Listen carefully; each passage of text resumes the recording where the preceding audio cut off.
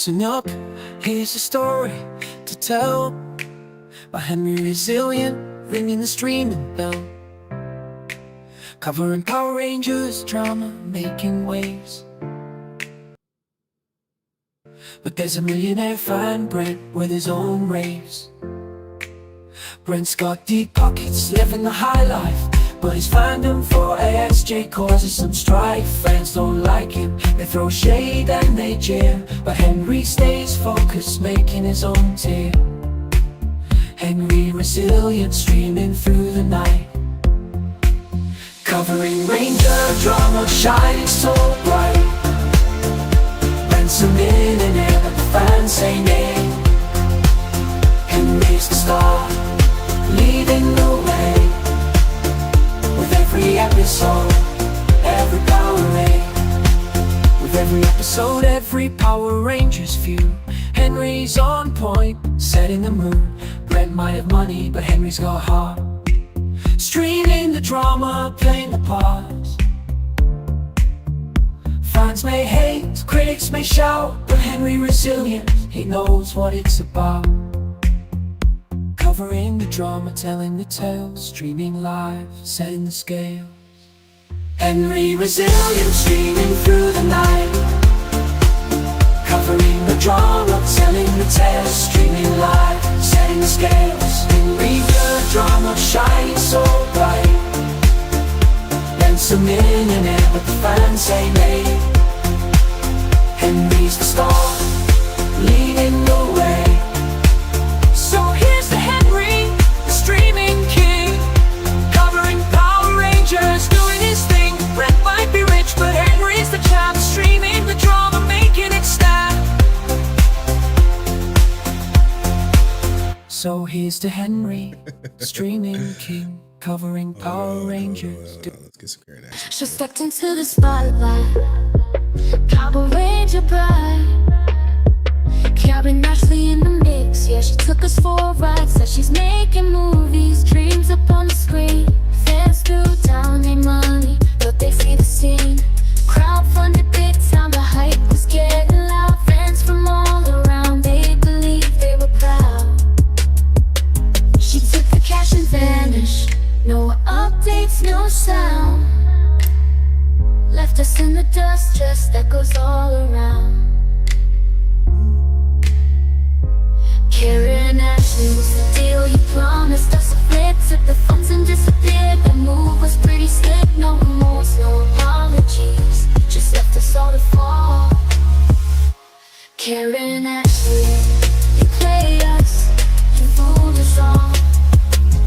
Karen Ashley, you played us, you fooled us all.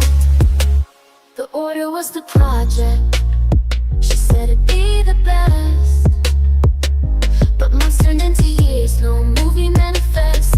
Fans started wondering, where's the film we paid? Karen kept it quiet, in the shadows she stayed. No answers, no nothing, just silence in the air. We trusted in the Ranger, but she didn't seem to care. Answer 06 on Twitch. She took the cash and vanished, no updates, no sound. Left us in the dust, just echoes all around. Karen Ashley, was the deal you promised us? A flick, took the funds and disappeared. That move was pretty slick, no remorse, no apologies, just left us all to fall. Karen Ashley, you played us, you fooled us all. Karen Ashley, you played us, you fooled us all. But how dare you speak to me that way? You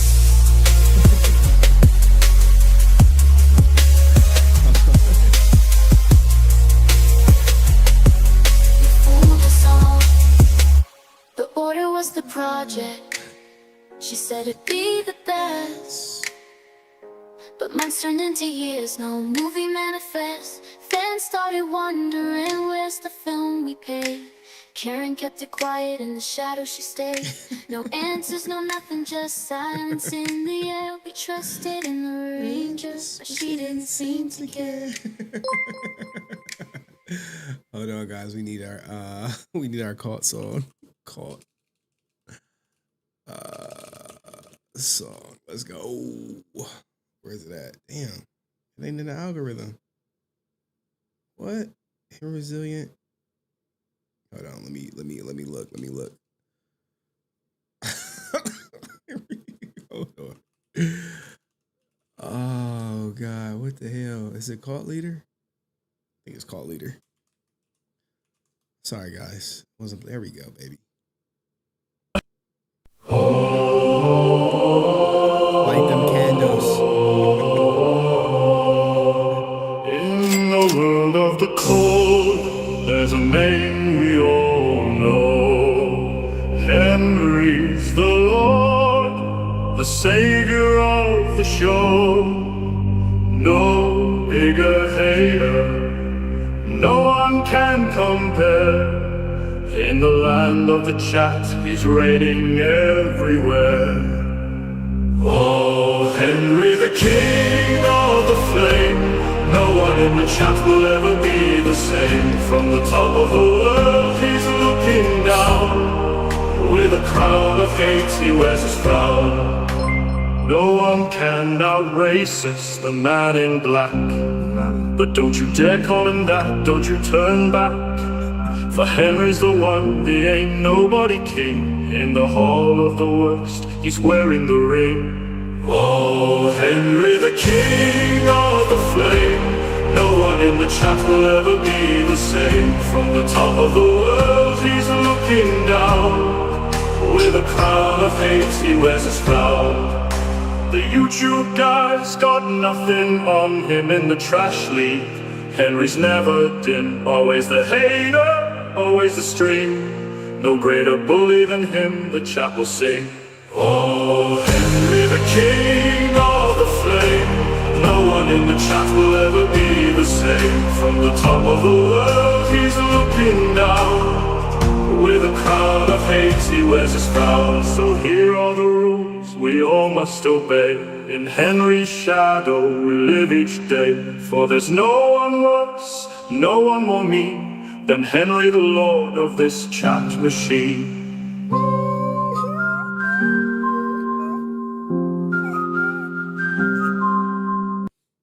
All right.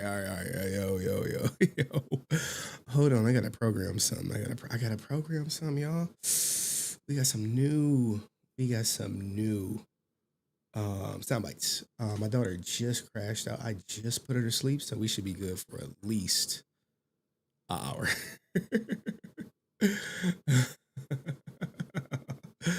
All right, and y'all will respect me, okay? But how dare you speak to me that way? Do not talk to me any kind of way. Do not just come at me crazy. Uh-oh. Man. Oh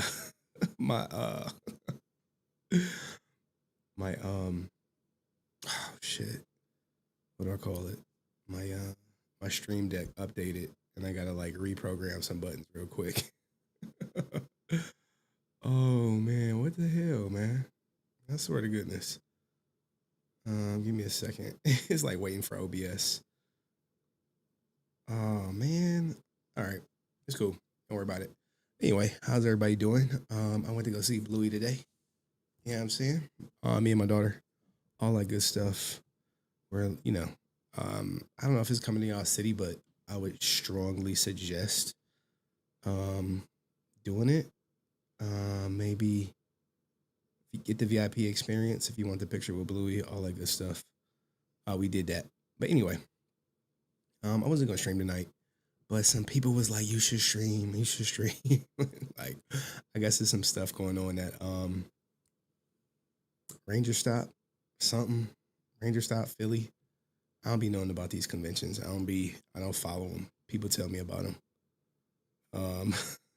It's so much stuff going on. But anyway, let's get to I see my man Dust. Sorry, David Yost. I was only asking a question.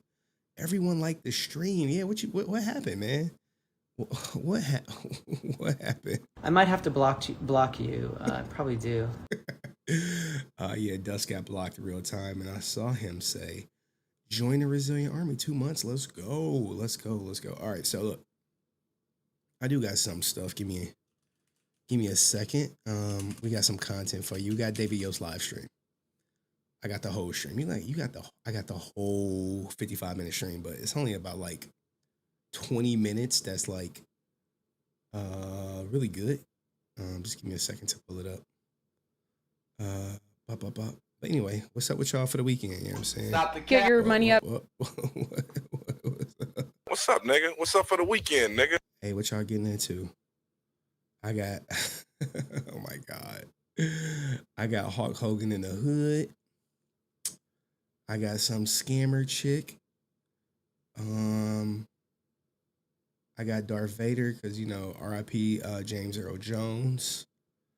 I got For My Ninjas Getting Married, which y'all can look forward to. We got some clips. We got some clips that we could look at. All that good stuff. But anyway, let me preview this clip. Give me a second. I gotta make it back to where I need to go. Shout out to all 42 of y'all. Do me a favor, like the Strizine. And I'm gonna make the David Yost video probably for members only. You know what I'm saying? For the real Kool-Aid drinkers. That's how it would be. So I believe fully, you know, you got to show up a little bit early for work and be prepared to start at 9. I know it doesn't feel right to some people. So this was David Yost probably like 20 minutes ago. I got all of it, but it really don't get good till like later in it when you start talking about Jason David Frank. Let me see if the transcript loaded. There we go. Control F. Let's search Brent. This point right here. This point right here. I appreciate that. I like the Triceratops too. Hey, what do you think about Brent? Next. This was dust. This was dust. Like, look, his chat is right here. As you can see, I was screen recording everything. Look. Just unlocked. I appreciate that. I like the Triceratops too. Hey, what do you think about Brent? Next. I might have to block you. I probably do. I think you're one of those. Yeah. Like, this is the thing I don't get, man. Like, why can't people ask you about these questions? Maybe he doesn't want to bring attention to it, but I'm like, bro, you could probably address it in like 2 minutes. 2 minutes. But this is where it gets good. But anyway, I was like, what the hell, David? Yeah, like, come on, man. Are you gonna address it? He like, nope. I appreciate that. I like the Triceratops too. Hey, what do you think about Brent? Next. Because if you guys don't know, Brent processed a refund or attempted to get his a refund through his credit card company, and it didn't go through because David Yost personally blocked it. And he used my content to block said refund. So you have that going for you. But anyway, let's do some funny stuff before we get into that. I think there was also some clips of I guess some drama at Rangers stop. Let me go through my my admin. They was posting some stuff. I guess Sky Frank is out there doing big things. Let me open the links. Give me a second. Gotta open all these guys. This will happen when you like streaming on the fly. And you just like, I'm gonna just stream. All right. Let's play it. And my dad used to like to, you know, the fart bombs you would press. So that was one of my dad's like funny things. He liked to do that in the mall and put them behind like an elder lady. And like, I'd be like, Dad, what are you doing, man? Literally, like the whole crew on the movie hated us. And it was all because of him. Like for 2 days, he had a water bottle and he would pretend to sneeze. And he literally was like, and like every single person was like, and they couldn't say nothing because like he's like one of the leads in the movie, and so they just were like the Australian crew hated us. And I was like, they're gonna poison our food. Stop it! And we were like begging him, please stop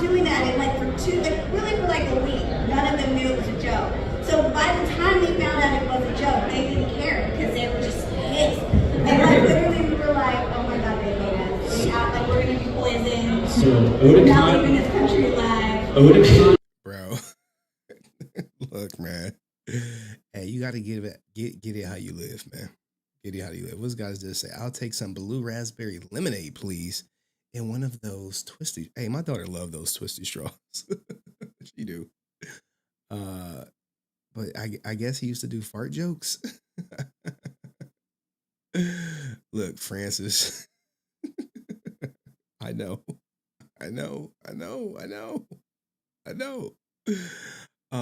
You know, when people pass away, guys, if you don't hear something coming from my sister, my daughter, you know, people who intimately knew me, they capping. And my dad used to like to, you know, the fart bombs you would press. So that was one of my dad's like funny things. He liked to do that in the mall, put them behind like an elder lady. And like, I'd be like, Dad, what are you doing, man? He literally, like the whole crew on the movie hated us. And it was all because of him. Like for 2 days, he had a water bottle and he'd pretend to sneeze. And he literally was like, achoo. And like every single person was like, and they couldn't say nothing because like he's like one of the leads of the movie, and so they just were like the Australian crew hated us. And I was like, they're gonna poison our food. Stop it! And we were like begging her, please stop doing that. And like for like a week, none of them knew it was a joke.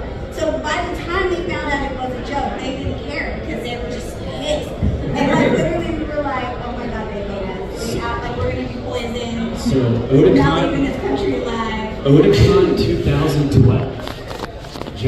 Jason was there, and he told a story about Who the hell is on the camera? Who just flips it halfway through? Can I even rotate this? I don't think I can. Sorry, y'all. Everybody, just turn y'all head like this, and then it'll look right. Yeah, filming at the movie, and he was talking about how him and Johnny would get on top of the vehicles and surf the vehicles as they're driving around. He did that, and Johnny went out there, and they were like, you know how you're like a stunt guy, and like they snuck out while our driver is driving us, and then Jason shut the window, so Johnny could not get back in. And you don't realize it's a lot faster than you think. Like if you think like this outside, me and he were like, and then he wouldn't let us open the window. He was like stopping us. We were screaming. Our Harriet, the girl, he was like, what's wrong? I'm like, stop the car! Stop the car! Like I was like, Johnny's gonna die. He's literally gonna die. I think I did hear that Johnny Young Bosch story though. I think I did hear it when I was doing like my. Hold on, man. Y'all tripping. I'm low. Ain't nobody even saying nothing. That's wild. That's wild. I'm looking at my sound like, why am I so low? Because my computer reset over on like a Friday. And I came home. I was like, God damn. Anywho, now we at the proper volume. Let's go. So we have this gentleman right here in the black.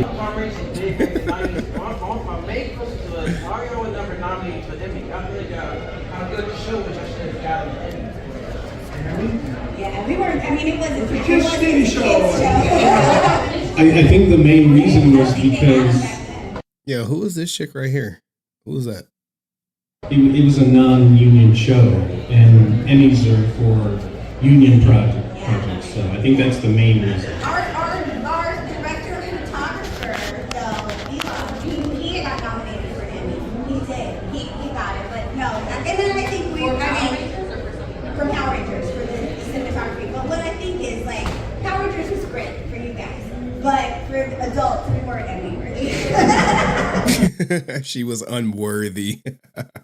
If they would have had Kid Choice Awards, we would have dominated back then. But they didn't even have that back then. No. Well, they had Nickelodeon, but it wasn't Nickelodeon. Like, it was the beginning. So, I mean, I don't know if she would have dominated, but I think other people would have for sure. yeah, it just wasn't our time. Now we got all of you. You guys are born. So we don't need Emmys, we need you. She right, yo. She don't need Emmys. She need the fans. I'm in a bind, Nate. All right, we can take one more question. All right. So I think the general sentiment is some people are upset that Sky was at the panel. And I guess my thoughts on that is I don't know. Um, I believe Sky doing cons was a Karen Ashley thing. And it's been lucrative for her, for Sky, and you can't hate the player, right? You don't hate the player, you hate the game. Give me a second. I could show you some of her merch that she got up. So oh snap, my man Dust. I got money. For the Kool-Aid drinkers out there. You know what I'm saying?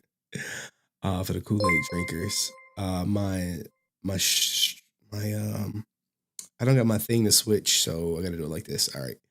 So she has some, I guess this is her selling her merch.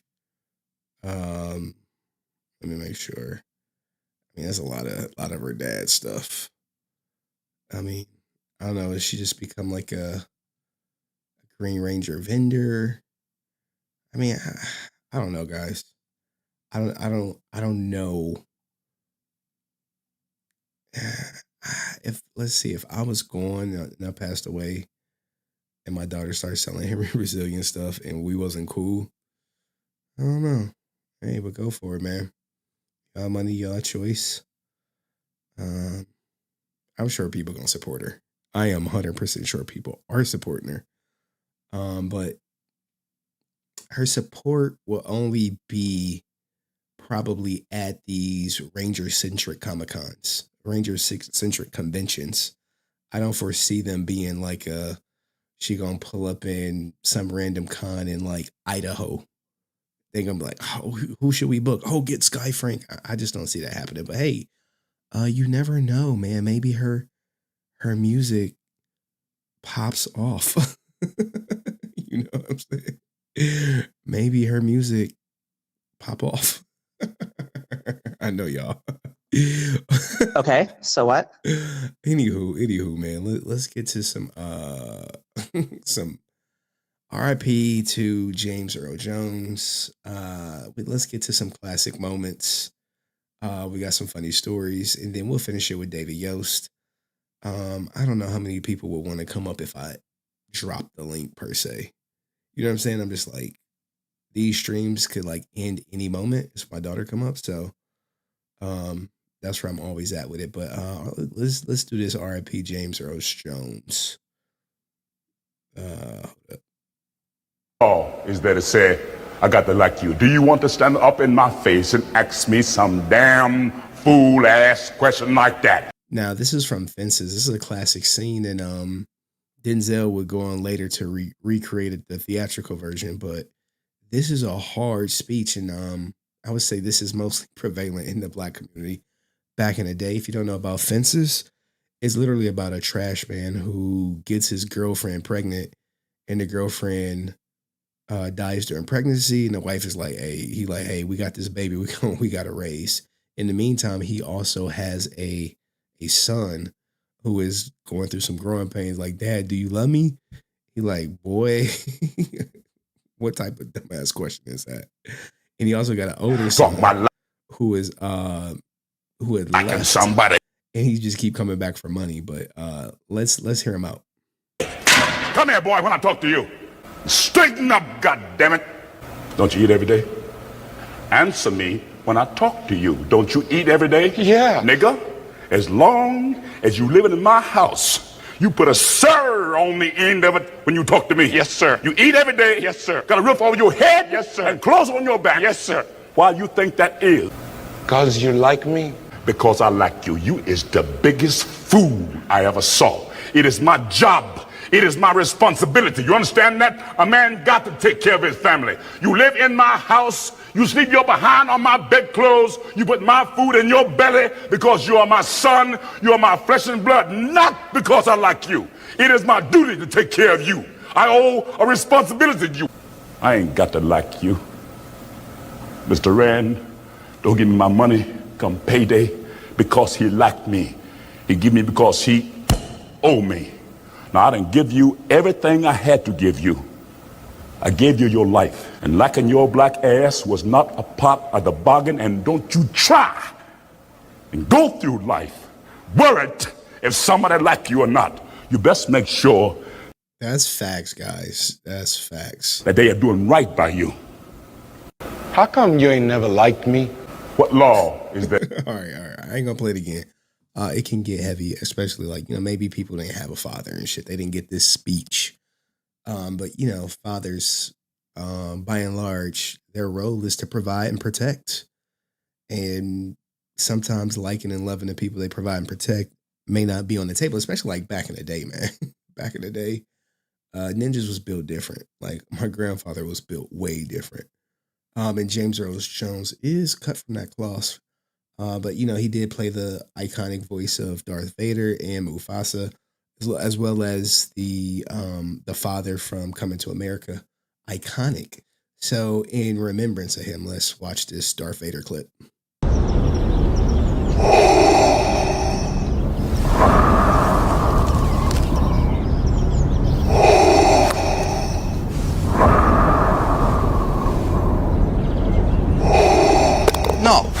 No way. I'm not paying you. This is ridiculous. Every hole, it's the same crap. You all right? Hey, don't. I wouldn't. Look, this only for my golf ninjas, man. If you could cheat, you could cheat. You know what I'm saying? You could cheat. If I'm Darth Vader, though, you probably don't want to play golf with me, though, right? Shout out to my ninjas with that scrambler for tomorrow morning with their 9 o'clock tea time.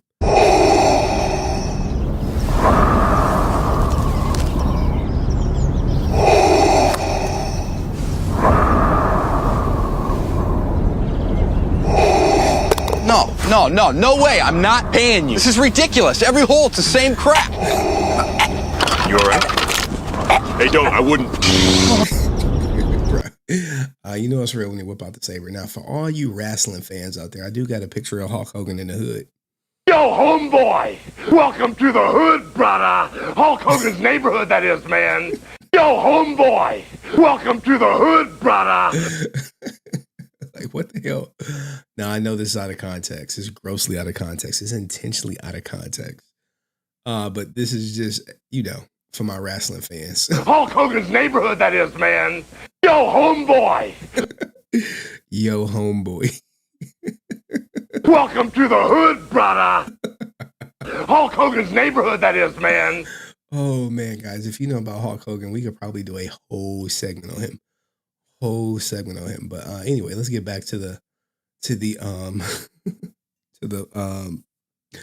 Power Rangers for all you ninjas watching Power Rangers. So this is how the Power Rangers used to change costumes. The iconic scene and they go from morph to unmorph.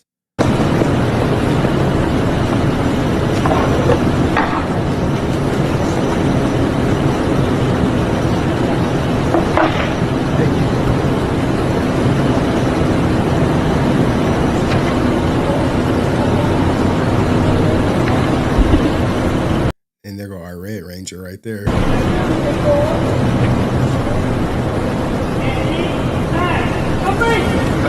Power down!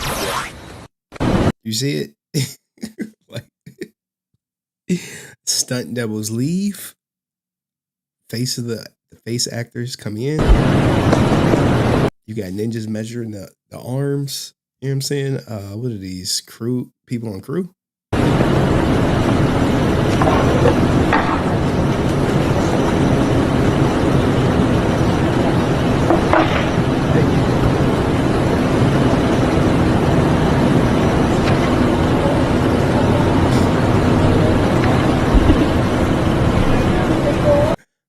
Oh my goodness.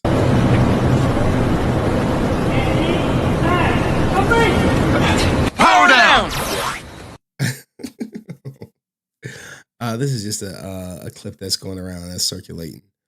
And I guess we could do one from my ninjas who married. Put a 1 in the chat if you married. If you married, just put a 1 in the chat. I got a great clip for you. I got an excellent clip for you. But here's Johnny Young Bosch punching all his fans.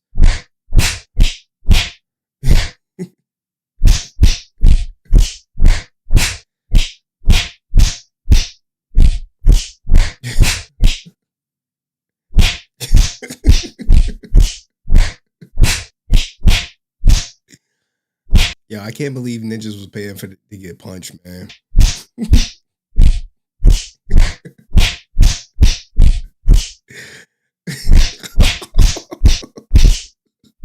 Oh no! I love my ninja who came in with the counter.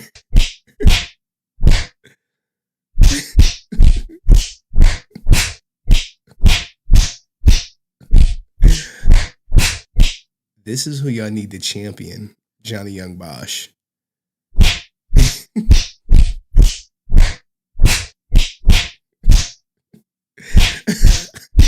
He took the glasses off.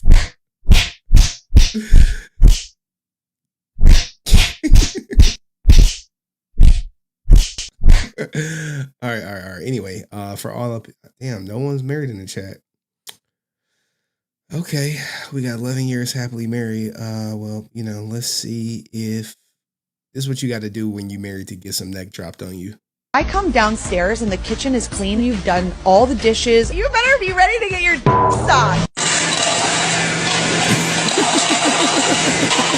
What did you say?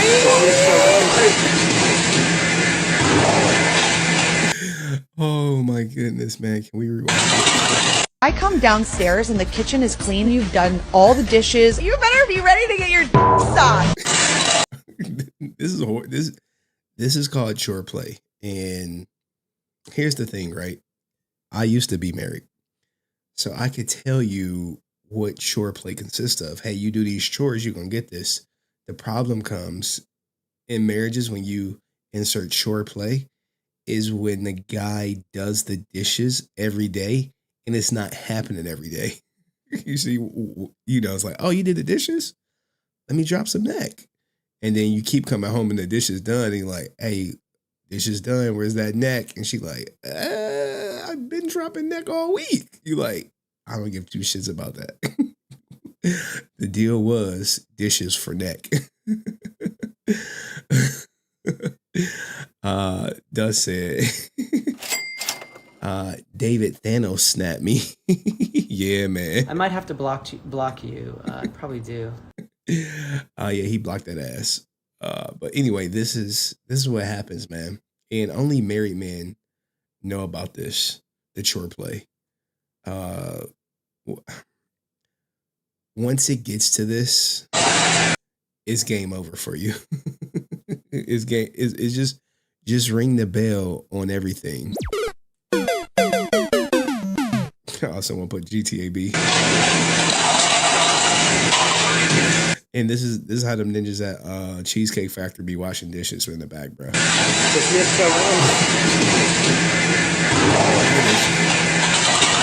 I come downstairs and the kitchen is clean. You've done all the dishes. You better be ready to get your sucked. All right, let's get into the David Yost stuff. Because like I said, I wanted to keep it quick. I don't think I got nothing else. What's this? We're having a gang bang, we're having a ball, we're having a gang bang against the wall. We'd like you to join us, it's part of the fun. Oh, a gang bang is the thing to do, but it takes more than one. Yo, whose grandmother is this? Oh, my grandma not watching. We're having a gang bang, we're having a ball, we're having a gang bang against the wall. We'd like you to join us, it's part of the fun. Oh, a gang bang is the thing to do, but it takes more than one. Oh my God. What am I into, man? I don't know. Is this Power Rangers? Wicked Witch of the West. Oh yeah, find my more Power Ranger stuff. I'm the Wicked Witch of everything. Oh.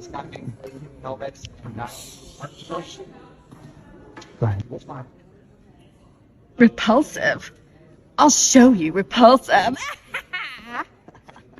She got the face there. I'm Rita, and I'm the voice of this bitch. Bitch. Read the room.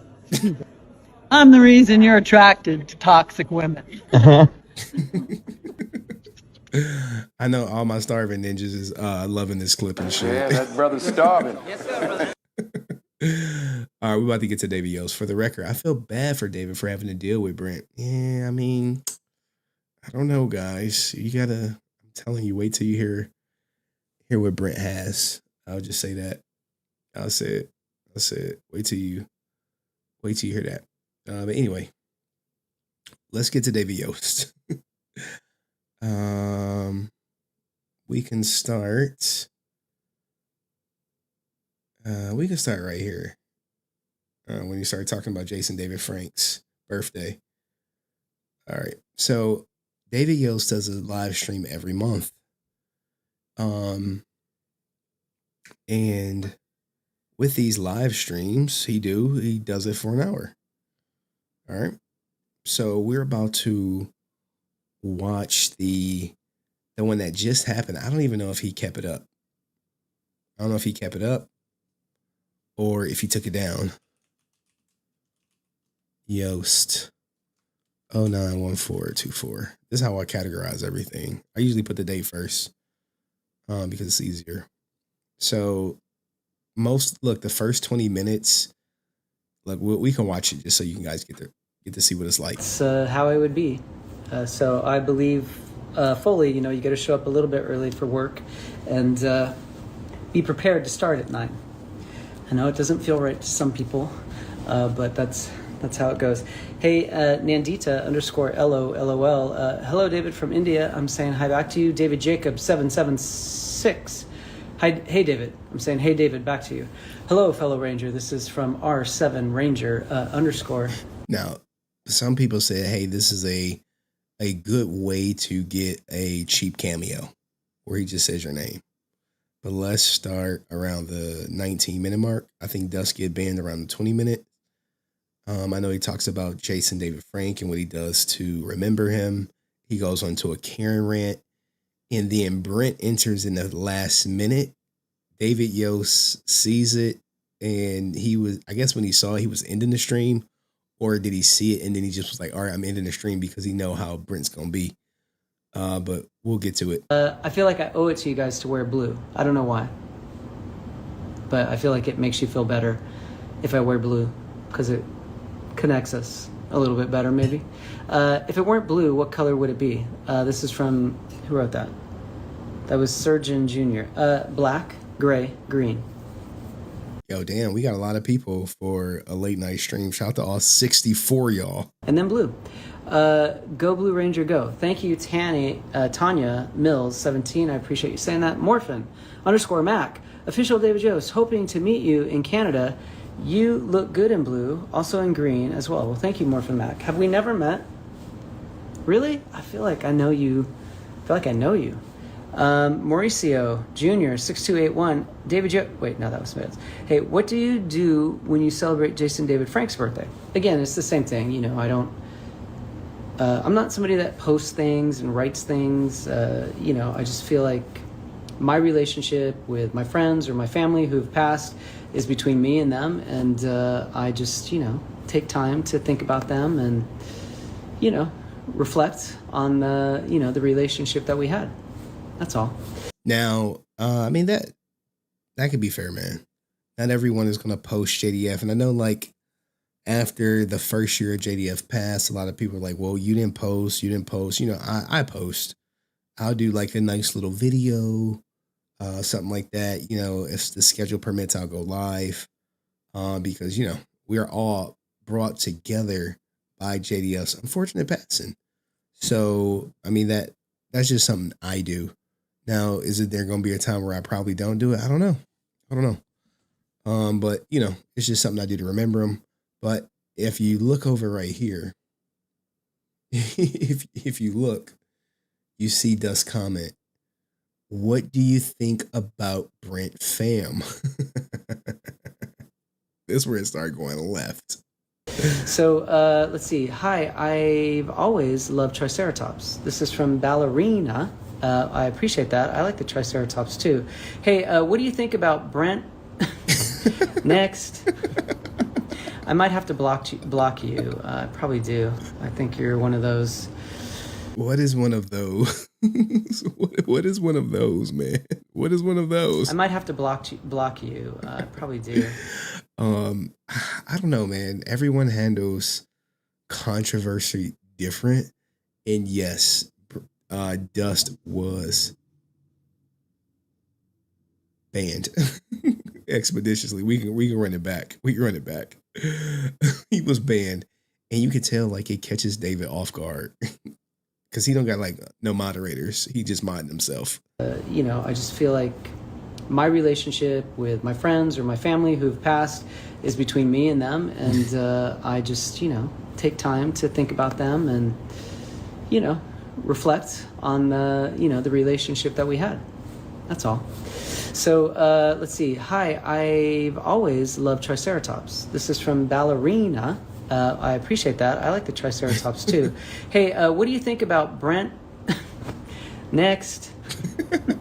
I might have to block you. I probably do. I think you're one of those.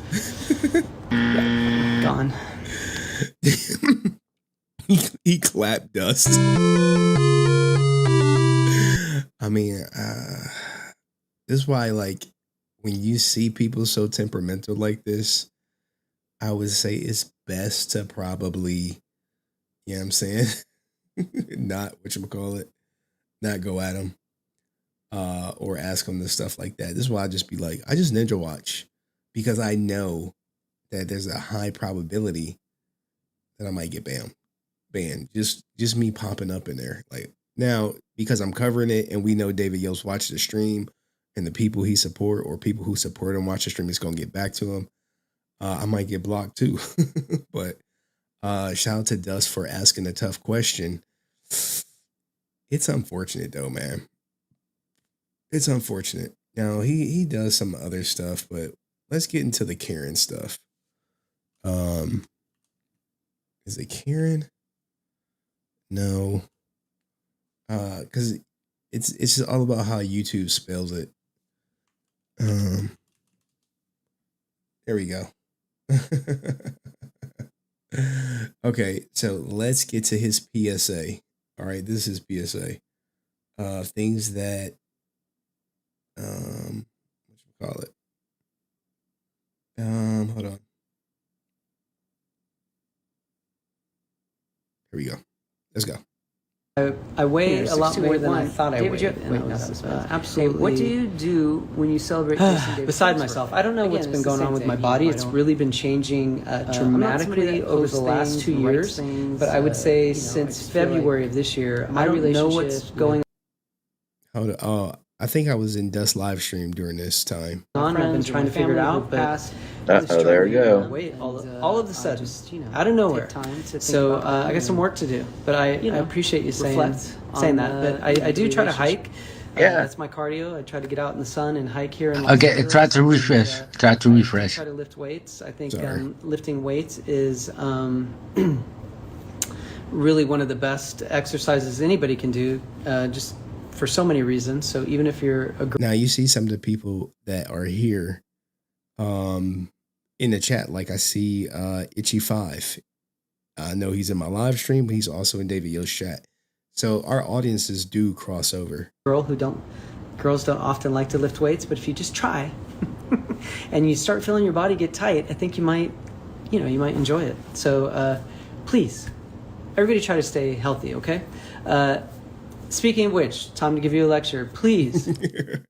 Here's his PSA, y'all. If you smoke, find a way to stop smoking. Get hypnotized. Do something. But please stop smoking. If you vape, even worse.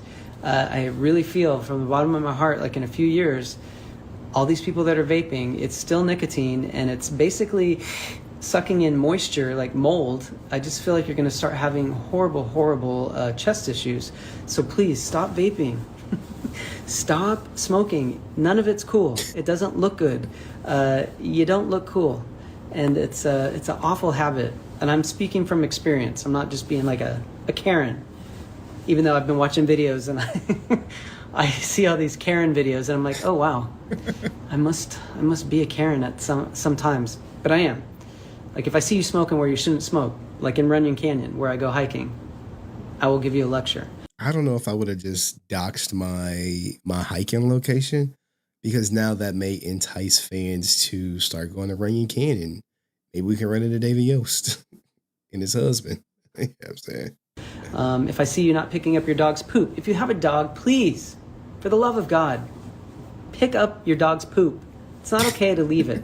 It's not okay to say, oh, well, I don't have a bag. You're required by law to have a bag. To pick up your dog's poop. Not required by law. God. Shout out to my girl Zoe, who says, is David talking to Reekin about the green? Oh gosh. I do not know. Do it again, please. Stay off the weed. I don't think he's talking to Reekin. But his rant, his PSA, is crazy with the things people care about. I see some people do agree with the pick up your dog's poop. That's why I don't have a dog. I ain't picking up no dog shit. I ain't dealing with nobody shit, and I ain't picking up nobody's shit. Chest issues. So please stop vaping. Stop smoking. None of it's cool. It doesn't look good. You don't look cool, and it's an awful habit. And I'm speaking from experience. I'm not just being like a Karen, even though I've been watching videos and I see all these Karen videos and I'm like, oh wow, I must be a Karen at sometimes. But I am. Like if I see you smoking where you shouldn't smoke, like in Runyon Canyon where I go hiking, I will give you a lecture. If I see you not picking up your dog's poop, if you have a dog, please, for the love of God, pick up your dog's poop. It's not okay to leave it. It's not okay to say, oh, well, I don't have a bag. You're required by law to have a bag. To pick up your dog's poop. Pick it up. Stop being lazy.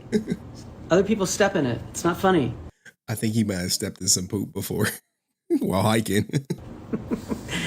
Jason David Frank.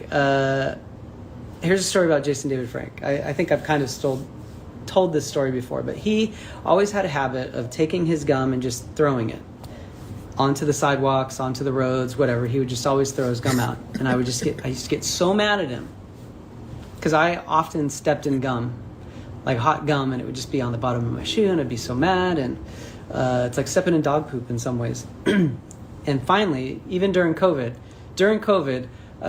I would go running on Sunset Boulevard, and there was this one bar where they had like an outside patio. And as you ran on the sidewalk, it was just like all these dark patches of gum, but you weren't really sure that it was gum, but it was gum. And so I took a picture of it and I sent it to Jason David Frank and I said, do you know what this is? And he's like, no, dude, what is that? I was like, that's idiots, drunk idiots throwing their gum out when they're out smoking or whatever they're doing on this balcony at this club. And so like it's all on the sidewalk. And he was like, oh, ha, ha, ha. He laughed. But then I would say probably within a month, he stepped in gum, and I was so happy. Hot, red, pink gum, and it was huge. And he stepped on it, and Jason often had like Gucci shoes. Oh, not David Yost happy JDF stepped in gum, though. Like I told you, pick up the gum. Now you stepped in it, now you know. Now you know my pain. Like what? It's all on the sidewalk. And he was like, oh, ha, ha, ha. He laughed. But then I would say probably within a month, he stepped in gum, and I was so happy. Hot, red, pink gum, and it was huge. And he stepped on it, and Jason often had like Gucci shoes and Louis Vuitton shoes, and it was on one of his expensive pair of shoes. Oh God, I was very happy on that day because he took a video and he sent it to me, and I couldn't stop laughing. I said, "Serves you right, man. Karma, it'll get you. Trust me, karma is coming for you. If you don't pick up your dog's poop, karma's coming for you. If you smoke where you shouldn't be smoking, or you're blowing it, being inconsiderate, like when I'm going to say everybody in the UK, if you're still awake, you guys, and New Zealand as well, there's too many vapors. You're blowing that vape smoke everywhere, and it stinks. It smells like bad breath, cotton candy, and nicotine. It's not cool. Karma is coming for you. Okay? All right, that's my lecture for today. I'm sure I have more, but I'll leave it at that. If you drive, stop at stop signs. Stop at a red light. Use your signal. Just be nice. Let him cook. cook. So hard. Okay, now I'll stop. All right. Yo, this was a huge petty rant. So stop smoking, stop vaping, stop at stop signs, use your turn signals, put your gum in a trash can. Like these are all things that get under that grind David Yost gears. Nah, man. Now look, I'll be honest. People who don't use blinkers, that do get me. That people who turn like last minute, it piss me off a lot. What do you think of the D.A.R.E promos in the 90s? This is from Tim Skywalker. Look, they charging them now. And shout out to Laura who said, "Hugs and love, drinking Kool-Aid tonight." I need like a soundbite to say "drink up." 70 again. What do I think of the D.A.R.E promos? I mean, you know, I think it was a worthy cause to try to help kids, you know, be aware of drugs and to stay away from drugs. Another lecture. You guys, you don't need to microdose. You don't need to do mushrooms. You don't need to do anything. Just enjoy life. Sober. Happy. It's great. Trust me. All right. So I don't know. You would have to tell me what you guys think of the D.A.R.E promos in the 90s. If it helped you dare to keep kids off drugs, that was basically the slogan and power. Yeah, it was people walking around with D.A.R.E shirts who were like crackheads. Yeah, the program failed miserably. Rangers is a big part of that, and we would go around and do D.A.R.E events at schools. I can't remember, we had a big D.A.R.E event somewhere here in Los Angeles with a bunch of different actors from different TV series, and you know, it was a worthy cause. So hopefully it kept some of you away from doing drugs. Okay. Do you miss Jason David Frank? He is my half cousin. This is from Galaxy_Ranger443. Yeah, of course. I mean, Jason was a hilarious guy. We have a long history of a friendship together, and you know, I just you know, it's tough for me to talk about. It's tough for me to think about. It's I have a lot of anger still that I haven't dealt with about it and him for doing what he did. So, you know, it's something I try to not talk about. All right. Mr. Maverick, Z28. Damn, I would wonder what the anger is about. That's, you know, maybe he's angry that he did it. Maybe he's angry he didn't reach out to him. Maybe he's angry for, I don't know, not being there, or, you know, who knows why he's angry. I'd smoke weed. Sorry, forgive me. Well, you know, I know some people like to say they smoke weed because, well, some people have ADHD and they smoke weed, and I guess it helps them. Whatever, if it's medicinal, I kind of get it, but just go easy. Okay? I'm not really judging you. I'm just encouraging you. No, he live in California. He like, just go easy. Henry, thank you so much. Thank you for your donation, El Coolio. I appreciate you, man. Everyone to stay away from all of it. And thanks for being a member too. Would you want to play, who would you want to play him as his memory? Stokar Benji. I haven't ever thought about that. I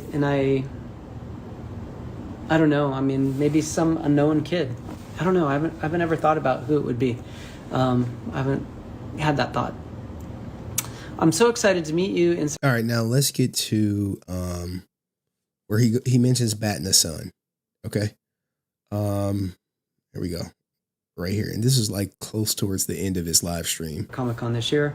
Joel _ Perez 21. Hi, David.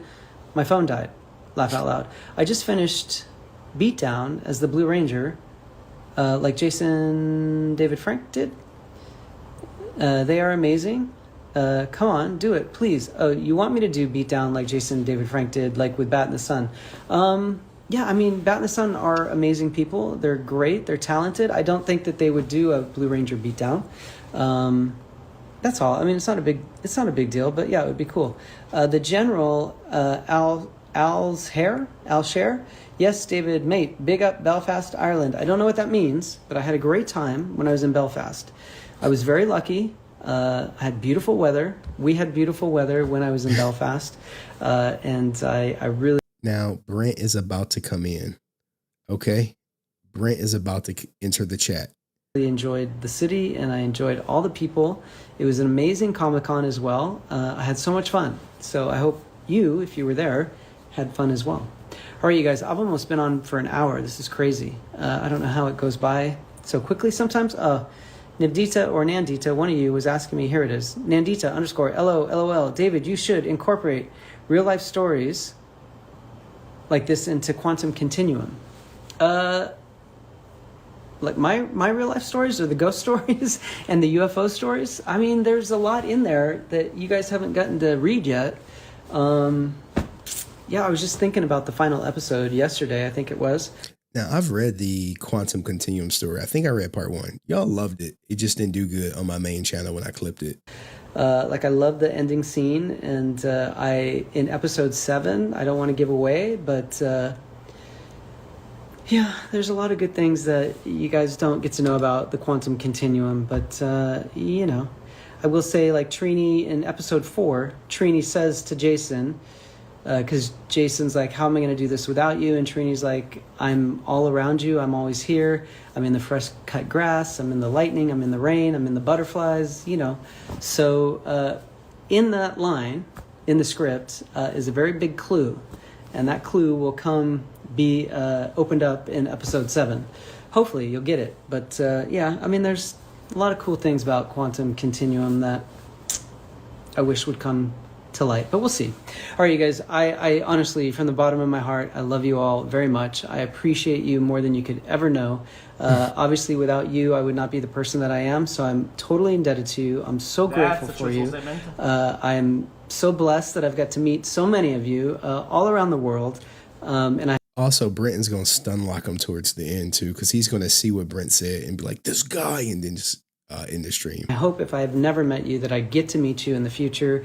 You know, you are amazing people. I'm so happy to be part of a cast and a television series that has had such amazing longevity because of people like you, but knowing that the characters that we played had such a amazing impact on your lives is just, you know, it's so humbling. And I don't take it lightly, and I'm so grateful for it. And I just hope that you continue to be encouraged to be yourself, to believe in yourself, and just know that there is nothing that you can't do.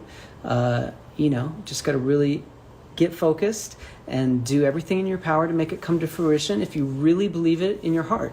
So go for it, okay? So this is my September live. I obviously will do one in October and November, and then December we will get into the 12 days, a holiday giving giveaway. Yeah, he only goes live once a month. And salute to Laura joining the army. I appreciate you. Where I'll be giving away a lot of Power Ranger stuff, and you have a chance to win. All you got to do is answer the question correctly. It's pretty easy. How often do you get called Billy? There we go. You see it? There we go. Who asked me that? First round draft pick. All the time. All right. So Brent Fam IG, he pops in.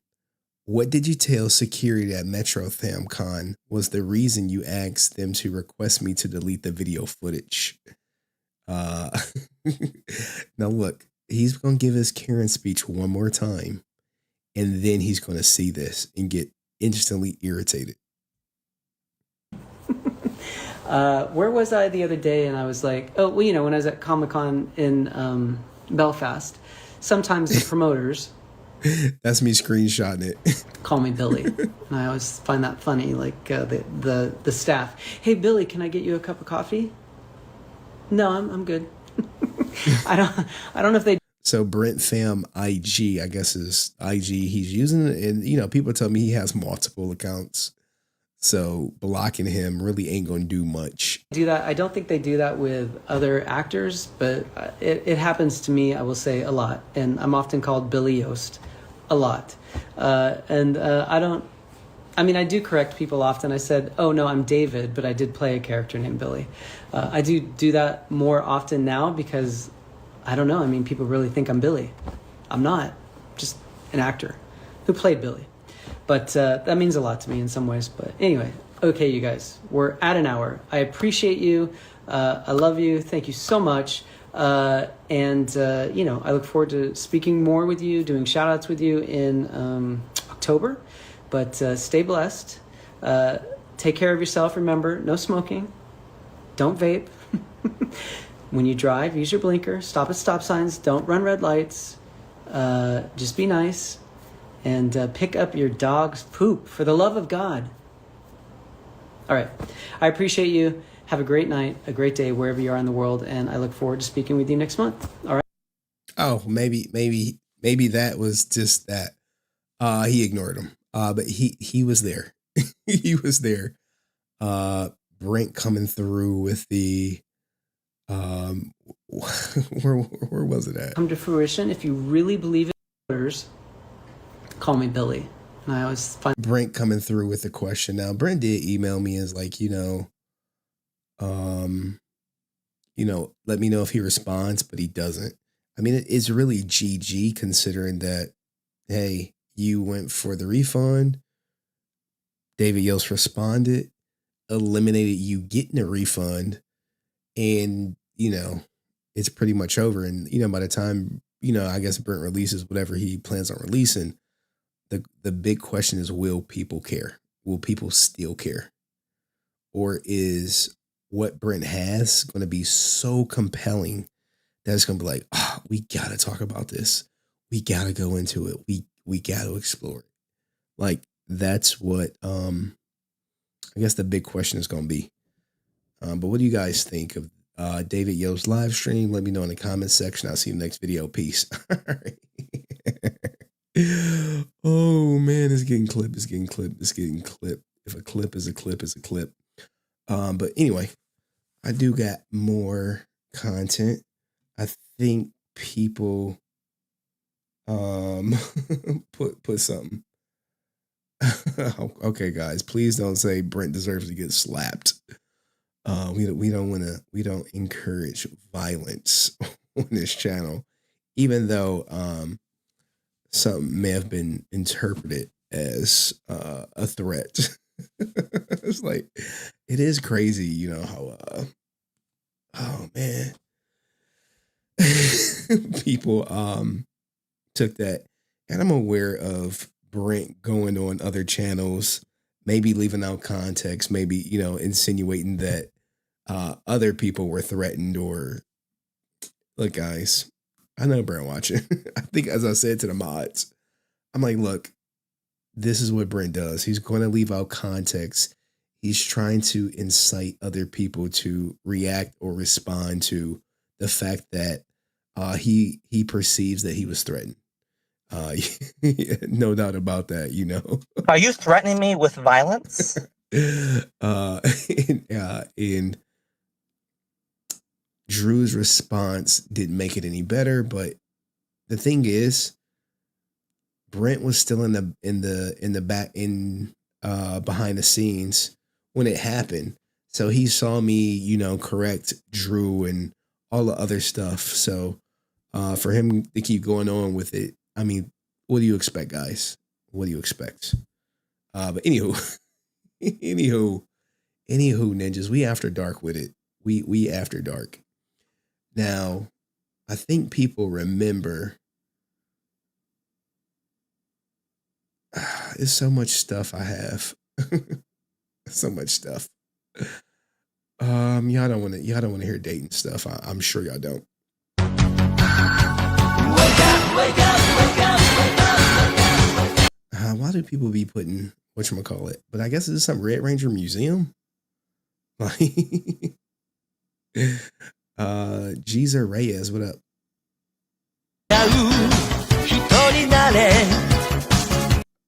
So this is where all the Power Rangers costumes should be, but in a museum.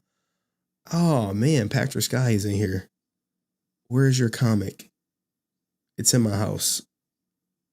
I want to say it's on my counter, but this ain't the night for it.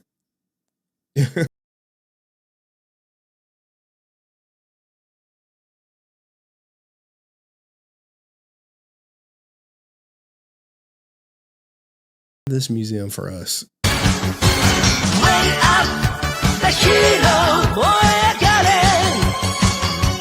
Kamen Rider costumes, okay.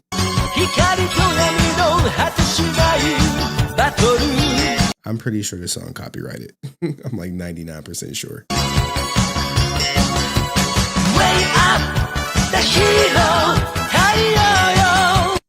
Who was that? Is these all the Red Rangers?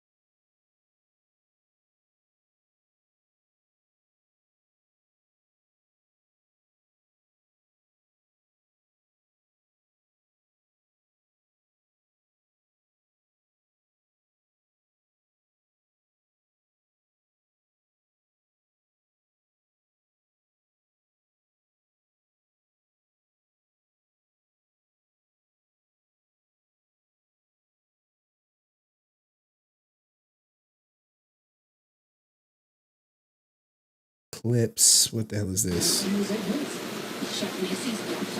Okay. I can't. Hey, put a 1 in the chat if you are in Discord. I need to see something. Put a 1 in the chat if you're in Discord. 1 in the chat if you are in Henry Court.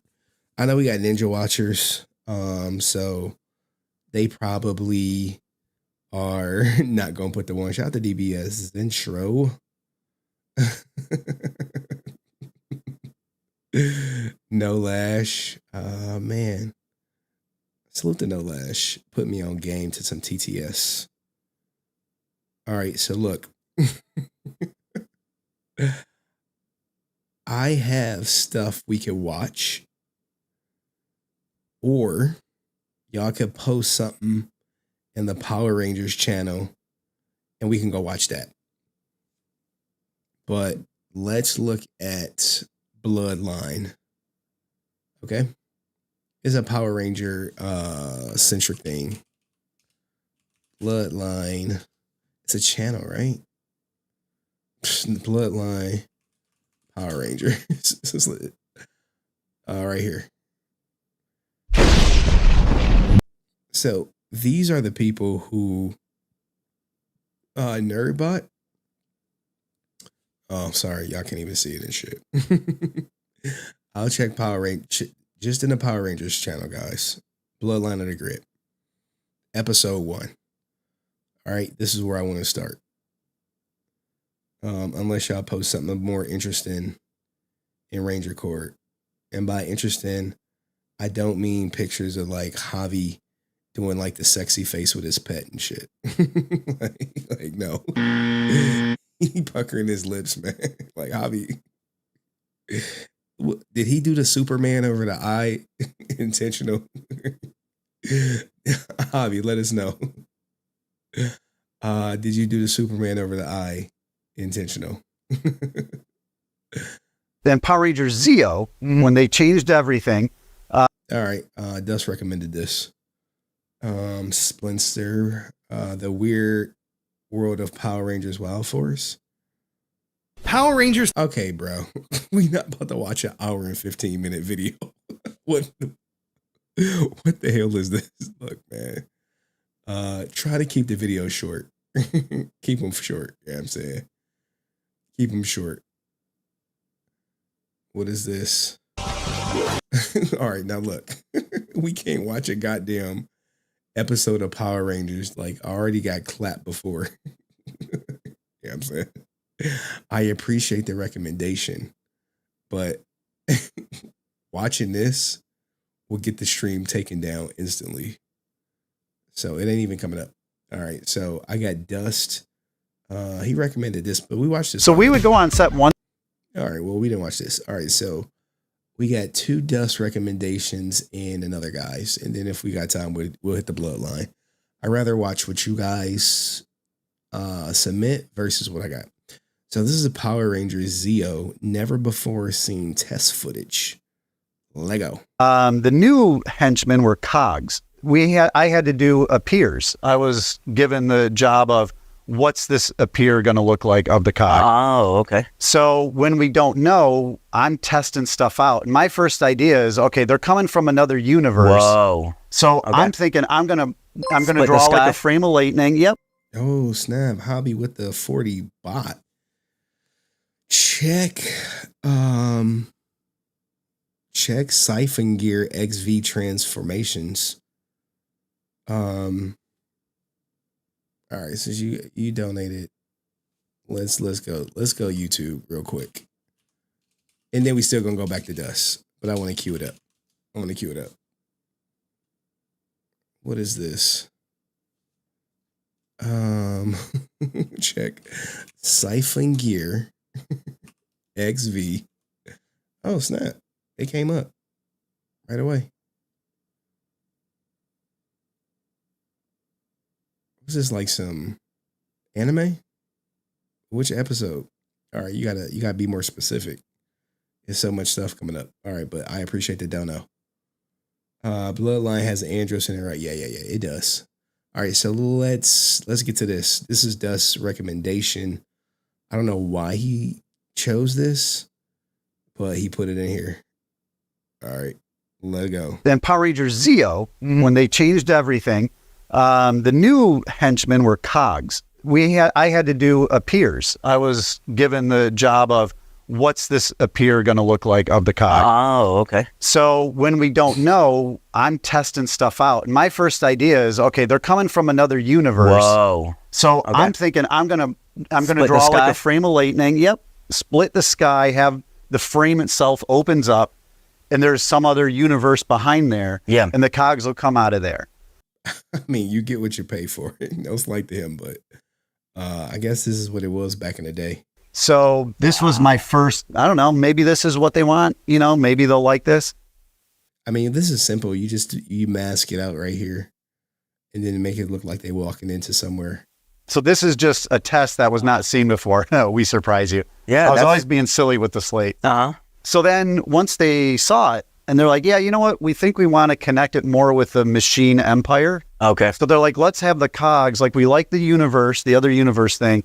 Let's have the cogs come out of an actual, like a sprocket or a cog shape. Okay. Now, me, I love editing. I love seeing how people do these things. So behind the Power FX, y'all should go subscribe to it. Good channel. So I'm thinking I don't want it to be a big heavy thing and it's kind of ethereal. So I'll just do like a highlight in the shadow and you basically see through it. So it's sort of like, here's an idea of a cog or a sprocket, spinning through space. And there's the plate of the guys. There's the roto. There go JDF. Mat. There's the mat of it moving. There's this. Oh no, is that his brother? I think that might be Eric Frank. Spacey element. And here you can see it's on. It was. I think that's Eric Frank. I remember. And just the cog itself. Oh, good clip, Dust. I think this is Eric Frank. Power Ranger historians. Let me know who it is. And here you can see it's on. It was on top of them. I remember. And just the cog itself. The cog motion is so nostalgic. Is it? Yeah. Just looking at it, you say cog, and I'm like, okay, what's cog? I know it. And then, look at me. I be knowing. but just seeing is believing, Yeah. And so, wow, it's so awesome. So if we go to the next one is the final version because they wanted the cog to be a solid piece of metal. So this was the final look that we landed on. But that's just sort of how things develop in visual effects where I'll spend days, trying out different things and then the back and forth with the studio. And how often do you go back and forth with them? I mean, the special effects is much better than what I could do. Before you guys nail down an idea. For this client in particular, nowadays, there's so much it seems like it's always back and forth. But back then, this was unusual, I feel like. But it was because it was a new season, they wanted their hands in it a little bit more. Yes, Eric did know martial arts and he hung himself with his belt. I'll just say that. I don't know the correct term. Is it like a gi? Look, guys, I don't know nothing about martial arts. Yeah, and deciding what the look would be like. So for the henchmen that would be used over and over again, there was a little bit more back and forth. But on just any monster of the day showing up, usually it was just up to us to decide what to do. And may I ask you a behind the scenes question? Of course. So this scene particularly right here that you're cutting up, was this shot in American footage or was this Japanese footage? Great. That is a great question. Ooh, solid question. This is American footage. So you're getting dailies, then sent back to the truck or to the studio. Then you're starting to play, right? Yeah, and so I'm at the studio. Okay. Almost all the time. Occasionally we go on set, not very frequently. So for some of the other Saban shows, we're on set a little more frequently. Yeah. But this was taken care of by the visual effects supervisor. I was just an artist, so the visual effects supervisor would be on set usually. Occasionally, he'd bring us along. Marking, working with camera, out, seeing what's what. I mean, y'all getting some behind-the-scenes stuff. What do you guys think of it? And the stuntmen always want to do something cool. Yeah. So they want to be flying through the air. They don't just want to stand there and appear. So they want to be jumping in. And we love stuff like that as visual effects artists because it's much more dynamic. And it gives you a lot of playing room. Yep. And I can cut them out and I can make them smaller so it looks like they're starting from, further in distance than they really were. And then having that movement line up with their actual jump. So we're always looking for stuff like that. Like there's other cog appears where they're like all over the frame and like one's hanging backwards on a fence. And so like they all have to pop into place and then he drops down to the ground. Cause like they're playing around too. Like they're having fun while they're doing it. Yeah. Yeah, man. I can't do special effects like that. But since this is an After Dark stream, we can get into some After Dark-ish.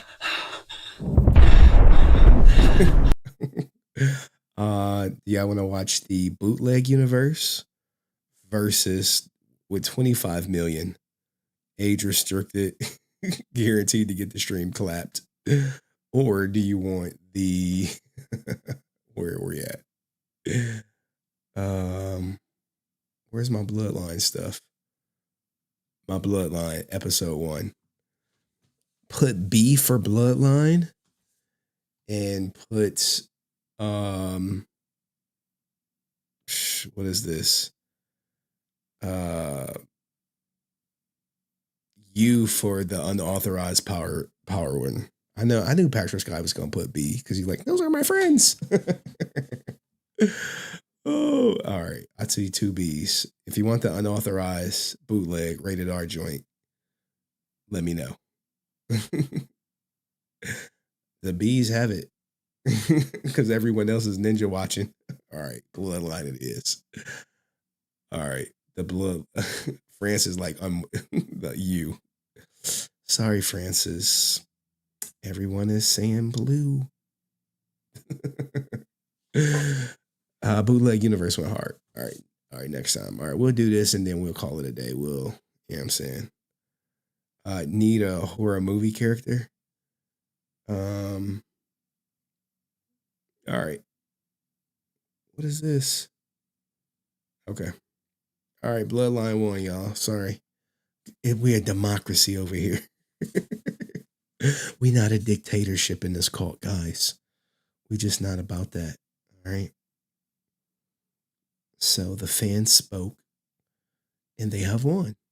All right, so let's get to it. The grid, an ancient source of extraordinary power which transcends time, space, and dimensions. Those chosen by the grid become protectors known as Rangers. Superhuman warriors gifted with incredible skills and fantastic abilities. For eons, the grid has shaped the destiny of the cosmos, leaving its energy all but depleted. With the connection to the grid diminishing, there are few Rangers left to defend the innocent from the forces of evil. A group of freedom fighters searches for a way to repair the grid and restore the power which protects us all.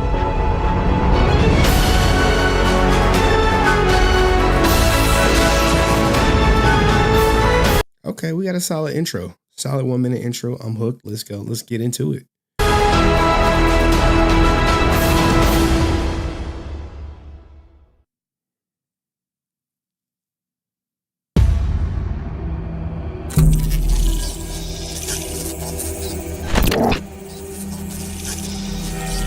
Not Triforia.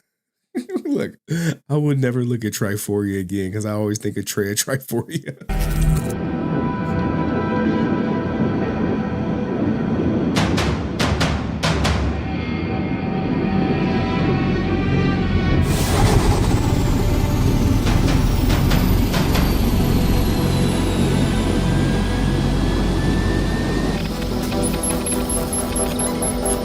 Okay, Iron Man screen, let's go.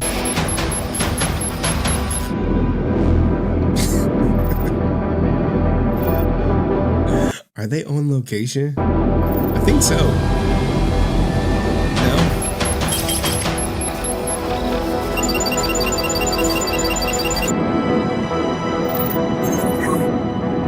No? You have a visitor.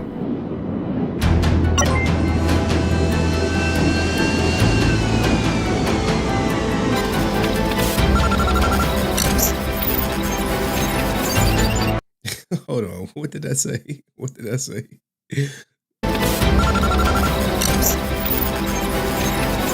Power level high, threat level high, proceed with caution. Okay.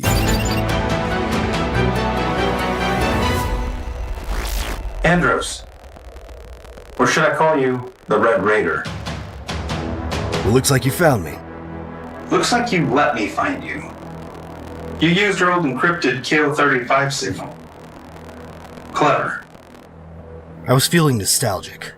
Oh, he went rogue. The whole coalition is looking for you. They think you're a terrorist. What do you think? Is that his real voice, though, or is that someone else's? I think you have your reasons. You know me pretty well. Bro, I ain't gonna lie. When someone showed me this, I'm like, yo, they really ripped off Mortal Kombat's Kano, but Have your reasons. You know me pretty well. I mean, I'm just saying. No, Jax had the arms, brother. This is Kano all day. Like, let me. What's happening to you? Whatever it is, we can fix it. You and me. But you have to turn yourself in. Sorry. All right, it's for y'all, for the uninitiated. This is Kano right here. Anytime I see a ninja with a laser eye, I'm like, oh, Kano. But Andros, let's go. What happened? How do you get the laser eye? Can't do that. I wanted to call you out here to tell you one thing. Stay out of my way. I don't want to fight you. I don't want to have to kill you. What? Do you even hear yourself? The man I knew was a hero. My best friend. I'm under direct orders to capture you and your accomplices by any means necessary. I don't have a choice. Neither do I, Commander. Look, just stay out of it. Don't do this. Goodbye, my friend. Andros, listen to me. What is he, Darth Vader? Operatives are already on their way to your location. Do not fight the coalition, damn it. There's nowhere you can run. Andros, there's something you have to know. Using the Force.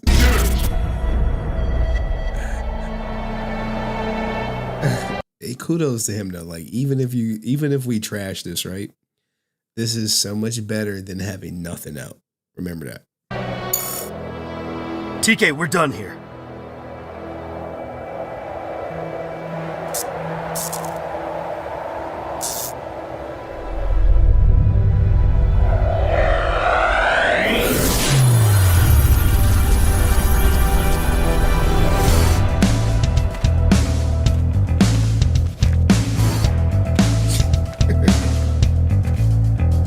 How do you get the thing to stick to his face, though? I'm curious. I was starting to think you forgot. This is 1,000% better than the Order.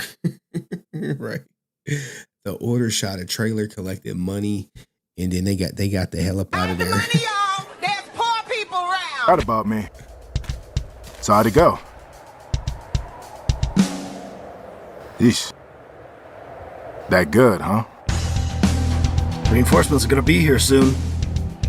Did you find anything? If there was a crystal fragment here, it's long gone. Okay, so now we got the MacGuffin. They're looking for crystal fragments. Let's go. No, maybe they're onto us. Are Are you sure about this, man? Do y'all know what a MacGuffin is?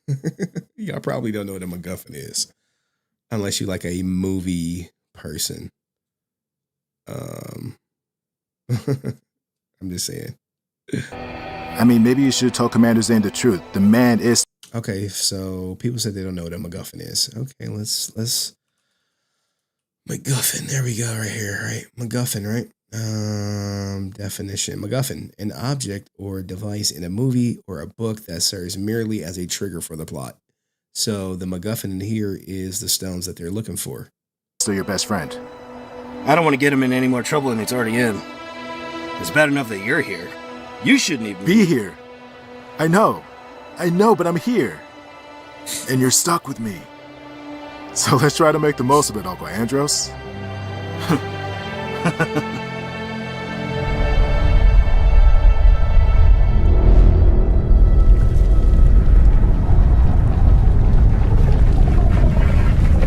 Yo, everything just taking place out in this field with tire tracks.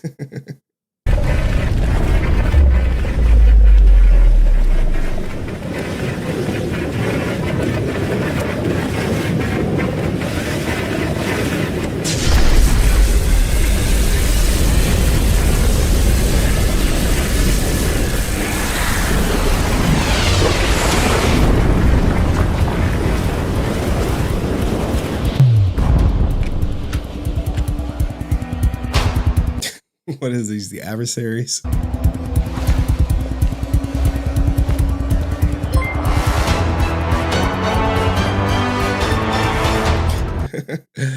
Henry will now be called the guy in the chair. Also, how is the chair? The chair is leaps and bounds better. I mean, the seat cushion is still a little stiff, but I got to break that joint in. They say it take about a month. But it's better. If you guys don't notice, I'm sitting up a lot higher. I did get the Titan Lab Evo 2024 XL because I'm a bigger dude. It's more comfortable than my older chair. Let's just say that. But the older chair, I was literally sitting on a steel plate. Ironically, my daughter's like, I want to keep the chair. So now it's in her playroom. And she set up her baby chair with the little lumbar and headrest support. It's the cutest thing ever. Maybe if we got time at the end, someone remind me, I'll show you.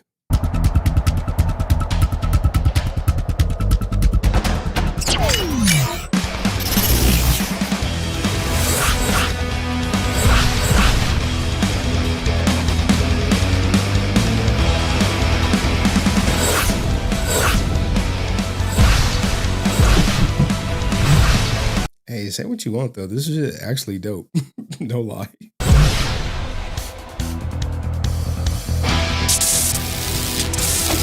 I mean, I don't know about this Darth Vader, this Ranger who just become Darth Vader out of nowhere, but sure. It's a hard sell on that. But everything else so far has been fine. Right, he got Palpatine's lightning. Come on.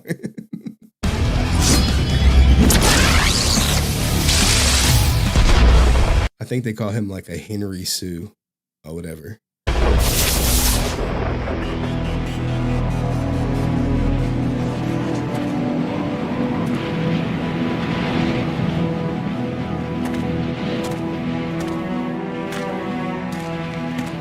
Well, that was impressive. Yeah.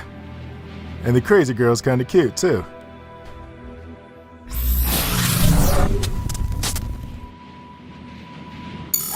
Deca, what do you have for me? I've already begun cross-referencing all intergalactic branches data files. They appear to be Space Patrol Delta Special Forces. Searching. Results. Designations. Okay, look, guys, this is not bad. This is on level with Power Rangers, probably a step above. Nova and R1 Omega. Additional information restricted. Restricted? Apologies, Andros. It is as if they do not exist. Well, we do know one thing. They've sent Rangers after us.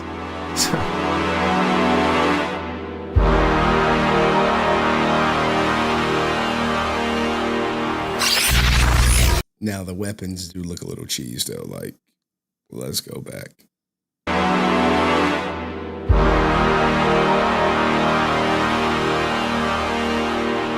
I mean, I'm sorry.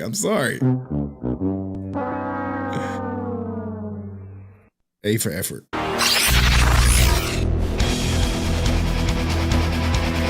Ready? Ready. SPD emergency. Bro, if I'm about to fight you and I see you about to morph, I'm probably going to try to still off on you before you morph. I'm not going to lie. Foolish boy, you will never be able to control my power. It's no longer your power. It's mine. So what, is he like really Darth Vader where he took someone's power like he killed his master?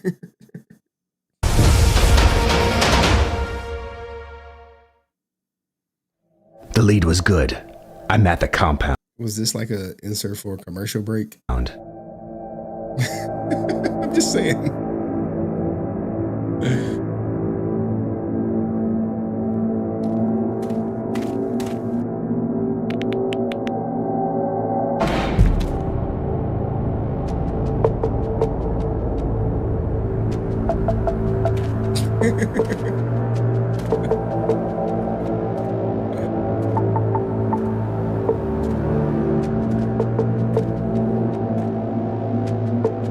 Bro, I really think they were inspired by Mortal Kombat. These fools look like Noob Saibot.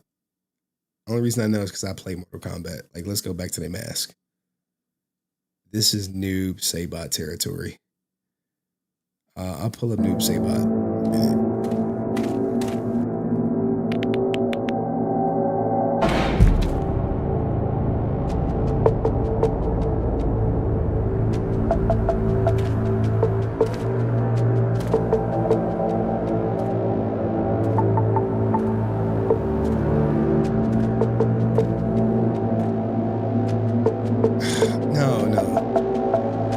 It's not Noob Saibot. It's another character.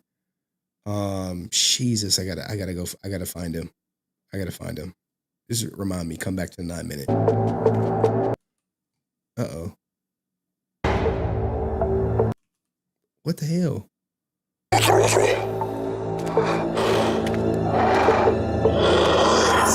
There we go. Cabal. I used to be a monster on the game with Cabal.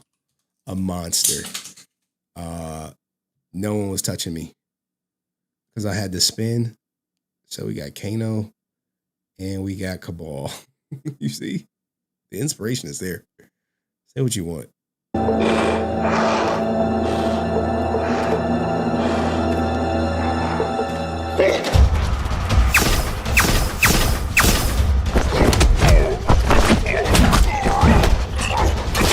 I need information.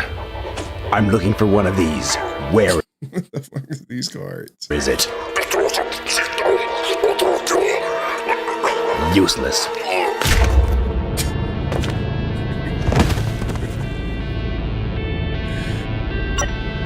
I'm at the I ain't gonna front. I mess with it though. I endorse this product. entrance. There's more security than we thought. Requesting authorization to use grid energy. I know that. I wouldn't ask if I didn't think it was necessary. Wait. These are data cards. Could have pulled out anything. All right, I'll buy a pirate bill. I'll data cards. All right. He's snapping next though, just from a chokehold. I don't know. I'm looking for one of these. Where is it? Useless.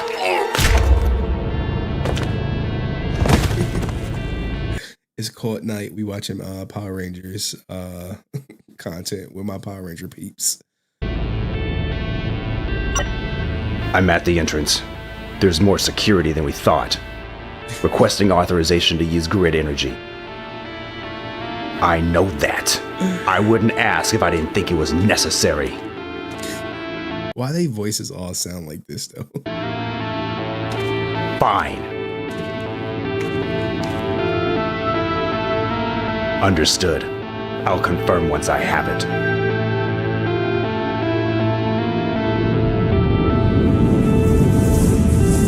Oh, look at the Psycho Red fans up in this. Yes, I see y'all.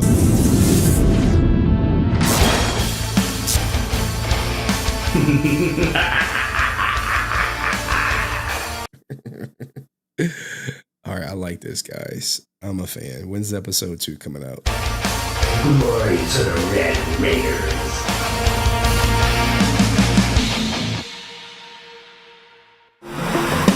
Why they got these commercial breaks in here, though? Oh, man. Damn, 10 minutes of content. It's out on their page. Ninja. Where is that? Send me that link in my message, in my DMs. If you haven't already, let me check my DMs. I see Zoe sent an attachment. What's she talking about? Australian stuff. Hold on. This was Zoe wants y'all to watch. Hey, before we get off that though, this is good. I'll buy this. Y'all, it's just like they're not putting out another one from 3 years. Oh, we got episode 2. Power Rangers Rise. Oh, this is Rise of the Ninja. This is a different one. We watched the whatchamacallit Grid. I think that's enough for us tonight, right? Hold on. We can show you what Zoe wants us to watch. But what do you guys think of Bloodline? I endorsed it. I enjoyed it. I do think they got a lot of inspiration from Mortal Kombat. But it's better than The Order for one. I was digging some of the special effects, some of the props, the swords. Maybe not the best, but episode 1, solid. Y'all got time for episode 2? If you got time, put a T in the chat. Just say, yeah, I got time, cuz. If y'all got time, put a T in the chat if y'all want episode 2. But Zoe out there in Australia, she wants y'all to look at some snakes. Wait, Ruby! Go! I'm over this. This is ridiculous. No, you put your head down there. I'm done. I'm done with you, friend. Don't you put your head around here. Off you go. Off you go. Stay out of my house. Stay out. Get the door. Yo, when you live in Australia, you got a snake that just keeps trying to get in your house.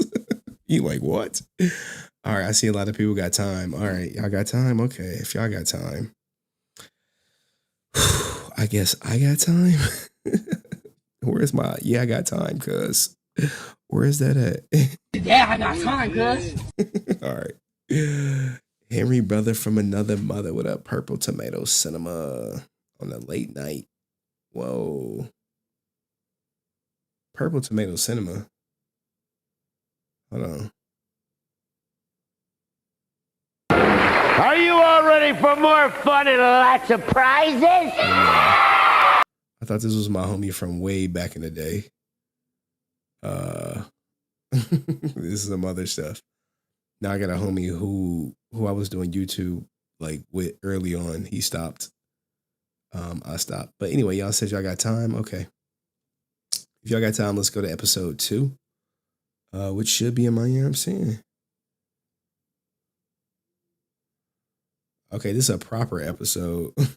It's a proper episode too. All right, y'all said y'all got time. Yeah, I got time, cuz. Do y'all even know where the "yeah, I got time" cuz came from? Let me see if I can find it.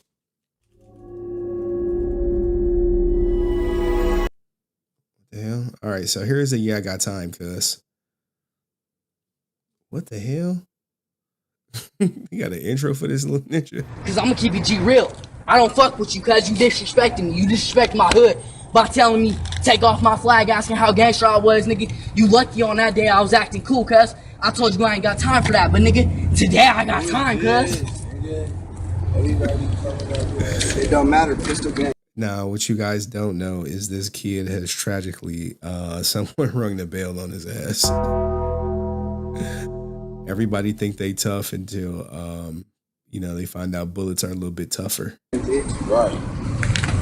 You got your cousin right there? But nigga, you came up on me on some fun shit, nigga. I don't make peace with niggas that come up on me on some disrespectful shit when I didn't even know you, nigga. You walked up on me and set down your beer like, nigga, what's up? How gangster are you, cuz? How gangster are you, nigga? I'll show you how gangster I am, nigga. You can drop off your kid and run my fade. You ain't hearing it. Hey man, the street life, it ain't worth it, guys. Exactly, nigga. Savage Squad too. I go hard, cuz you don't want to fuck with me. That's all I can say. Yeah, his mom did a video like, man, my son got clapped. Nigga, this guy. Did they do the follow up, or they just replay it? I think they just replay it. Cause I'ma keep it G real. I don't fuck with you, cuz you disrespecting me. You disrespect my hood by telling me take off my flag, asking how gangster I was, nigga. You lucky on that day I was acting cool, cuz. I told you I ain't got time for that, but nigga, today I got time, cuz. Oh man, dudes, 80 pounds acting like that. Yeah, man. Yeah, they put some lead up in him. He gone. But anyway, let's get to episode 2 since y'all ninja said y'all got time on this Saturday night. I appreciate y'all spending it with me. Do me a favor, like the stream. All right, helps out.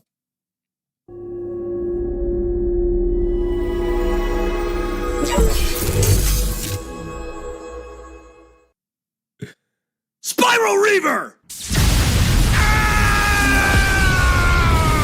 Okay, hold on. Somebody want me to acknowledge this stuff before we go to it. The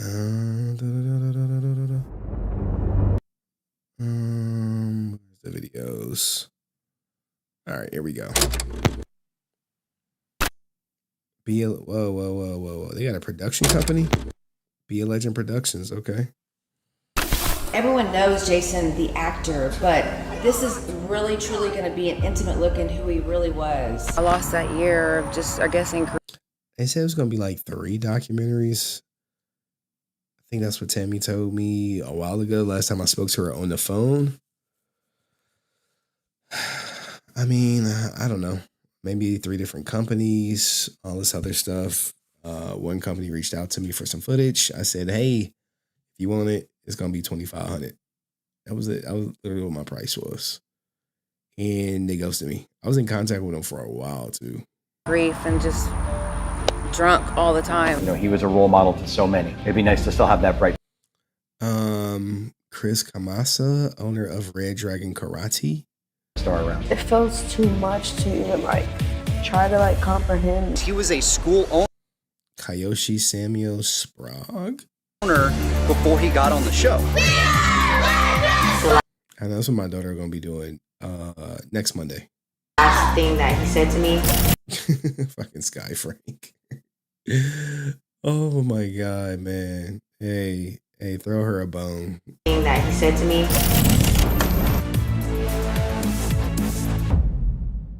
Now I know there is a Tammy Frank Kickstarter. I don't know. Is this the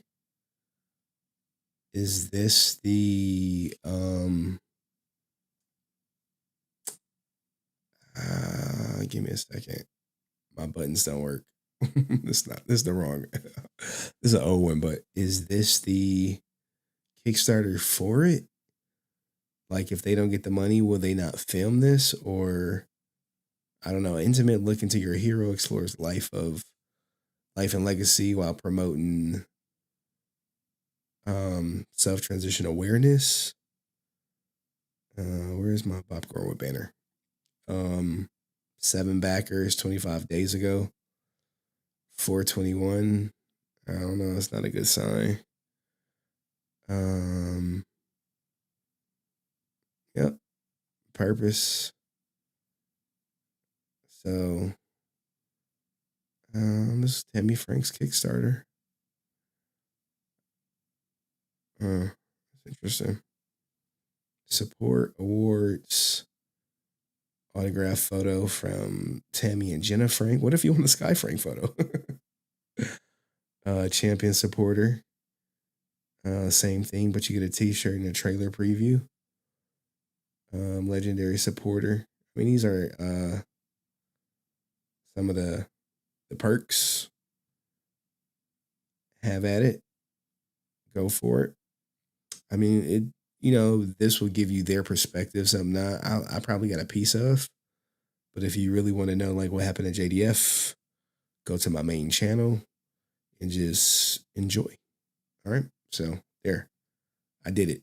Let's go back to episode 2. All right. Episode 2. We good? We Gucci? Let's go. Let's rock. Damn you.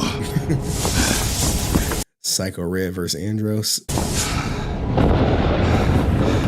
You really are a tough bastard, you know that?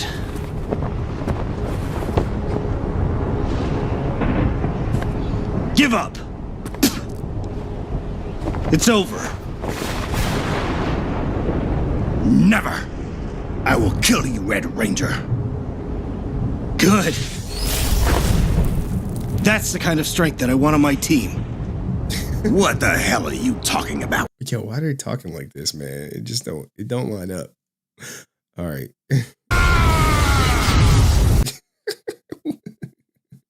The power. Why is Andros so OP, man? Why is he so OP? Like, never. I will kill you, Red Ranger. Good. That's the kind of strength that I want on my team. What the hell are you talking about? My sister created you. Uh-oh. We know what happened with his real sister. Who wrote that in the script, man? She gave you purpose. She made you unstoppable. But only I can give you what you really want. Oh, really? And what's that? I could bring your team back. Impossible. What is this nonsense? Come with me. You have my word. I will use all of my power to restore your family. Or don't. Just learn to live with your failure. The choice is yours. You must take me for a fool. If I join you, I still will not hesitate to kill you once I get the chance, Red Ranger. You're welcome to try. If you're done lamenting, I have your first mission for you, Psycho Red. No, he not. Like, I'll beat you up and I'll put you on a mission. Like, bro. Virgil.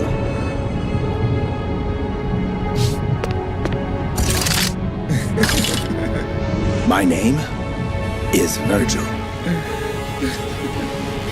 Call me the Red Raider. Red Raider, huh?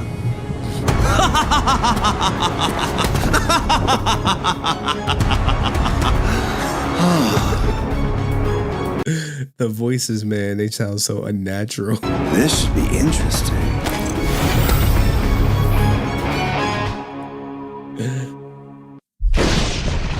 Many years after the CTD War, the mega powers of space united under a single government called the Galactica Coalition. Under the leadership of the Premier, the Coalition's purpose is to prevent evil from reigning on a large scale ever again. As ambitions grew, the idea of using the grid for military and commercial use was made. With their power source dying, the Guardians of Good, known as Rangers, find themselves weakened and on the verge of extinction. Knowing that the Premier's intentions are more than what it seems, Andros and his team of Red Raiders fight to protect the grid and restore the balance to the universe.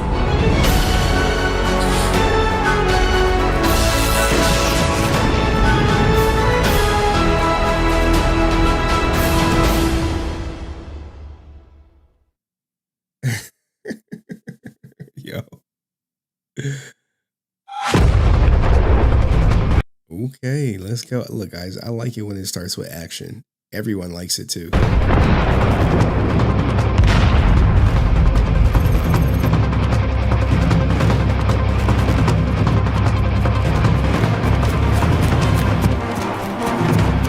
Why this ninja running? Why are you gonna just teleport?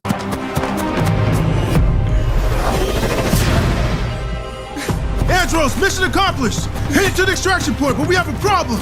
I noticed. The coalition is onto us. I thought you said there weren't any hostiles. They weren't hostile before we blew up the reactor, and now being chased by Crybots! Crybots? Now they're hostile.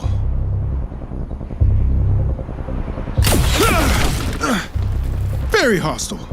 All right, stay put. I'm on my way. Don't bother. I can handle it. TK, wait! True. If he teleports, it'll be less epic. I'm like, bro, I just saw you teleport in. Why you don't teleport out? Red lightning turbo power! Not 3 turns.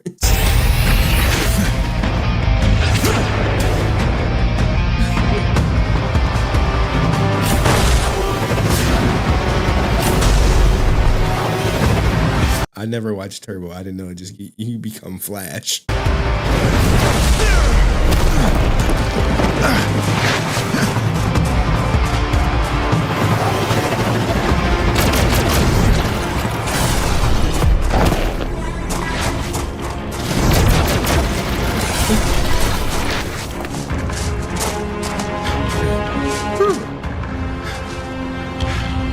It's a nice day for a run, isn't it?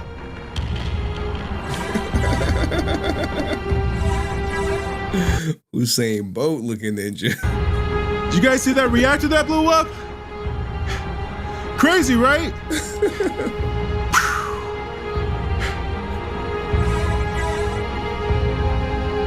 You guys are very talkative today. Maybe I should talk to your motherboards instead. That was a mama joke. Get it, motherboard.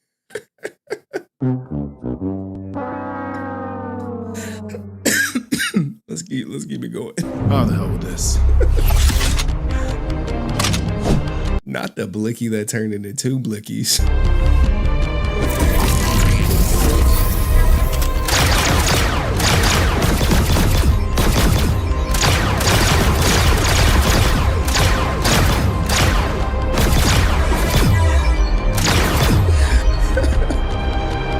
What the? Well, that's different. We about to get the beats.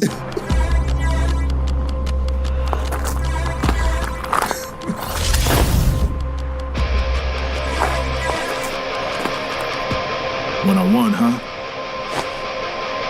Run me my fade. Don't mind if I do.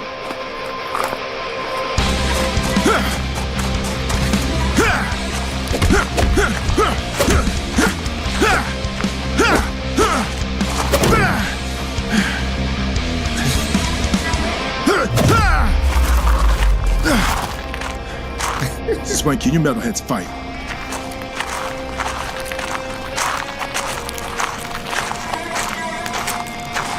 Yeah, and then we already saw what you got. Hey, give them the beats already.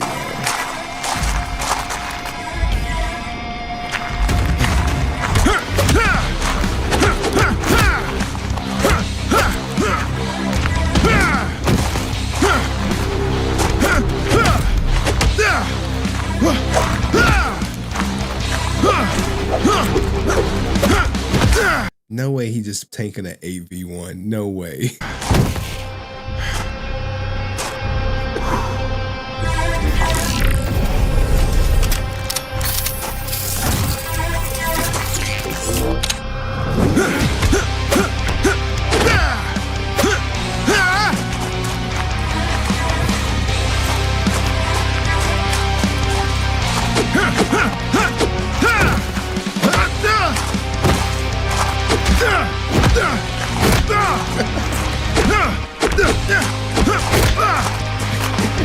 That's right. Let him know. Let him know who run this shit.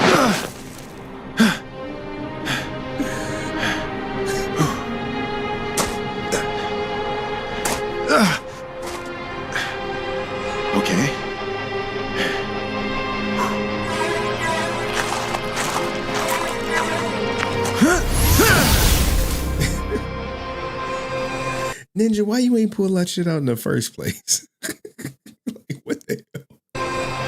Look, if you pull out a blicky and the blicky, he pulled out the double blicky. He pulled out the 2-for-1 blicky. And then now he got the sword. And I'm like, bro, why ain't you just go to that shit right then and there? It's 8v1.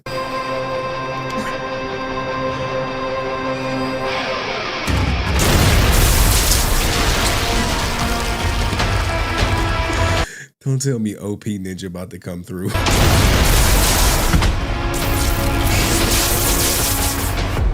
Bro, why is he so OP?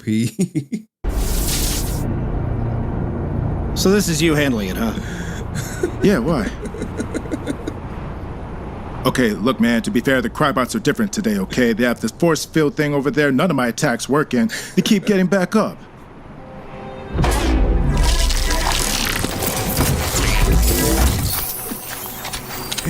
Andros is too overpowered, guys. Too overpowered. Where's his weakness at? That is different. What is? I sensed a surge of grid energy. I thought it was you trying to morph. I think it was them. You make it sound like the Crybots have GE. Good one. I think they do. What, are you serious? Alright, then what's the plan? Kill them all. Salute the Hawkaleys in the chat. Oh man, he the GOAT. I don't know, man. You can't be the GOAT when you tonguing down your sister. Sorry. Really? I'll set him up. You knock him down. Right.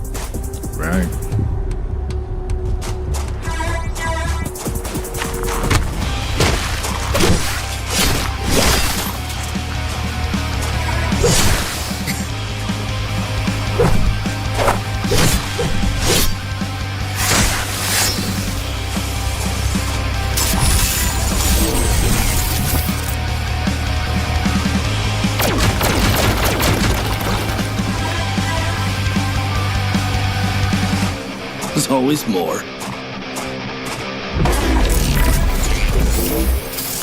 So now we should have a 13v2 right about now.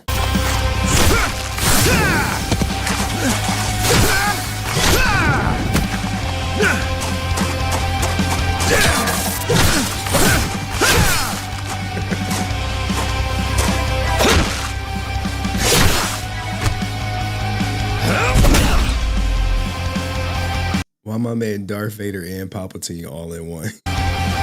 Oh, and can't forget about Kano.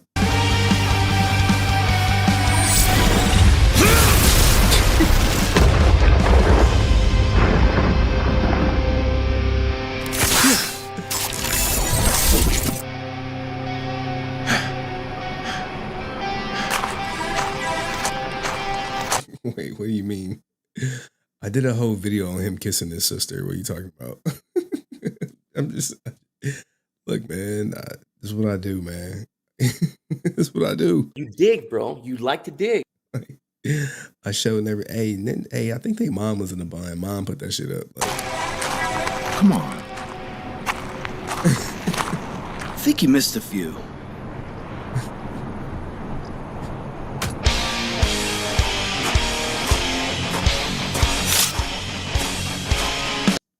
Wait. We about to turbo up again? Ship into space! Let's rock it!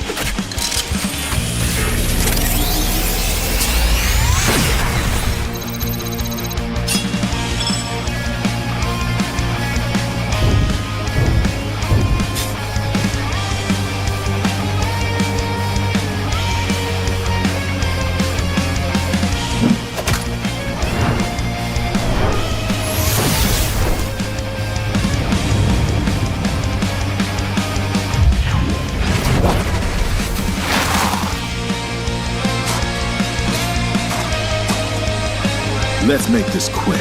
Bro, they tripping. They should have just morphed right out the gate.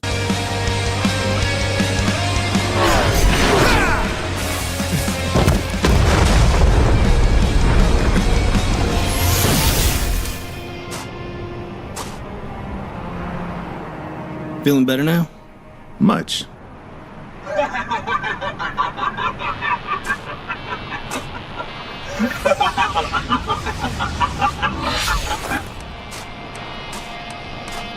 Yo, is Psycho Red gonna join or no? If not, bro, I'll just whoop his ass right here. Like, bro, you gonna get down or lay down?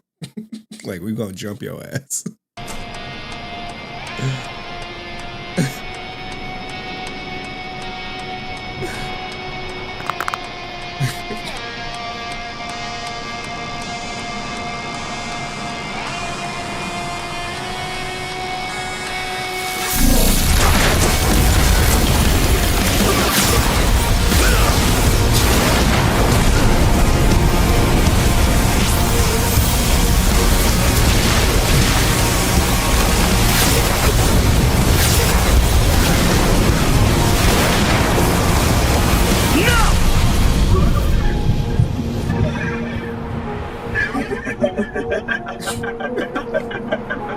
One of these days. I don't get it, man. He always told me to be careful, that we can't waste GE, but he's allowed to try to kill you with it whenever he wants. Look, bro, you think Psycho Red care about using grid energy or not? Hell no. Hell no. You got, when people play by the rules like you're a Batman, then they can't beat people like the Joker who has no rules. I'm not questioning you, but he sucks as a teammate. You're getting better. And I still hate you.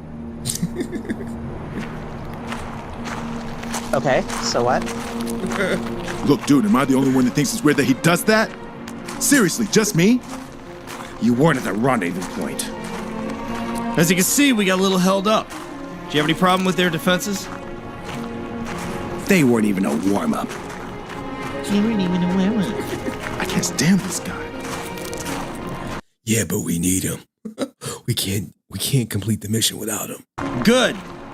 We have a lead on another grid reactor in Sector 9B. We also need some more supplies. So we're just going to ignore the fact that the crap house were stronger and had grid energy in them? Okay. What did you say?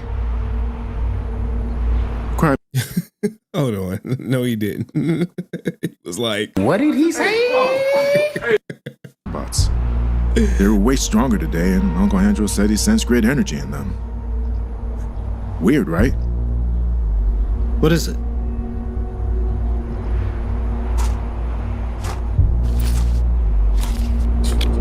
We need not the data cards. I'm sorry, guys. I'm sorry. I need better data cards than this shit. These look like the flashcards my daughter would play with. No lie. To talk about these.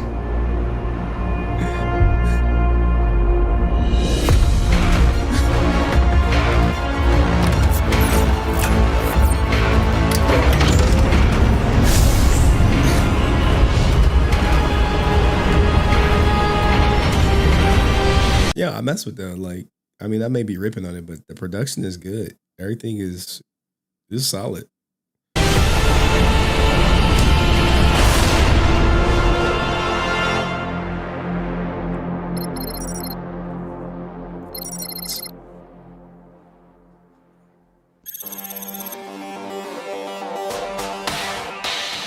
Not the training compound.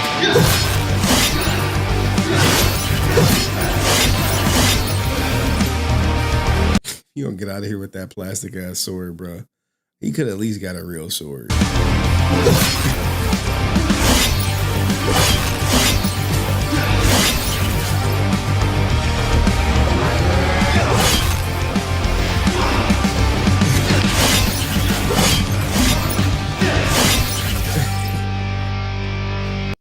You know that joint is just hard plastic, man. Don't leave it in your car and get warped. Oh, man.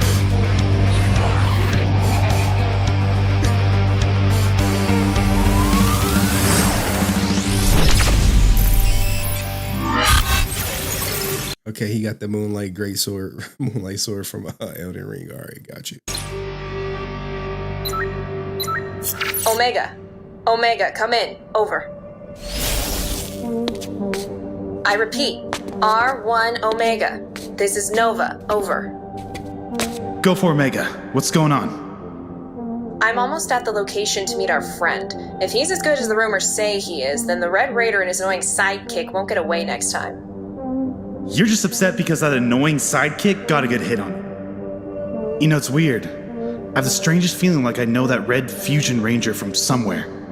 Well, you can figure out your feelings after we capture them. And hey, that was a lucky shot. Oh, looks like I'm here. Gotta go. All right, well, be careful and call me if you need backup.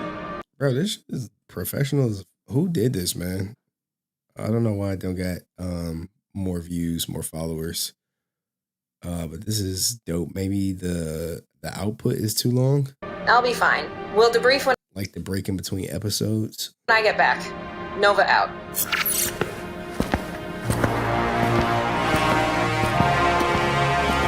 Hope I'm not interrupting anything. Commander? Was just in the neighborhood. What the fuck is Commander?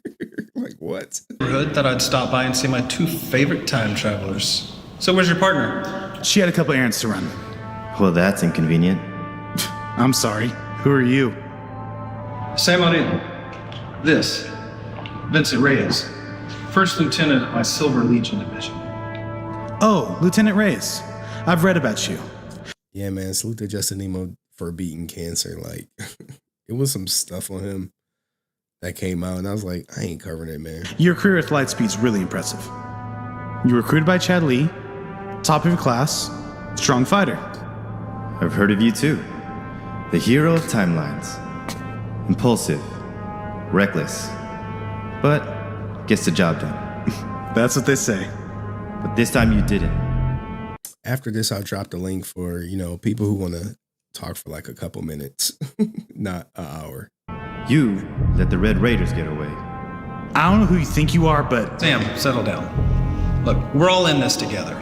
We're all on the same side. If the Raiders are that easy to catch, we wouldn't need their help. Well, with all due respect, Commander... You know who I really want to talk to? Hawkalees, though. Like, Hawkalees. We need to talk, brother. Commander, we went in blind. Nova and I came back to the past to serve with you guys because we believe that the Red Raider is the key to the destruction of our timeline. Not only do we find out that he's a rogue level 6 ranger with powers I've never seen before, Rogue level 6? You mean he is Darth Vader and Palpatine and Kano in one character, bro? Find out that he's Andros, hero of the CTD war and your former partner. Now let's just cut to the chase. You could have called, and judging by this guy's attitude, I don't think this is a social visit. Now tell me the truth before we go any further. Hey, watch your tone. Vince, it's okay. It's all right. What I'm about to tell you is highly classified. What did he say? It does not leave this room. Do you understand? What do you know about the war criminal, Ecliptor? Chief General of Dark Spectre's old UAE army. Personal bodyguard of Astronema, Princess of Darkness, and he was killed in the final battle of the CTD war by Andros. You've done your homework. What you don't know is that we have reason to believe that Ecliptor left his children behind. A son and a daughter, to be exact. Sir? Sam, you and Nova's mission is not to capture Andros, ex-Power Ranger, my old friend. Ooh. Your mission is to capture the Red Raider, the heir, the son of Ecliptor. Who? Who?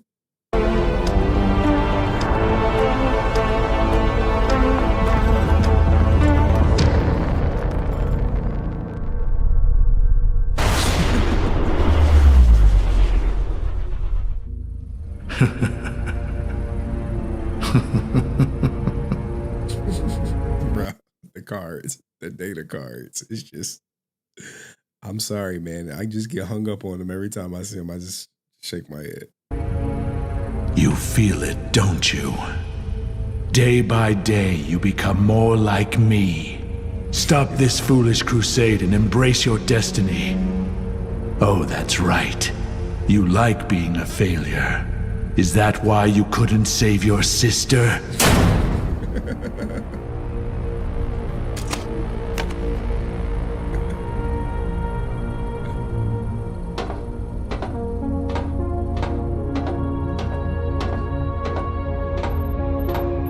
So you're telling me the Coalition can replicate Ranger powers using these cards? More or less. But the technology hasn't been perfected. Yet.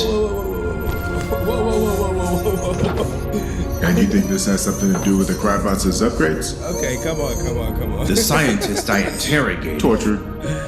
Interrogated. My co-host has joined. Said they were on the verge of completely controlling the morphing grid. That's all I got out of him. Before he took a nap. Nice. Oh, it scared me too. Because I don't want her on camera. Psycho. You want to say hi, everybody? You gonna say hi? No? All right, lay down. No shit. Deco, what's the ETA on our guest? Guests? Boarding code authorized. Arriving in 3, 2, 1. Who knows more about the grid then? Oh, look at this ninja. Look at this ninja. Was this Forever Red, Loki? Grid battle fix. Commander Daniels. Captain Johnson. Good to see you. Andros. Hey, that's typical of black people. You see how he dapped him up? He dapped his boy up and then he just shook Andros' hand. Took a nap. Run it back. Nice. Guy's psycho. No shit. Deco, what's the ETA on our guest?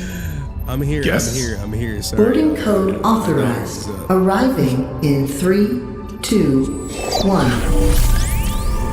Who knows more about the grid then? Grid battle fix.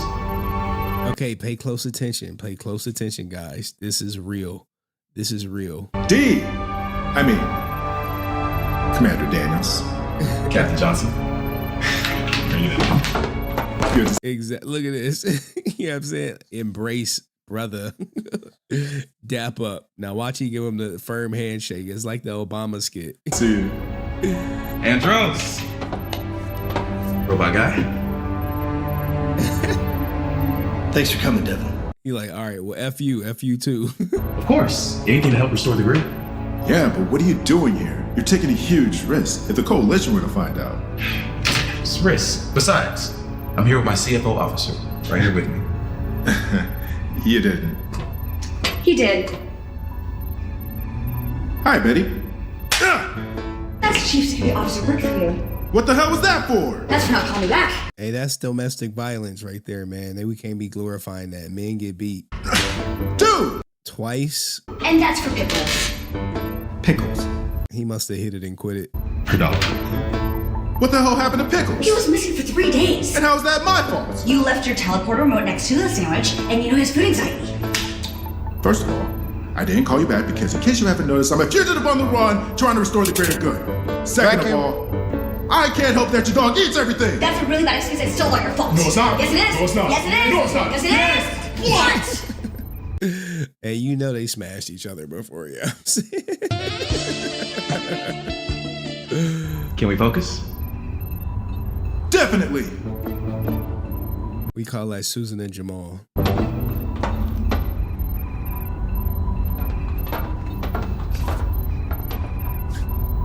You know, shut up. Ridiculous. What do you know about these?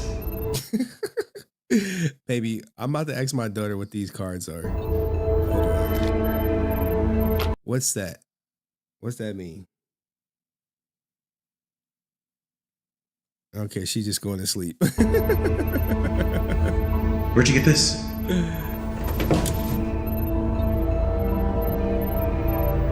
They figured it out. Project Minicore. Project what? It's a project that GBF rejected when my dad was general. You sure that's not Project 2025? I don't know, man. That might be Project 2025. It proposed using Morphex to weaponize the Ranger powers. for military and governmental use at a large scale. Okay, I mean, that sucks, but government-sanctioned Rangers isn't exactly anything new. Lightspeed, Time Force, and Space Branch. The big deal, it would bypass the one thing that makes you Ranger. Which is? Being chosen by the grid. Power coins, swords, science. Good Rangers, evil Rangers. We're all Rangers because the grid allows it. In Project Manicore, we give everybody access to that power. If everyone has the power, then it's like if everyone is special, then no one is special. They're special now because they can access the grid. They're worried about other people accessing the grid. No morphers, no restrictions. It's like a gun without safety. Imagine if the Premier or an Overlord had a legion of Rangers at their disposal. That's bad. Devin, do you think you can have those analyzed? See how they work? Maybe see how we can stop them? I'd much rather help you fight. Me and my team are ready. Just say the word and we're ready to go. I know, but right now you're a much bigger help on the inside. Just let us know what you find out. Well, if you need me, you know where to find me. May the power protect you. May the power protect you. To the Red Raiders. Hey. Yeah, that brother's starving. I mean, why he quit though? I see why he hit. I don't know why he quit. Hey, but sometimes they be crazy. They be crazy. You put them up in them and then you quit them and they be like,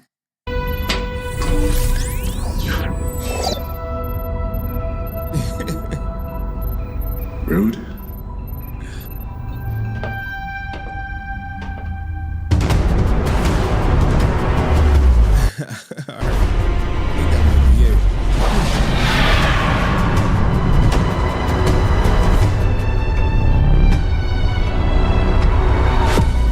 You think Commander Zane knew anything about this? The Boy Scout? No, this is the Premier's doing. They wanted absolute control. This way they have it. Draining grid energy was just the first step. Look at all the starving ninjas in the chat. We have to be ready. Ship under attack. Get to your stations! Ship under attack. Who is this? Psycho Ray? Alert. Ship under attack.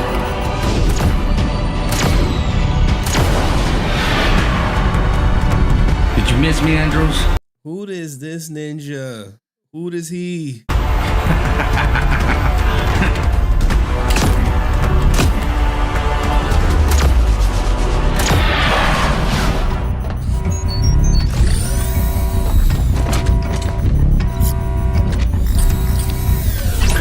Pirate Bell, our historian, Roger Carlos. Uplink initiated. Virgil connected. Ship defenses online.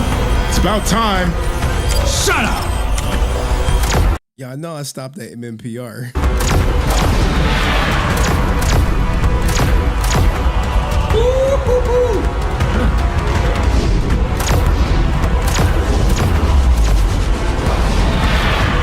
I'm coming for you, Red Raiders.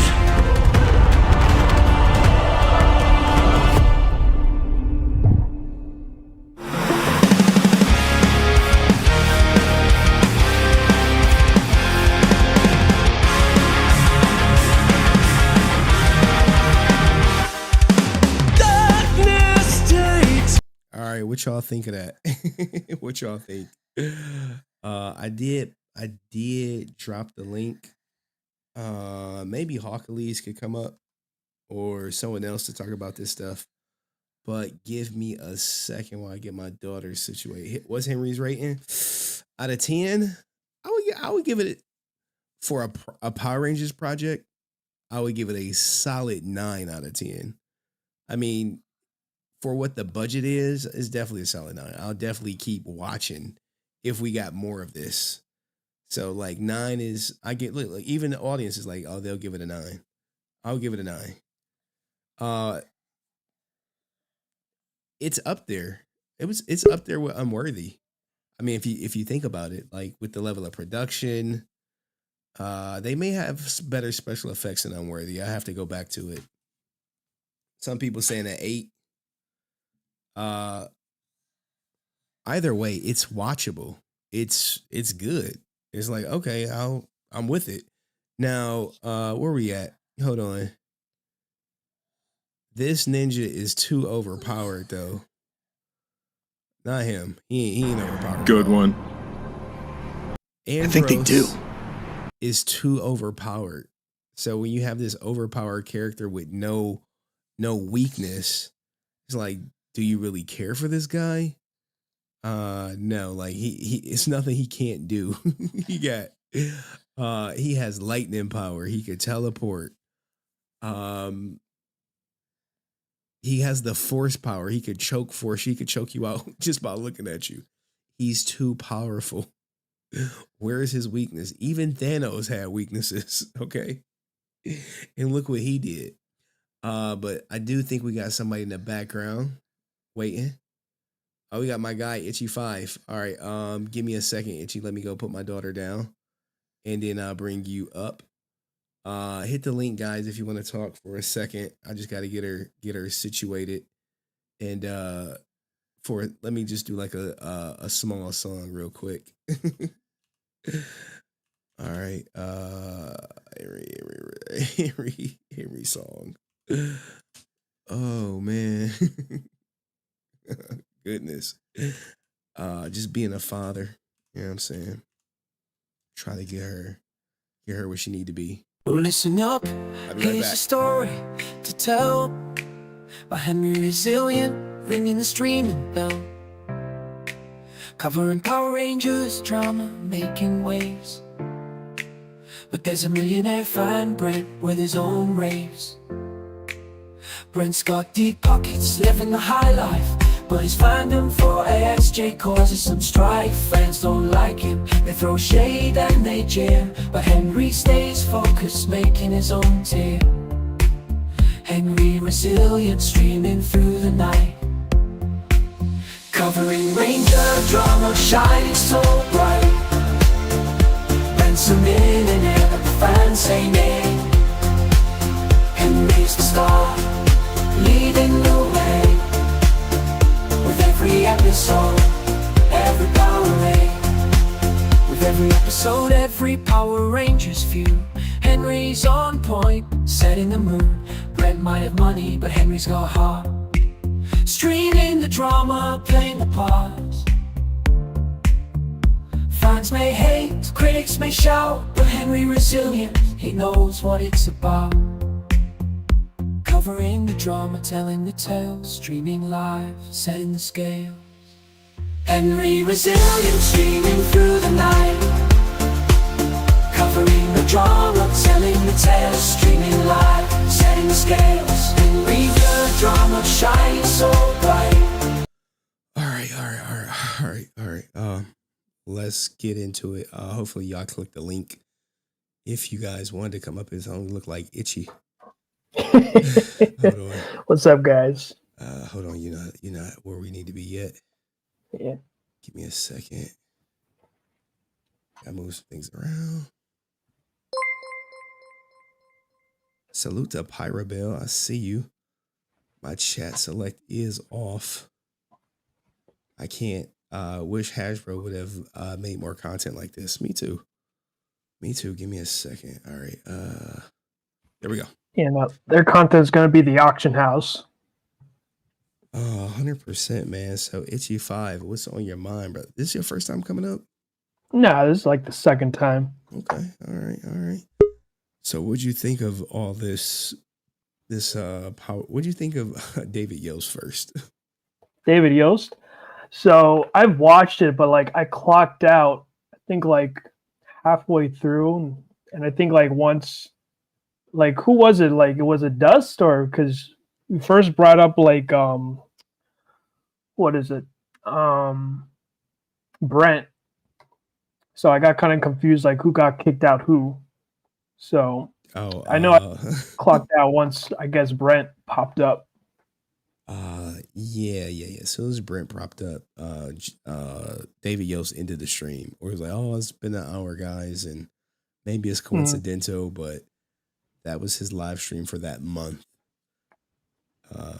So there's that. Okay. So what's on your mind tonight, Itchy? You know, just enjoying the stream. My request for you, Henry, is that your homework is going to be watching Power Rangers in space, man. Because, God, man, it's like I was so into it, and then you just keep saying the data cards, guys. I just can't. It's like it's exactly how the show is.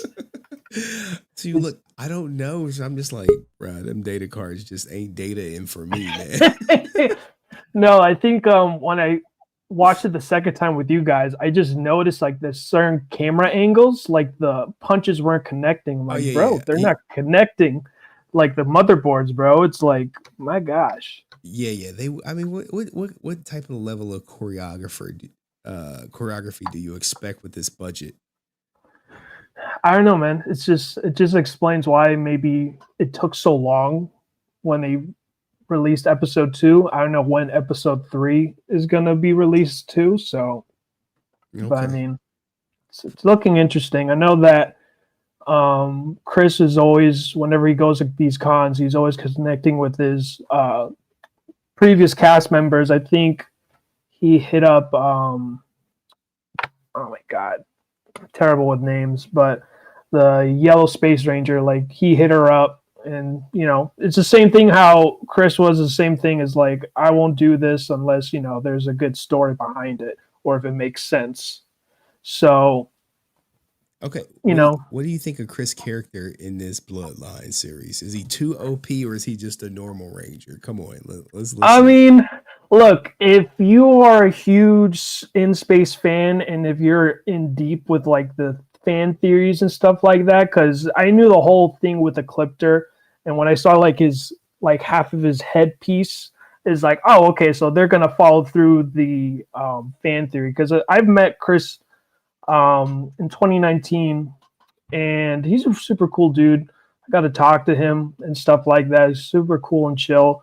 Like we would discuss about Power Ranger stuff and his characters, and I shared my theories, and you know, he'll respectfully just decline it, and I'm like, okay, you know, we just discuss how fans are in his character and stuff like that. So, yeah, no, he's a super cool dude. I have nothing but respect for him. I mean, he was one of my top people I want to meet. Then like JDF is like number 2. Oh wow. So that's why you're like, hey, watch Power Rangers. Is that on Netflix? It used to be, but now I think it's in Amazon Prime. So okay, well, I got Prime. So, look, man, thank you for giving me some homework, and I appreciate you coming up. But I got Janara in the back; she want to show us her baby, and I got Matt Fisher. All right, thank you, man. Peace. Of course, peace. All right, let's bring up Matt. He looked like he walking out in the city. Good evening, folks. How are you? We good, man. How are you? He left. Janara, you up? Janara, you up? Okay. Janara. Oh, all right. My man, the myth, the legend, Hawkleys.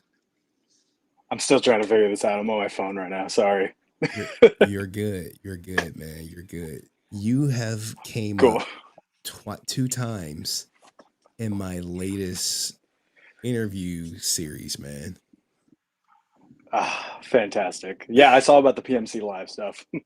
Yeah, so I hear you're canceled, but what do you before we get into your cancellation, if we even get into it at all, what do you think about the Bloodline series? I said it in your chat, like I've been in this fandom since MMPR, like I'm 32 years old. So I like grew up when it started, and I was really big into YouTube when it first started. So like back in the day, we had you know, fan films where they had passion, but like they didn't have much else. They had passion and 50 cents to make stuff. So like watching stuff now, I'm like, damn, I didn't think it would get this good. So like Bloodline of the Grid, like I've talked to Chris a little bit here and there. Justin Nemo, who is Zane from In Space, their commander, is like my favorite Ranger ever. I got to meet him at Power Morphicon. So like anything like this, I'll just eat it up. I'm one of the people who watched the bootleg Power Rangers thing, Power/Rangers back in the day, like when it first came out, and I was like, man, this is pretty cool because it's just different. Like I don't have to watch Power Rangers and it always be the kids stuff. All right, main event time. Y'all ready? Separate it. So I've always liked that kind of stuff. Okay. All right. Now you said you went to PMC, like this past PMC? Yeah, a couple weeks ago. How was it? It was good. The 2 years ago, I was supposed to go to that PMC. I was supposed to moderate a bunch of panels and everything. Got COVID morning of. So this PMC, I was like really, really looking forward to. But I've been a couple times. I think since 2016 was my first one where they gave away like the power coins for the movie and stuff. Nice. Yeah, and so this year was cool. It felt going back in 2016 or the one that they held in Anaheim, you could feel the brand be there, if that makes sense. They had like suits posted up and stuff, like props from the show and stuff. This one didn't feel that. Because they didn't have the Hasbro sponsorship, right? Yeah, like they had nothing. I went to the Boom Comics panel, which was good, but you can tell they were just like, here's the writers that have written for Boom Comics with no affiliation from Boom Comics at this panel. Like they announced Power Rangers Prime, I believe, the day before or 2 days before, and then they just kind of teased the same thing, and there was nothing felt official. I don't know. Okay, all right. So what did you think about the two videos that talked about the drama at Power Morphicon? I will preface this by saying, like, I know Joey. I half know Joey. We have collaborated on a lot of stuff because he was the what is it called? The social media guy for Power Morphicon. So I went through them for a lot of stuff. I did the Toku Awards back in January. They helped out with that, or they did a sponsorship for that. And I don't know, the day of, I obviously noticed that he was missing, but I don't know how much he was involved in everything. I'm not like that far deep behind the scenes of Power Morphicon. The PMC Live thing is something I pitched back in December, kind of as a fun way to do. I don't know if you've ever watched G4 back in the day. No. No, they were like a nerd channel. They were run by E, and they used to do Comic-Con Live and that kind of stuff. So I pitched that just for Power Morphicon because I know a bunch of people can't be there. There's a global brand and all that stuff. And yeah, it kind of went from there. And then when everything went down, it transferred out of my hands. And when it got announced week of, I gave him my best wishes. He told me I was going to get a producer credit in the credits. And I was like, cool. Hey man, that's wonderful. Thank you. And then, it just ended up getting canceled. So I don't know Joey that well, but it seems like the person in the first video didn't like him very much to start with. Ironically, you say that because Joey got that same sentiment. You're like, man, this person is really coming for me. I'm like, dude, they came with a story. I got the story. I reached out to you for your story. And Hawkleys came up as getting canceled. And we touched on it briefly. But it's always better to get the story from the horse's mouth, per se. Yeah. So Joey quits. You pitched the Instagram Live or PMC Live. That didn't even come to fruition. And then you getting canceled became like a topic of discussion in the comment section of the video. Now, I was like, hey, if someone brought up my daughter on stream, which I am a father myself, you know, she's sleeping on the couch right now. I would be pissed off as well, but I don't know if I would go as to threaten someone online because you're currently banned from Twitch. So go ahead. Yeah, unfortunately. You tell the story. I love streaming. Like Twitch I never got it until COVID happened. 2020 rolled around and I started watching the Ludwigs, the Hassans, Atriox and all them and the XQCs, and I was like, oh, I get it now. Like, it doesn't have to be me watching someone play video games. I can do a show per se. So that's when I jumped onto Twitch and like started doing this tokusatsu stuff because I'm a creative person. What happened was, I used to be an independent professional wrestler, a luchador, and around 2019, it came out that I was cheating on my partner at the time, who is now my wife. And so that all goes down. It comes out that I was cheating with people that some of them didn't know I had a wife. And so, you know, that all goes down. I apologize to those people. I basically work on she was my fiance at the time, so I work on my to-be marriage, and just kind of try to, you know, wrestle, build up all this stuff and everything. 2020 goes down, COVID happens, and the big Me Too movement happens, all that stuff. And wrestling had that big pop in that too. Yeah, I mean, Vince it's still popping with Vince McMahon. Yeah, exactly. That's the highest one. So that all stuff came down, and it was a lot of good to be done because like you have like rapists, pedophiles. Sorry, I don't know if I can say this on the YouTube stream. Man, you just got me. It's okay. You have you have all those being outed. Yeah, all those type of people.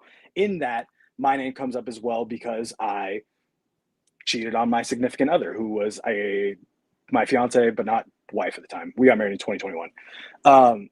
So I cheated on her with fans. So my name comes out on that as well.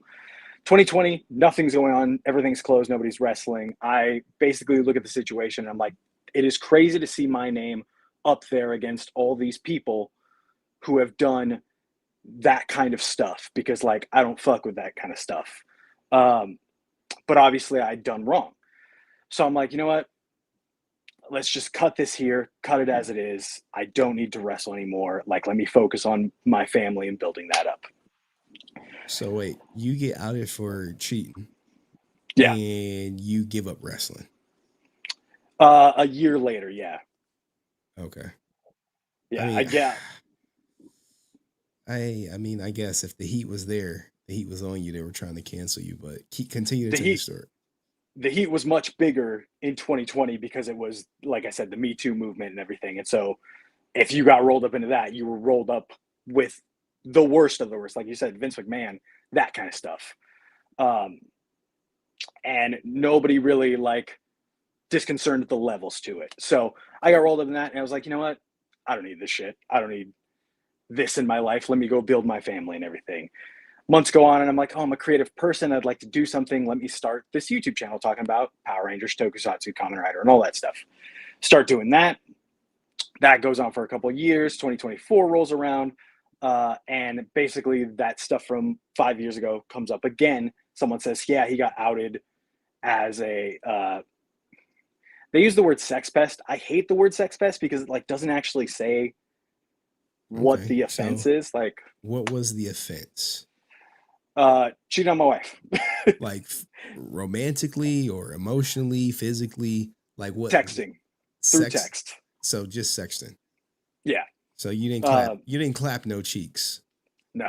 Okay. No, just sexting. And so like I said, the person who wrote the 2020 Me Too tweets is obviously hurt, jilted. I get it. Asked me never to interact with them again, so I haven't. But they're kind of one of the driving forces behind this time again of being like, no, he's a shitty person. Don't listen to him. I'm like, I haven't talked to this person in 5 years since this all went down. But I understand you're mad. I get it. So that happens in the tokusatsu sphere. Toku Twitter is not filled with the most shades of gray or nuanced people, and instantly got canceled from that. And so basically that's happened like Thursday. That Saturday I went on Twitch and I said, hey, this is what happened. Here's the whole thing. Here's the whole indie wrestling thing and everything. It was like a 30-minute stream. And at the very end, because it was happening a bit, people were bringing up my 2-year-old daughter and saying like, you know, terrible stuff about her, terrible stuff about me and all that stuff. And I said, hey, say whatever you want about me. I did that. Like I can take the heat.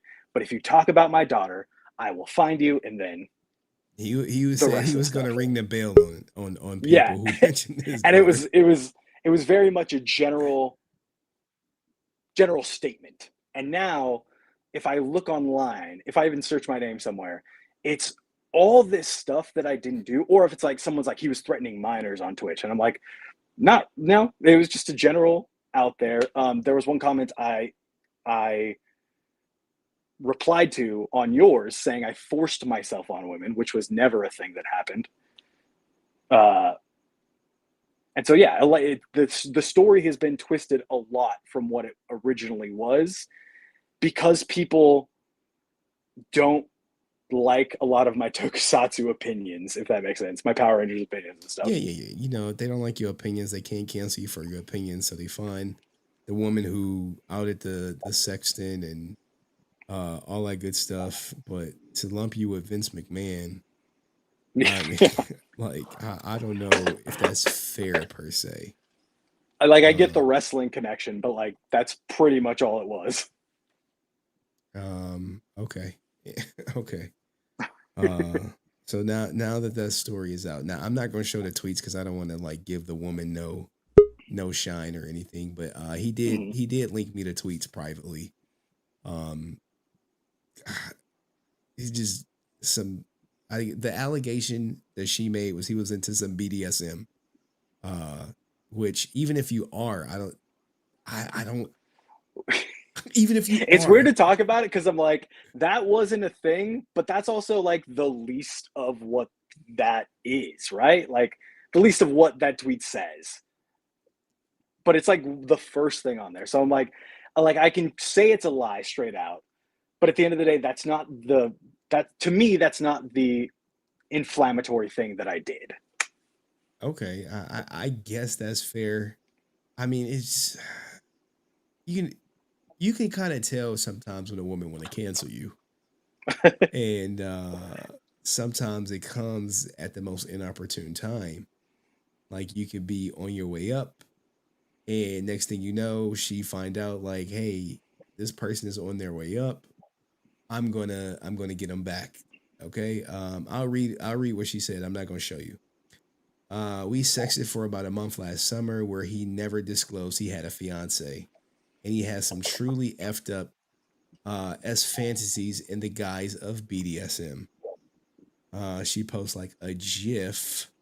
His immediate response after was a brief pause. Do you know Barb Star? And then telling about how he came across her profile on Tinder once.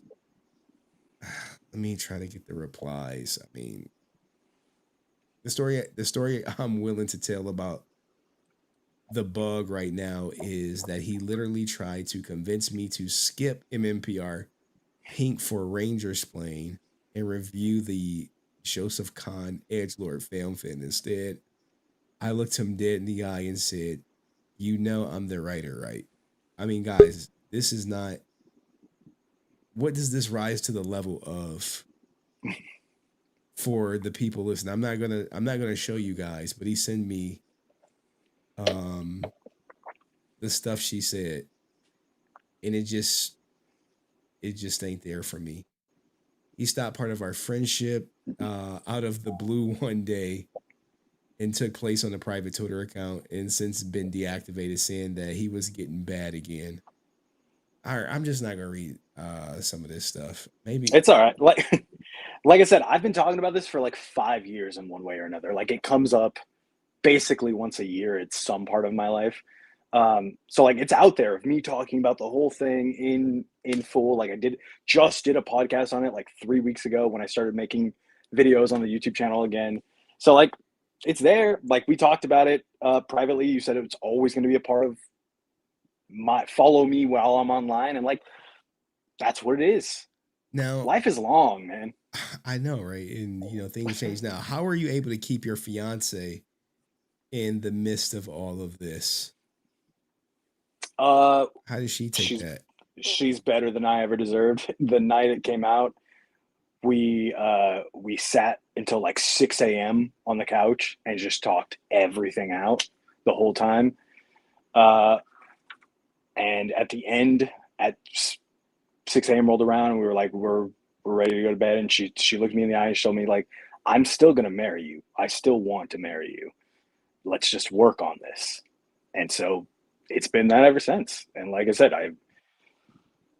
we had a daughter. We got through COVID together. Part of me thinks if COVID never happened, we might not still be together, because we were forced in like a 1-bedroom apartment.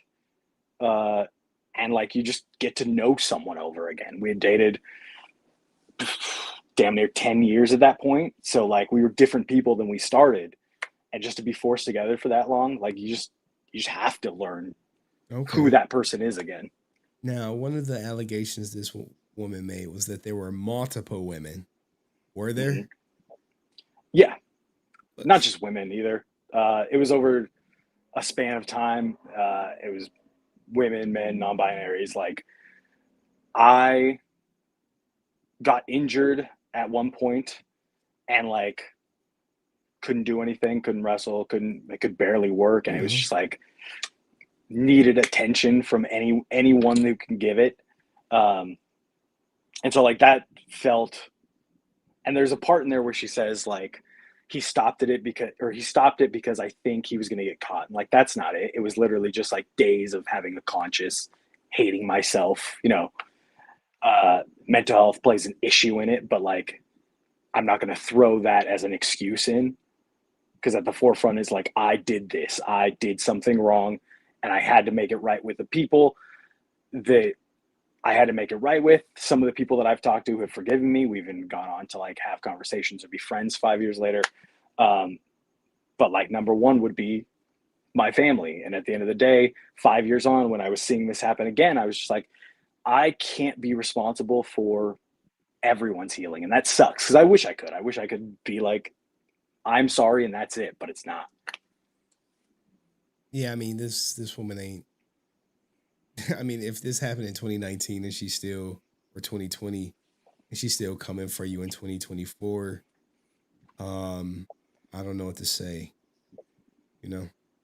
Yeah, Maybe it happened in 2019. 2020 is when the Me Too was blowing up and it got re-brought up. Okay. All right. Well, your story is clear now. Your fiance state. Did you get a prenup by any chance? No. Okay, no prenup. Okay. I am a YouTuber. She has a very successful job. I am all throwing it out there. Like, I am a stay-at-home dad since COVID happened, because I got laid off. I worked in Hollywood style things. I got laid off as soon as COVID happened, and we struggled, but we made it work. Okay, so you got the sugar mama. Okay, all right. That's wild. That's wild. But man, hey, look, man, it do take a lot of courage to tell your story in front of a lot of people, in front of a stranger. And I'm sure, hopefully it's the last time you got to come clean, but it is what it is. I don't know how people view it, but you didn't clap no cheeks or get your cheeks clapped. So it's like, they hit you with the emotional relationship. You had an emotional relationship with someone else. Yeah, I came in and talked about Power Rangers in space, but I figured this might come up, so I was like, let me throw it out there anyway. This is the juicy part. Who cares about Power Rangers in space? Not even Hasbro. Oh, you don't know what the data cards are? Come on. Look, man, you and Itchy getting at me over these goddamn data cards. I'm like, bruh. Look, you have to remember, I've never seen any episodes. So when you like the data cards, I'm like, them shits look like flashcards. They did in the original show too, so if that makes you feel better. Okay. All right. Well, anything else you want to say, Hawkalese? I do have, oh shit, we got Andrew Swaney in the back. We got Deoxy in the back. We had a luchador, El Colio or something, who was in the back. I'm definitely gonna bring up Andrew. I ain't seen him before, but I know he's donated to the channel before. So, but yeah. Anything else, Hawkalese? No, I watch you from time to time. I've watched you before my name was brought up. all that stuff.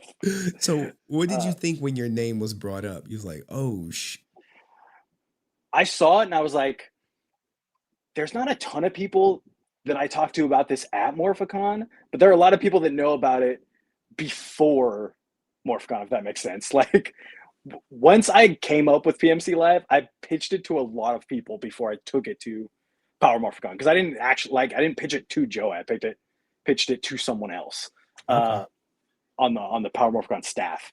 So I just saw that and I was like, that's funny, because like I know the story behind it and it's not a big deal. Like, I was just like, cool, man, thank you for the producer credit.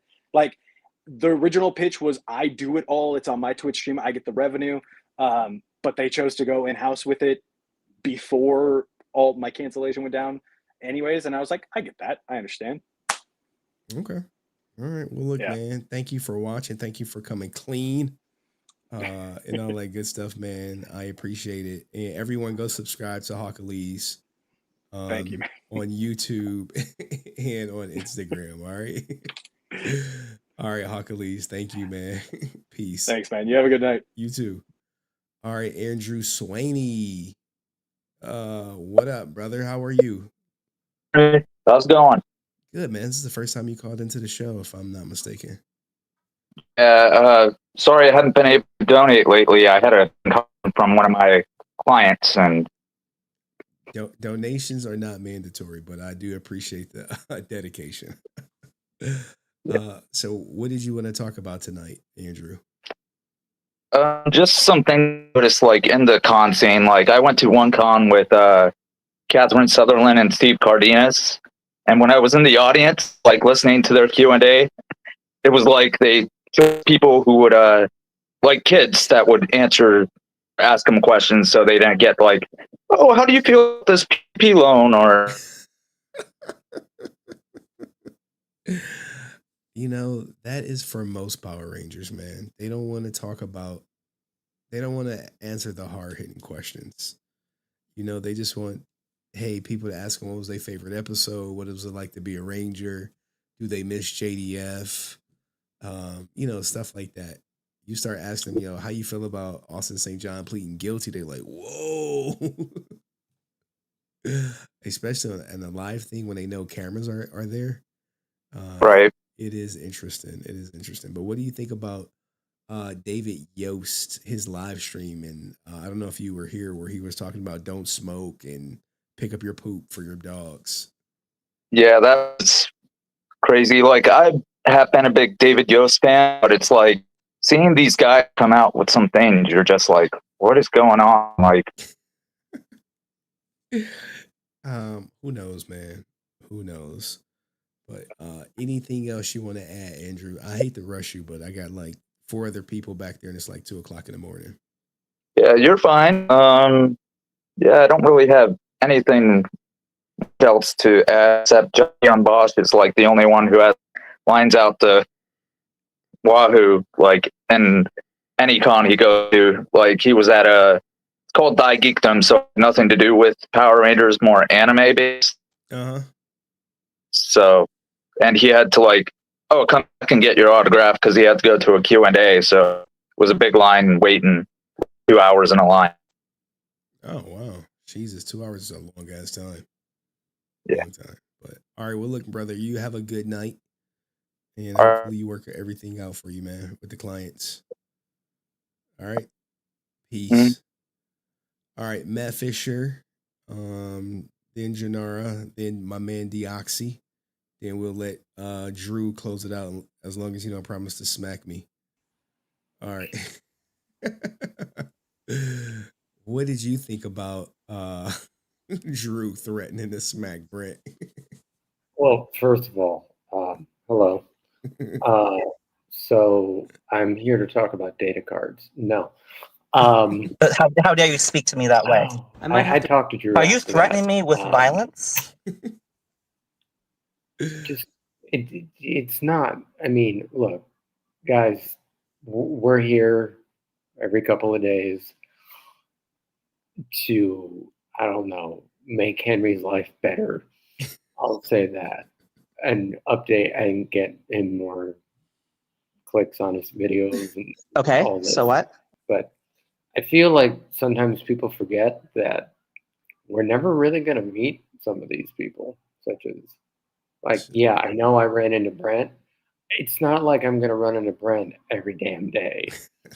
Every 2 years. I'm maybe going to see him every, like, 2 years. Maybe, if he goes to another Power Con. Stay resilient. Drew, relax, man. It ain't worth it.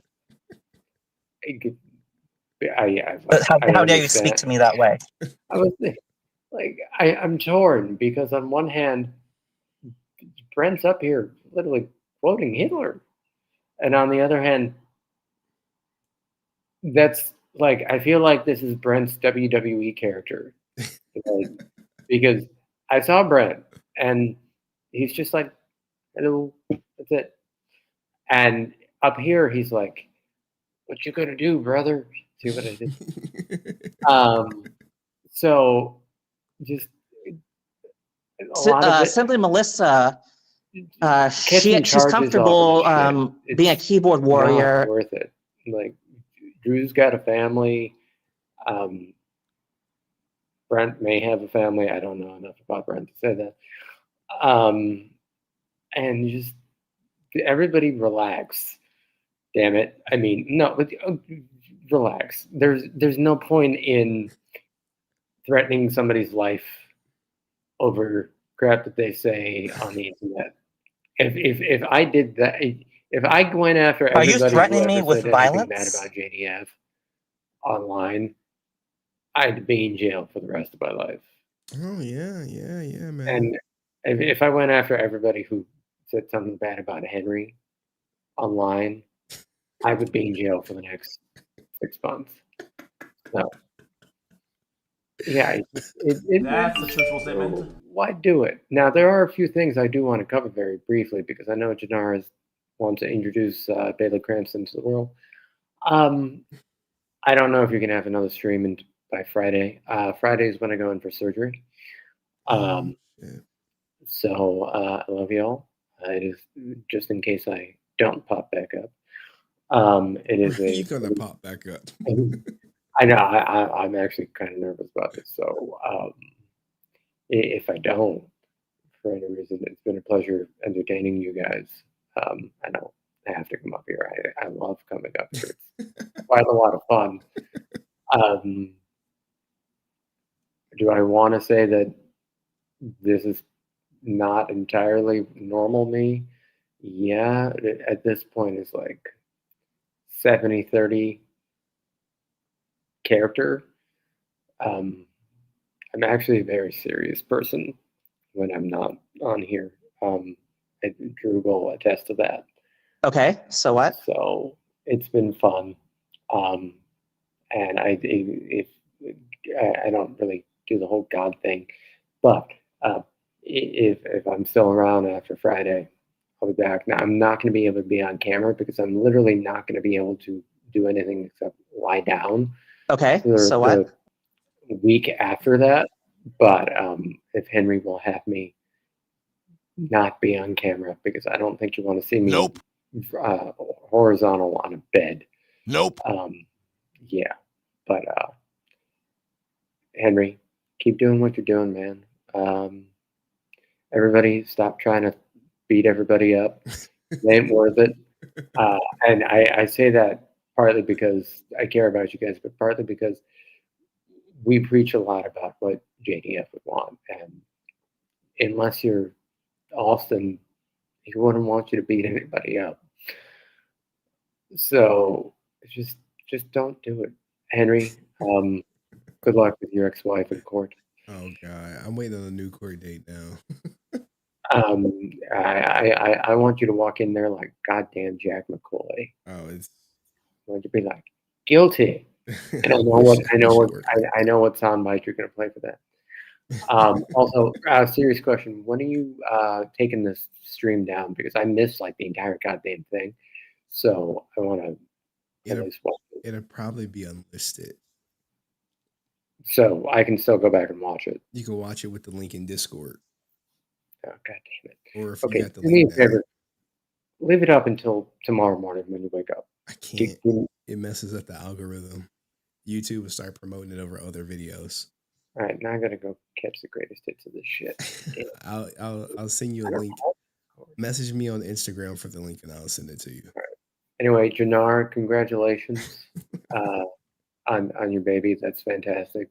Hopefully she decides to morph into the Blue Wolf Ranger one day. Hawk Gillies, I always want to hear about those data cards because that shit's important. And don't miss me with them data cards. More than anything else, stay resilient, bitches. Peace. All right, that was Matt, y'all. All right, let's get Jannar. Then we're gonna get my man Deoxy up here. I know he probably about to kick my back in over these data cards. He waiting, he's stretching, he getting ready. What's up, Janara? Here she is. Oh, we got the Bailey Cranston. Oh my goodness. How long was the birth? How long was the process? Process was 12 minutes. Oh, did you get the epidural? I didn't no, I didn't need no epidural. Okay, wow. Can we see her face a little bit? Here. Oh. Okay. What do y'all think? Bailey Cranston. She got blue eyes. Yeah. Okay. All right. Is David happy? We saw him streaming not too long ago. Where were you at? I was too busy giving birth to his baby. Oh. On the other hand, I want to tell that David Yost is seeing the light. Oh, okay. He's seeing the light. He's seeing what Brent is capable of doing. He's tired of Brent, and he's had it up to here with Brent.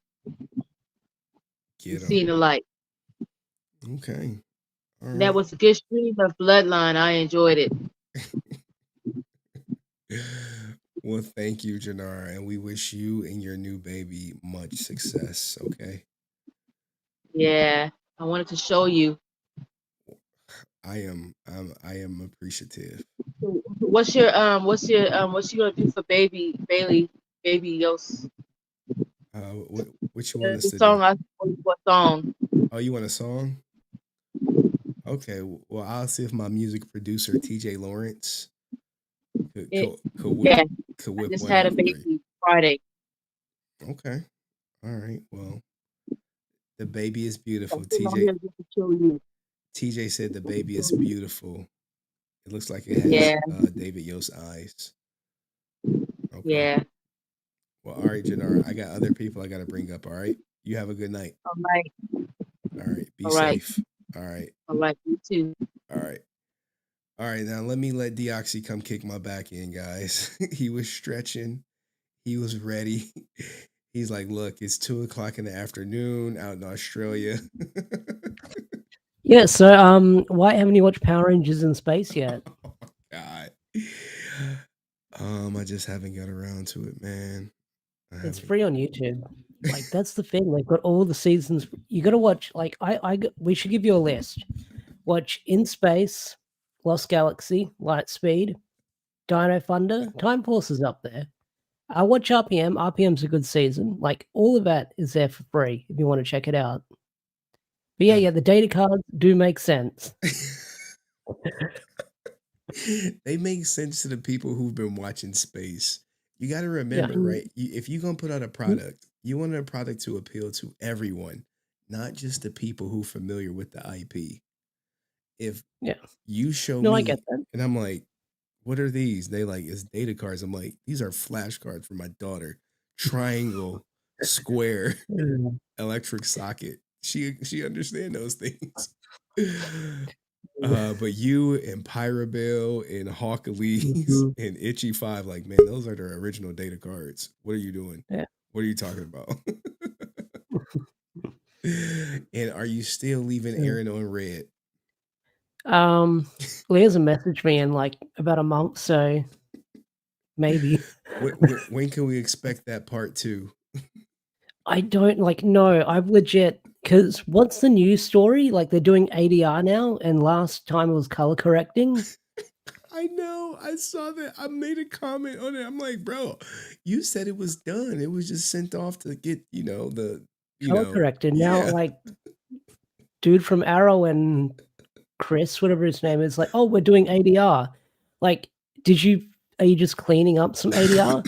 I feel like, and I don't want to kick Aaron's back in again because he might read the comments and get upset. But I feel like if people have signed up for the Patreon, then there's probably, an update that they send for not Patreon, every Kickstarter. For every Kickstarter, every couple of months they send out updates for things. So I wonder if these updates line up with what we're hearing publicly and what people are hearing from behind the scenes. I'm not sure, man. I stopped following the whole Legend of the White Dragon release date gate when it's going to come out, but here we go. Next year, Batman returns. So does Super Beatdown. First battle will be Keaton Batman, played by Jason Font, suit by Reeves. Let's hit those Kickstarter goals. Uh-oh. Yoo-hoo. Wait, hopefully this one hits it. No, he didn't start a Kickstarter for it without finishing Bat in the Sun. No, he didn't start a new Kickstarter. He's probably going to. So we'll see. Hopefully Legend of the White Dragon comes out first and then he can actually start this Kickstarter. Oh man, hold on. It looks like an Indiegogo. Wait, nope. This is the fan. The Batman is dying. That's a fan film. I don't think the website has been updated to reflect the new one. He'll definitely post a Kickstarter when he's ready for it for Super Power Beatdown.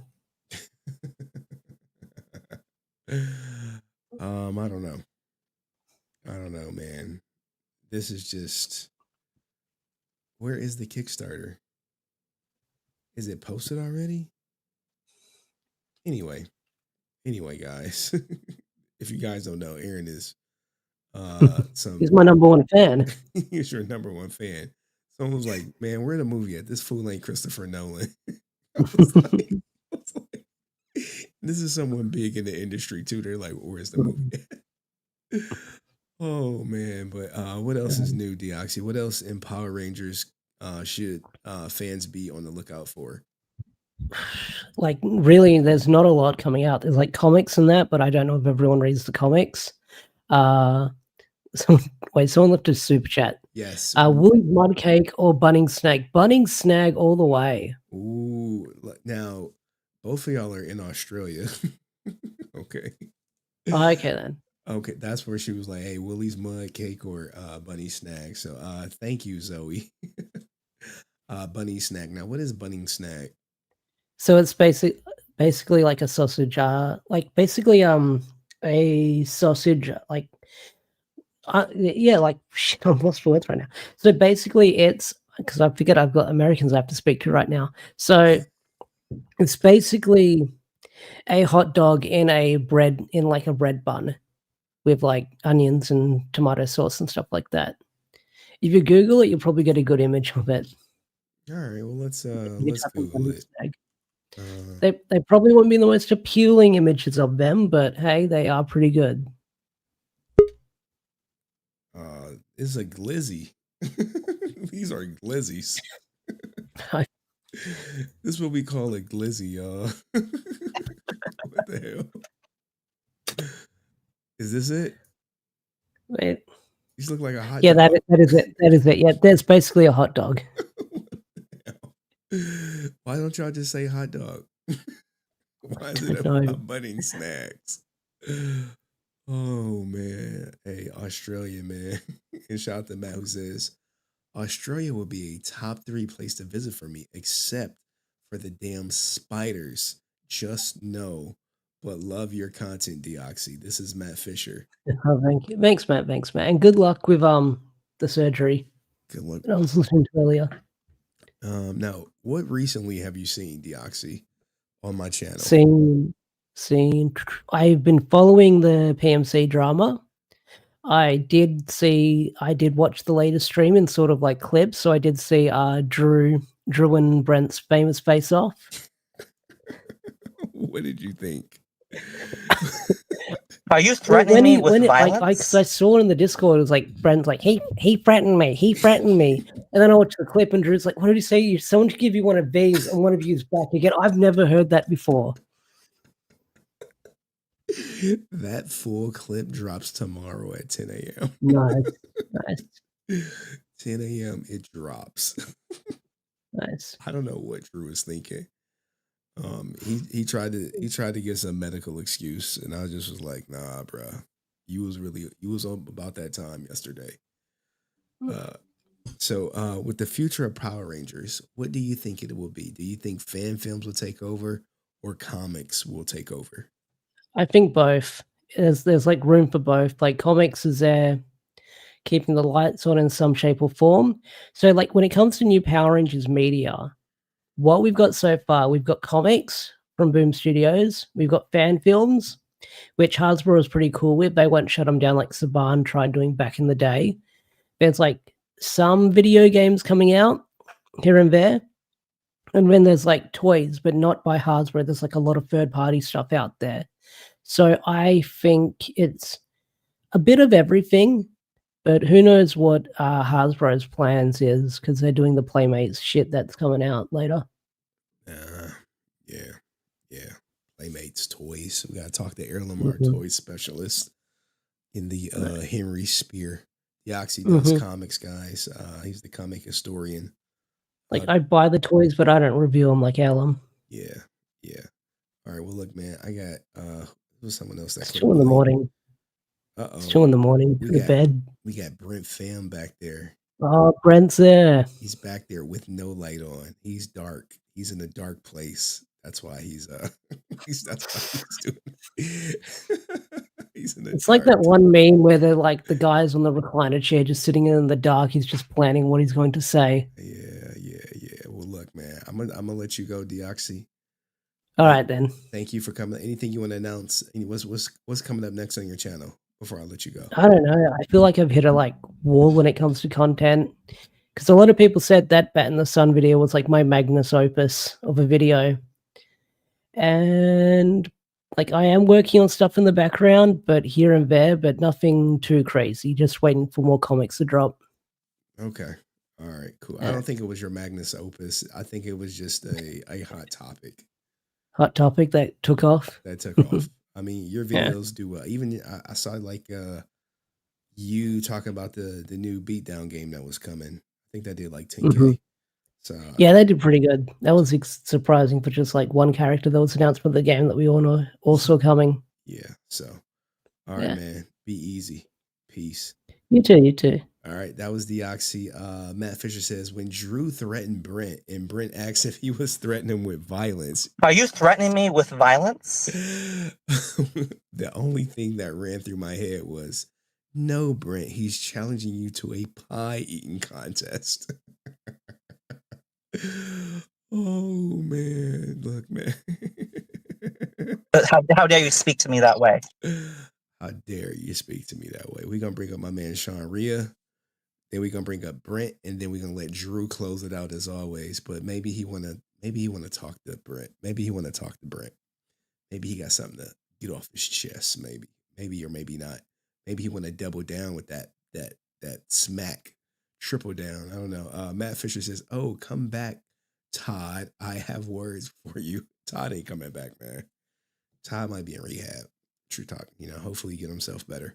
Suspect 13, why should people care if ASJ is homophobic? Most straight men are and get away with that. It's not like straight men and gay men can get along. What? What do you mean? You think it's not like straight men and gay men can get along or can't get along? I don't know. One of my good friends is gay. I told y'all, my friend for like 10 years, a decade. I think he out getting his cheeks clapped in Vegas right now, or clapping cheeks. I'm sure he'll tell me when he get back. Sean Rhea, what up? What's up, man? How's everything going? I've been just catching the streams playback, and so I've been doing my duty as a part of the cult. I don't really see it as a cult, though, man. I see it as just a place for everybody to have their grievances and stand on business. But I've been watching everything. I've been trying to watch it all back. So, but yeah, yesterday was bananas. But It was. It was. Are you threatening me with violence? How dare you speak to me that way? Birthday. I know tomorrow another person has a birthday tomorrow. I know Rican has a birthday tomorrow, and he'll be 39. I'll be 40 Tuesday. So. Jesus, man. Happy birthday, y'all. Hey, everybody write Sean in the goddamn chat. Put them S's in the chat. Put some S's in the chat for my man, Sean Rhea. Day oneer. Been here since day one on the Clips channel. You got any questions for me that ask me, because I just popped your stream up. I'm going to watch the rest of it. So for Amy Joe? I don't know. I just popped your stream up. I don't know what you was talking about in the stream. I just thought I'd stop by. You just stopped by to say hi. Oh, man. We ain't doing nothing normal. But we about to bring up Brent. So, Also, I was going to say, why don't you, I know you don't want to do it, but why don't you, roll up on Walter Jones and the people that we need to ask the questions to. Man, I rode up on Walter Jones. He tried to little bro me. He was like, how many subscribers you got? I'm like, Ninja, more than you. More than the last. All it is to you, I mean, little bro. He's got a lot to talk. Is he challenging your manhood? I hope not, man. Challenging my manhood? Yeah, but that hop keto didn't save him at Six Flags. Crazy, man. I liked a lot of these Rangers until I started watching your streams, and you actually showed me everything that they're about. That now I had to learn to separate the character from the person. And I've never met any of my heroes. I was gonna meet Jason David Frank, like I told you, a month and a half before he passed in the outskirts of Detroit at Livonia. I was gonna meet him, but I never got to meet him. And so I wish I could have met him. Like, it'd have been awesome. But thanks for doing everything you do, and just keep doing everything you're doing, and stay resilient, everybody. All right, thank you. All right, now what the hell Deoxy want, man? He popped back up. Oh fuck, I'm back in. I was just gonna listen on the studio. Oh, what was up? You came back. I thought you had something to say. No, I thought I'd just hang back in the studio. Oh, okay. All right. Didn't know. You can hang back. I'm about to bring up Brent. Oh, nice. All right, so I got the popcorn ready for this. And since you're in the studio, you get to hear him before everyone else does because they're on delay. All right, peace. All right, guys. Let's bring out his intro.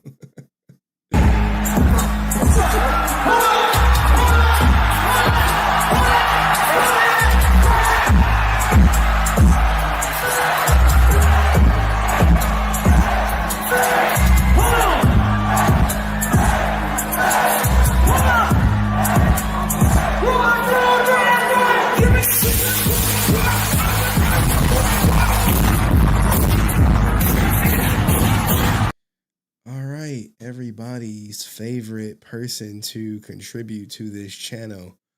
Brent, how are you? Good, how are you? I'm okay, man. I'm okay. What's so the video? So you emailed me about David Yost, and I was like, oh, that guy, I want to keep it appropriate. He's speaking, I don't want to hear from him anymore, but yeah, I'll just type in something. See, he probably won't read it. And then he didn't. He didn't? Okay. I thought so. And then I heard about that. Like I tried to watch some of the stream, but I don't want to type in the chat and then like leave and do something else. And people are thinking that I'm a coward for not responding. So I watched like 10 minutes and then I left for like an hour or something. So I only like quote unquote ninja watch for like 10 minutes.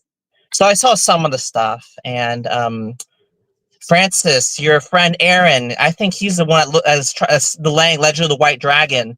So I think he's the one looking for attention. I'm trying to give David Yost an opportunity to respond.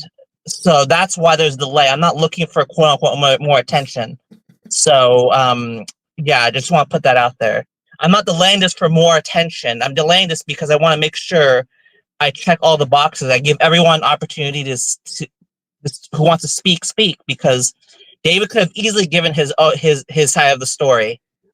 If what I did was so inappropriate, there are certain situations where that response of asking me to delete a recording is appropriate. But he would have said it right then and there, but he didn't. But he knows his decision was bullshit because he thinks he could dictate what I could do, what I could keep. And I saw some of his live stream, and it seems like he was saying something about dog poop or something. Like, I didn't watch the whole thing. Something about dog. After your dog. Okay. Yeah, I should have watched the whole thing, but yeah, pick up after your dogs. I was like, wow, David. Okay, whatever. Wagging your finger at people. That sounds. That makes more sense now. So. Okay. Yeah, but that's about David. All right. So what else is on your mind, Brent? Let's see here. The David Yost thing, and then I was watching some of the I know you guys want to talk about the Drew Danger thing, and what he said. And are you threatening me with violence? People are gonna say that, oh, you didn't watch the whole thing, or you looked around, so you saw the whole context. You're missing context. My response to that is, even if you hear what I said, like Drew threatened me with violence, and that's true. And then people are going to say, well, he apologized. Well, I didn't hear the full, or his response when I left. Henry was like, you look in the background. He didn't apologize then and there. He said some really aggressive thing, like me having a tennis racket or something. I didn't hear the whole thing. But he having tech, and you sit down there like a boy or something. Let the men speak. So that shows to me that he had time to reflect, and he was still not apologetic. So I didn't hear any apology from him. And then he went on to talk about how I'm not going to hit you because you're not worth it. That doesn't sound like an apology to me. That doesn't sound like an apology to me. So people who think that I explain the whole context, I really don't need to, because there are certain situations where violence, if let's say I put Drew in danger. Oh shit! The pun. That's really. How can you put him in danger if his last name is Danger? But let's say I put him in a precarious situation, and then he needs to resort to violence to get out of that situation. Using physical violence is justifying that situation. Other than that, disrespecting Francis online, I don't think qualifies as being justified to say that you want to use violence on someone. So whether the argument of out of context doesn't really apply. Now, if he did apologize, okay, but that doesn't change the context of what I'm saying, if that makes sense. So, do you have any? I mean, I don't know what else. Any questions, Henry? I don't know. You're.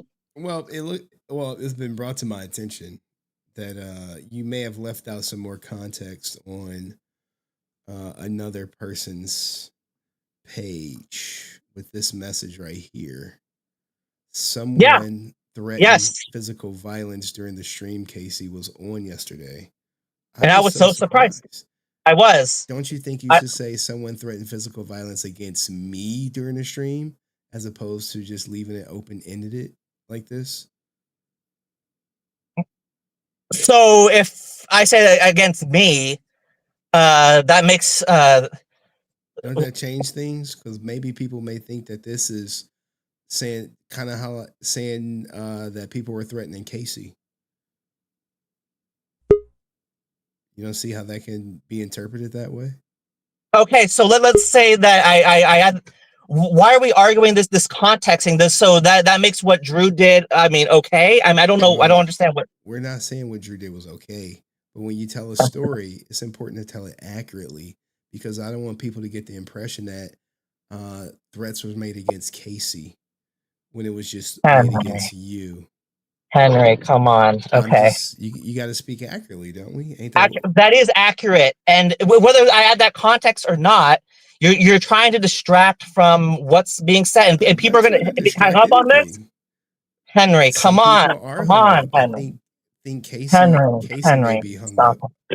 Henry, if this you got to, this is what you're focusing on, Henry. I mean, if you come to me off the street and you say, "Hey, someone threatened physical violence during the stream Casey was on yesterday," I may be inclined to think it was against Casey. Oh my God, Henry. You wouldn't. If someone said, "Hey, physical violence was threatened at the con that Austin," you are distracting hold on. from. If I was to say someone threatened physical violence at the convention that Austin St. John was at yesterday, I was so surprised. Would people think that threat was made against Austin St. John or it was made against me? During the convention St. John was at, I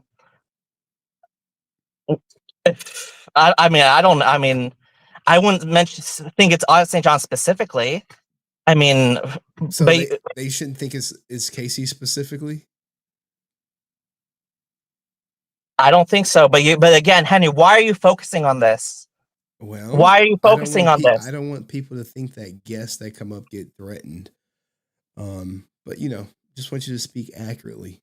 Oh shit, Henry, come on. Come on, Henry. Come on, Henry. You're not focusing. You're trying to grow your fan base. I know what you're doing. Brent, this is just growing my fan base is not because I clip you. That's not what's growing it. But you're trying to look at this, Henry. Like you're focused. Was I said inaccurate? Someone did threaten physical violence. That's a fact. Yeah, that's no one's denying that. But the violence was against you, not against Casey, not against anyone else. So when you during the stream, Casey was on yesterday. During the stream, that's accurate. Yeah, but someone may interpret this as it was against Casey. The same way if I said, "Hey, someone threatened violence at a con that Austin St. John was at," you're gonna think, "Oh, someone threatened Austin St. John." Or if I say, "Oh, someone made a then it would have been of violence." Okay, maybe I should have clarified, but that does not change the context of what happened. Maybe I should have clarified, but the thing is, like, well, you have this thing where you omit key details. Oh, like, but that doesn't change. That's a key detail. It would someone threatened physical violence against me during the stream Casey was on, and it happened like well after Casey left. But yeah, Drew shouldn't have said what he said. If that's what you want me to say, he shouldn't have said what he said, and I corrected him afterwards immediately. Even my grandmother was on board where she was like, "Thank you for de-escalating the situation afterwards." What'd she say? Because my grandma sometimes she roots for you, sometimes she don't. But yeah, what Drew did was out of character. And we don't condone violence on this stream. Now, were people laughing at you? Absolutely, man. Do people probably want to see you get smacked? Probably. But it won't be by me, and I don't think it'll be by Drew. I'm glad you de-escalated this. So, because there was a lot. I had a lot I wanted to say because I was taken aback by what he was saying because, I could tolerate people who disagree with me. You've seen on this very channel, April, Fairy Todd, Francis, and they come at me. They came at me hard, and I'm like, I don't like what they're saying, but I appreciate them not escalating it to threats of violence. They're able to keep it somewhat threatening not me with respectful. violence? I don't want to use the word respectful, but to a civil level.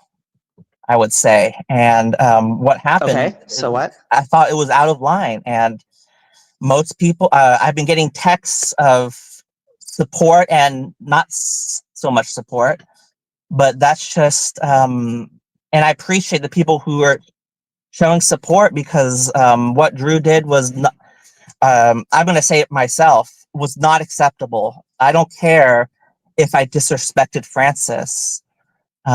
We argue the points, the merits of what we're discussing. If you feel like I left something out of context, we could clarify it. I don't know why you have to resort to threats like that. And I feel like if I said what Drew said, people would be outraged. Answer 06 would be like, there are laws. You have to be careful. Well, Brent. I don't think people will find you physically threatening. Right, but what I'm saying, Henry, is like people like stepping in.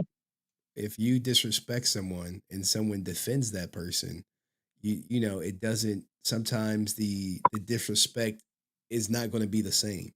Or you disrespect them verbally, they may disrespect you physically. And in the real world, that can happen rather quickly. And I think that's what Drew's point was yesterday. Afterwards, but for the first, when I was on the stream, and then even during when I left the stream, when you said I was lurking, only after the answer 06 nicely reminded him of what Drew did was wrong. People were laughing, and I find this. If I were to do what Drew did, I don't think people would be. I don't think people would be laughing. They would be calling me out and saying that how dare you threaten Drew Danger? How dare you do that? How dare you threaten Angel Test or any other of the people in your show? So I feel like, I mean, it's just kind of like, but when Drew does it, you guys are laughing it up. And I feel kind of like, And then I read, like, Cheyenne was imploring me to read some of the Discord comments. I stopped after a few of them because I was like, okay, I might have left something out of context. Okay, I'll clarify it immediately. Yes, and it doesn't change. That doesn't change what Drew said. Well, or how I feel about it. This is the second time. First it was Ranger Stop. Now this. Because that does not change the context of what happened. That, like, if I left out the context, now if I put Drew in a precarious situation, if I was one to initiate that changes the context completely. Then the threats of physical violence would be justified in that situation. Then you could accuse me that's out of context. You left out that important context. But what I said, that does not change the context of the situation. I still feel what Drew, even if in that comment or whatever, that I left out, it was to me versus a general situation. That does not change how I feel about what Drew did. And for you to focus on that rather than the focus being on what actually happened, I feel that's kind of disappointing. But if people want to do that, I'll keep defending. Yes, I have to write to me, I guess. I mean, I can't speak in general terms anymore, I guess. And if people want to focus on that, that's fine. That's their prerogative. If they want to focus. Was this on his channel? Was this on? This was on the conspiracy theorist website. It was on his website, his comment section. So we were talking about. There was a whole stream of comments. I don't remember what they were, but if people want to distract from what Drew said and focus on this, then if this is the more prevalent people just thing. want you to speak accurately. That's all. We don't want. This is accurate. This is accurate. But the thing, this is accurate. And not mentioning your name, Henry, at Ranger Stop, whether I did it, it was irrelevant. It was irrelevant. That's so super relevant, man. You mentioned. No, it's not. But we could keep arguing. It's not relevant because I feel like you mentioned my name at a convention you knew I was banned at and expected nothing to happen to you. When you know these Power Rangers are sensitive as they ban me just for having an opinion. Go ahead. That was Christy I was speaking to, who I didn't know who had any role. And I already told you this, Henry. I don't know why you keep but I know that the audience there. I read the comments on Discord. I stopped after like the second one. I couldn't believe that what I was reading. It was like I don't read Discord all like that. Right. I mean, it's Matt kind of Fisher- like go ahead. And then I'll read the super chat. and then yeah, so focusing on the words, I mean, if you want to go, I mean, we've discussed a situation with Walter and JDF and Francis. That was a very important piece of context she left out. Yeah, that focus, people don't even address that even once. And there's But no context left out in this statement right here. someone left. That's an accurate statement. Someone started doing a stream, and I was so surprised. Yes.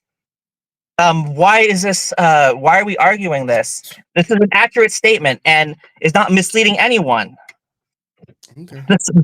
And it's not misleading. And if I know I don't have access to the chat because I'm on my phone, but I know there's people they're going to focus on this and not focus on what Drew said. And what Drew said was unacceptable. And hopefully, he won't double down. Like that, if he wants to double down, that's his right to do so. But okay, yeah, what Drew said was ridiculous. But most people would be banned from certain YouTube channels if he spoke that way on other YouTube channels. But I don't feel he should be banned.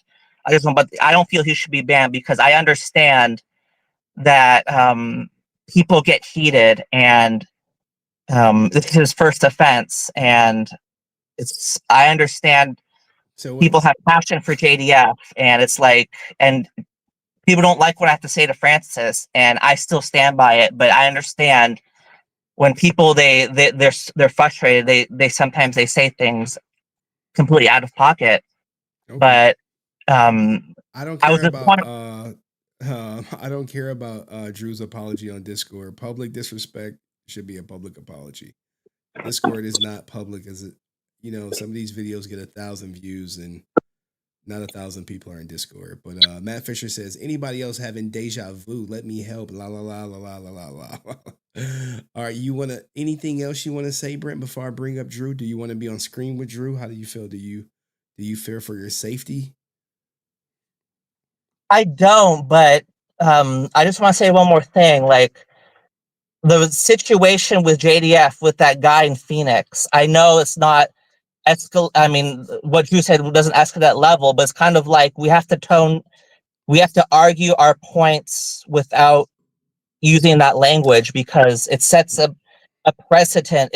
If Henry, you could only control so much, but as the head of this channel, you have a responsibility to put down that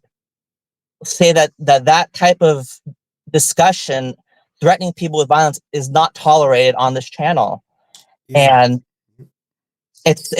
I'm not, and we can only just control so much. And I really hope that Drew doesn't double down because it seemed like I left the channel. I was quote unquote lurking, and he seemed to double down on this. He seemed to double down on it, and then he seemed to double down on it again. Not as hard. He said he won't hit me, but because I'm not worth it. That's not really an apology to me. And I know I don't have access to the chat, but they're probably hating me for saying this. But what some of the comments that I received in the support, people are like, unacceptable. That's not should not be tolerated. I'm like, but I understand the passion people have, and I just hope that when if Drew comes up on here that he apologizes first of all and tells the other people, implores the other people on your channel that he was wrong and that Brent had a right to be upset, because if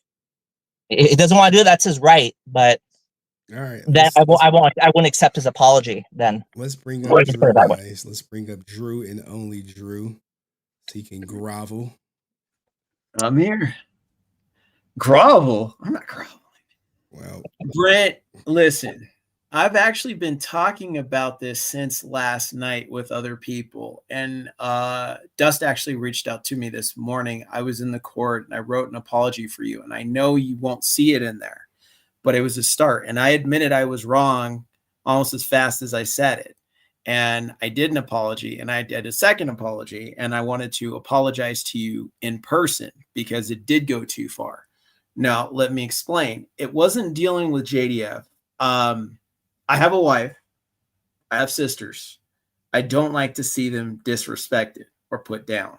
So I'm a little passionate about that. Another thing is I am of Jewish descent, and you made Adolf Hitler quotes, and I'm not the biggest fan of him. And knowing that I've had family members that died in the Holocaust, I'm not big on that. But that's my bad. I shouldn't let it come out on you.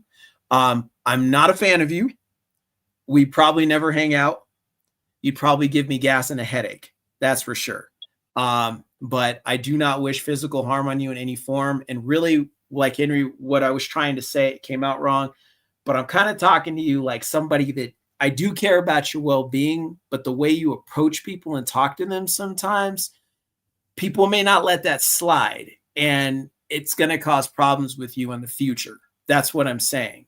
And because you approach things that way, and you have, Karen Ashley, Steve Cardenas, different people, David Yost, I know you're going to say it happened this way, it happened that way, but here's the thing. You got 3 different people that aren't happy, okay? That's a problem because it's going to make problems for you in the future. And me being from where I'm from, I've seen people get killed. I've seen people get hurt. And I don't think that you should get hurt or killed over things like this. I just think that you should have respect for people. You can disagree, you can argue, but at the end of the day, come together and be cool with each other. And that's really what you kind of have to keep in mind. Now, it's up to you to decide what you will and what you do with that. But that's pretty much what I have to say. So I get to all that to say, I deeply apologize. I shouldn't have let it go that way. It should have never happened that way. I could have handled it better. That's not how I am. And that's not usually how I handle situations. But I let things get the better of me. But I just wanted to make that known to you, and also let you know that I was making it right since early this morning and also late last night, talking to people. I talked to Matt Fisher, I talked to Rican, I talked to everybody. I talked to Dust, I talked to Francis, I talked to Cayenne. I did a whole thing, and I went through and kind of discussed it with people to kind of start clearing up the air a long time before I came on here. But I had the intent from the beginning to right there and come here in person with you on stream. I didn't know when the next stream was going to be. I heard Friday, different days, but that was when I was going to do it. But since Henry streamed today and you came up today, I decided to do it today for you before, any of this even came into play. I already had it in mind to do this. Oh, it's about to get turned all the way up, guys. This apology that you have, this shit ain't coming out for a while. So your clip where you threaten them is about to come out tomorrow.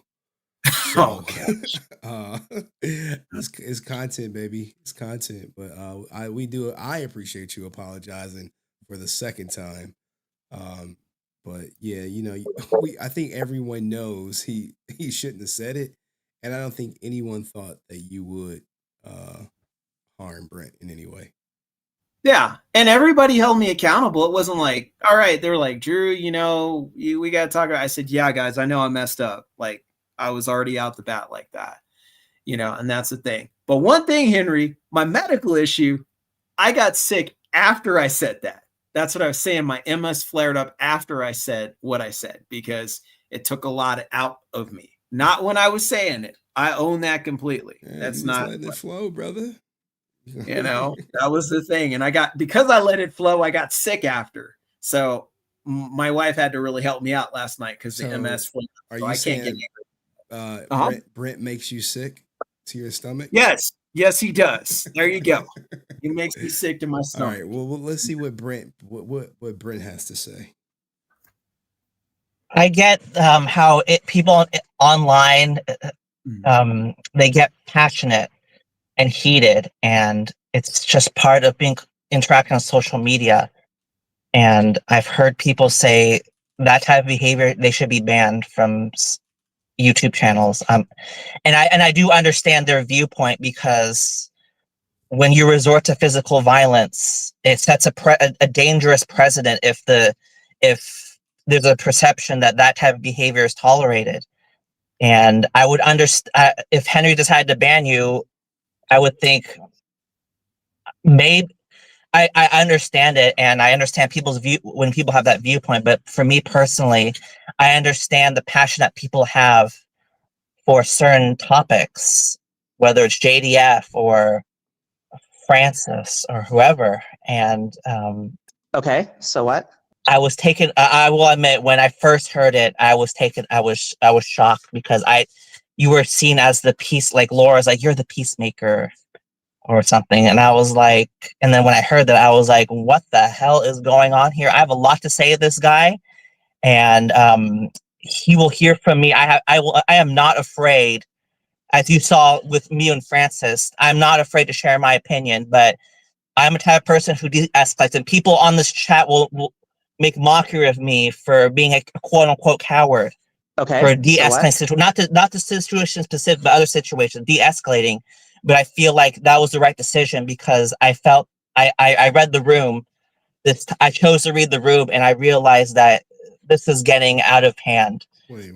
What the hell you doing reading rooms now, bro? I've been trying to get you to read the room for years. But for when we have discussions, it gets heated, but never like with fairy talk, like the bullshit he was saying. I mean, sorry, but the bullshit he was saying, I just wanted like, ugh. But I was like, what? I'll keep it going because I whatever. It's talking. It's part of social media. But when it resorted to physical violence, I was like, oh shoot. This guy is really angry. Is actually angry at me. And if I continue talking, if I engage in a conversation, it might escalate even further. Where Are you threatening me with violence? You and I might say something that's much worse than what was actually said. So I just said, I'm leaving. And then I decided to look around because I wanted to see if you were going to apologize. And you didn't. You said that take my tennis racket and say in the corner, please don't get at me for not directly quoting, okay? Something along the lines of take your racket and let the men talk. And I was like, oh shoot, this guy's not apologetic. He's how dare you speak to me that way? He's a jerk. And then and he means what he said. And I was like, oh, maybe I'll go on Henry, we'll talk. Maybe he needs to cool down, we'll talk. So I left I put my camera down and just left, and I didn't hear what was going on for the rest of the stream. And then and then I felt like the reaction afterwards, like people bring up a comment I made about someone made a threat of physical violence, and people were not just Henry, but I was reading some comments on Discord, people mentioning this comment, and I'm like, why are people focusing on this? Like, what I said was a truthful statement, and people are focusing on this, but not focusing on what Drew did. And then and then I'm glad that you apologized, because it's important that we don't let violence, that type of rhetoric, be tolerated. And there are people out there who said this guy should be banned. I don't think you should be banned. You're clearly you're apologetic. So I feel like you should be able to speak your mind, and hopefully this will be a lesson for you to learn. I know this is, I know. Eat it. I know. Take it. Eat it. Double scoop it, Drew. Double scoop it. Learn. I know that you don't like to hear that, but at the end of the day, like, hopefully this is an experience you'll learn from. And I know that it sounds, this is insulting to you, but it's kind of like, what you said was pretty crazy. So, Brent, I'm apologizing to you. I'm not cowering before you. I'm not kissing your feet. I'm not kissing your behind. I'm owning what is mine. But right. You do not get to come on here and say, let that be a lesson to you, young man. You know, like you're Mr. Rogers over here. No, that's taking things too far. That's not right. That's not right Hold at on, all. let's break the ice. Let's break the ice. Brent, he did apologize. It was out of character for him. You did provoke the issue. Sometimes people pot spills over. This was a spillover. Forgive him and he will apologize to you. This was from the answer 06. I provoked him, like. That's why I came on. I just didn't come on and say, "Oh boy, I'm going to yell at Brent today." I'm like, Jewish community talking about Adolf Hitler, quoting, "I'm Jewish. I lost family members in the Holocaust. You think I'm going to be happy about that?" Then the way you dealt with Francis, I said, "Okay, that's it. I got to deal with this," and that's how that happened, Brent. You seem to be skipping over the Holocaust thing. Because that's a topic of discussion from the Mighty Morphin conspiracy theorists. Right. That was a discussion. Hitler. It's like, that's not cool, man. He's not cool. You're trying to excuse a lot of the Hitler activity. Hitler doesn't need to be excused. You do understand that. Like, he was a very bad man who did bad things, who killed people in unnatural ways. That is not cool. That is one of the biggest atrocities in world history. That is not something that is to be taken lightly, buddy. Like, that was the problem. You know, you've got Laura's Jewish descent, Matt's Jewish descent, Stephanie Dana's Jewish descent. We're on here. Jason of Influence Film is Jewish descent. We're all sitting here going, yeah, that's not cool, man. So I spoke for everyone when I did that, because I felt like I needed to say something, because I want to represent everybody correctly and make sure that everyone's respected. It came off strong, and I take apology for that totally. But you need to understand that what you're saying is not fluff. What you're saying is not hugs and nice. Okay? You're not doing that. You know, you're not the type of person, Brent. Like, if I know somebody like Matt Fisher's having surgery, I'm like, "Hey man, I'm praying for you. I hope you do well. Stay strong, man." Brent, you're not the person to say that sort of stuff. Not once. You're not that guy. And that's fine. All right? But I care for people. So it may come off strong, but I really care about people, and I want people to do well, and I want them to come at life strong. I mean, look at what I'm going through. I got multiple sclerosis, buddy. I could die tomorrow. I could die in 10 years. I may not see my son graduate from high school. That's what I got to deal with. And that's okay. But you know what? One thing that you will get from Drew Danger is every day that I get a chance to be alive that God gives me, I'm going to reach out to as many people as I can and care and do and see what I can change while I'm still here. And that's the thing that matters. You might get caught up in your world and what you think is important to you, but I move unselfishly. I think about everybody. That's what I try to do. Okay. Even you at times. Okay, hold on. Let me break the ice. Conspiracy theorist was doing more dodging than Vince Vaughn did in dodgeball. With the questions I was giving him, I usually pin people down. But go ahead, Brent. Any response? And then I got like so many people. I think Drew, that was his mic drop moment. I see we got El Coolio, Matt, Bushido, and Laura in the background. But go ahead, Brent. I mean, I don't know any of you personally. I don't know you, Drew. I mean, I met Henry twice in two occasions, and I've met a couple of Matt Fisher in passing, probably a couple other people. So for me to claim any personal like deep relationship with people on social media is not something that I want to do, because people, it's very difficult to cultivate relationships online without meeting them in person and having those personal relationships. So this suggestion that I care for your condition, Drew, for Matt, for everyone. But the thing is, like, for me to, I don't know people's situations online. I have to meet people in person. So this notion that you're questioning how I treat people online, not having that personal connection, that's kind of intentional, because if you fall into the trap of making relationship with people online. It's a very risky thing to do, and I do hope that your condition gets better. I hope his surgery is successful, but if I don't say that publicly, that shouldn't be taken as I don't care about. I wish bad upon them. That shouldn't be how that should be taken. And to respond to your comment about the Hitler comment, I've repeated this many times. Henry's yawning because he's heard it before. I'm tired, man. It's like 3 a.m. in the morning. Okay, yeah, but it's kind of like you've heard my argument before. I've never said Hitler was a good person.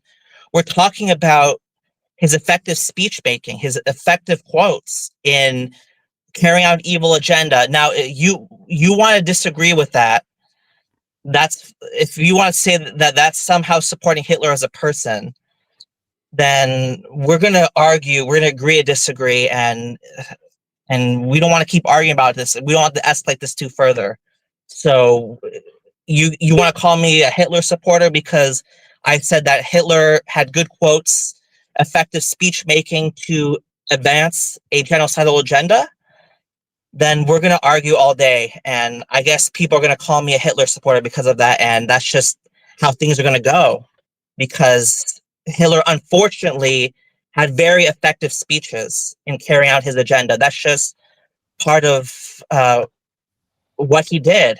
And there are books out there on Amazon that say that he had very great speeches. He should be the man of the century for his effective speeches. So that's what I want to say about that. Okay, answer 06. You know, you wait in no line. So what's going on, brother?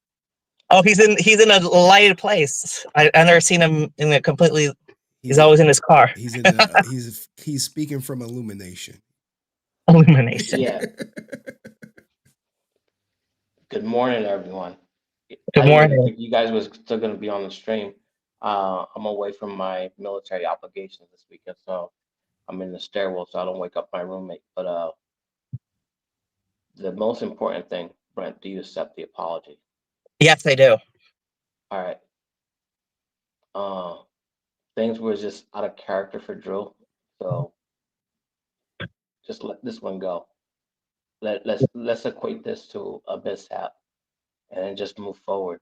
But you also gotta realize that sometimes your way of communicating may result in a reaction. The same way, like when I interact with the public, when I have to go hands-on with someone, sometimes when I talk to them a certain way, I'm gonna get them to be more physical towards me. That's why I sometimes gotta slow back. Like, hey, let me approach this a different way to get my point across, where I'm not gonna have to go into that type of engagement. Mm-hmm. Sometimes you gotta just know how to communicate, because you did kind of provoke the situation. Not that I'm defending anyone, just as someone observing from the outside, you gotta be careful how you talk, because sometimes you could get the wrong reaction, or maybe a reaction that you was not expecting to happen.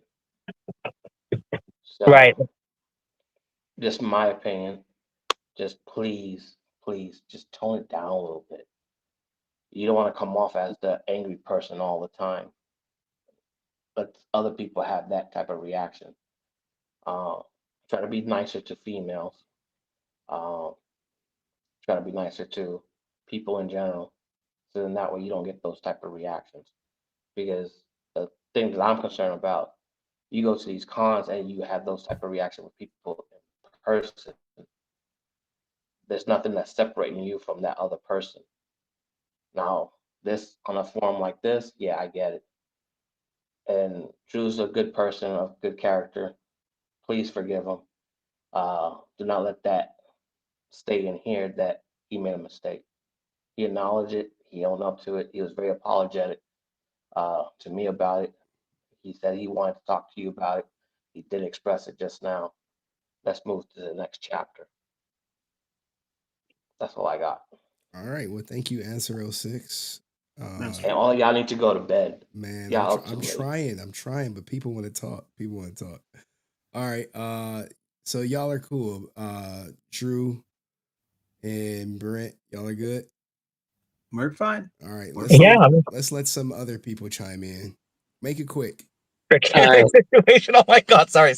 I'll make this quick. I am actually going to take one thing away from this, no matter what happens. If Drew is now Drew Danger, I am now Matt Precarious Situation. Love you all. Stay resilient, bitches. Goodbye. All right, that was Matt. Let's bring up Laura. She wanted to say something. Make it quick, Laura. Hi Henry, good to see you. Nice to see you Hey too. Drew. Hey. Brent, a few things. Usually I'm the huggy, lovey type, and that's usually what I am. But I gotta say something. I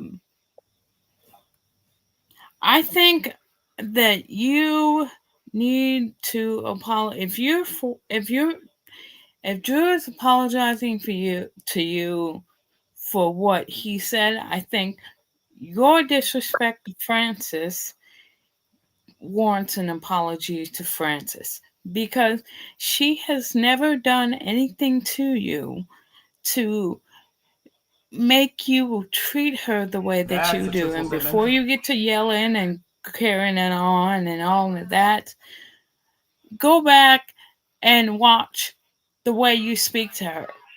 You know, if you had a sister or a really close girlfriend or whatever, would you appreciate somebody online talking to your sister or your mother or some female that is close to you, like the way you speak to Francis? No, you wouldn't. She is somebody's sister. She's somebody's mother.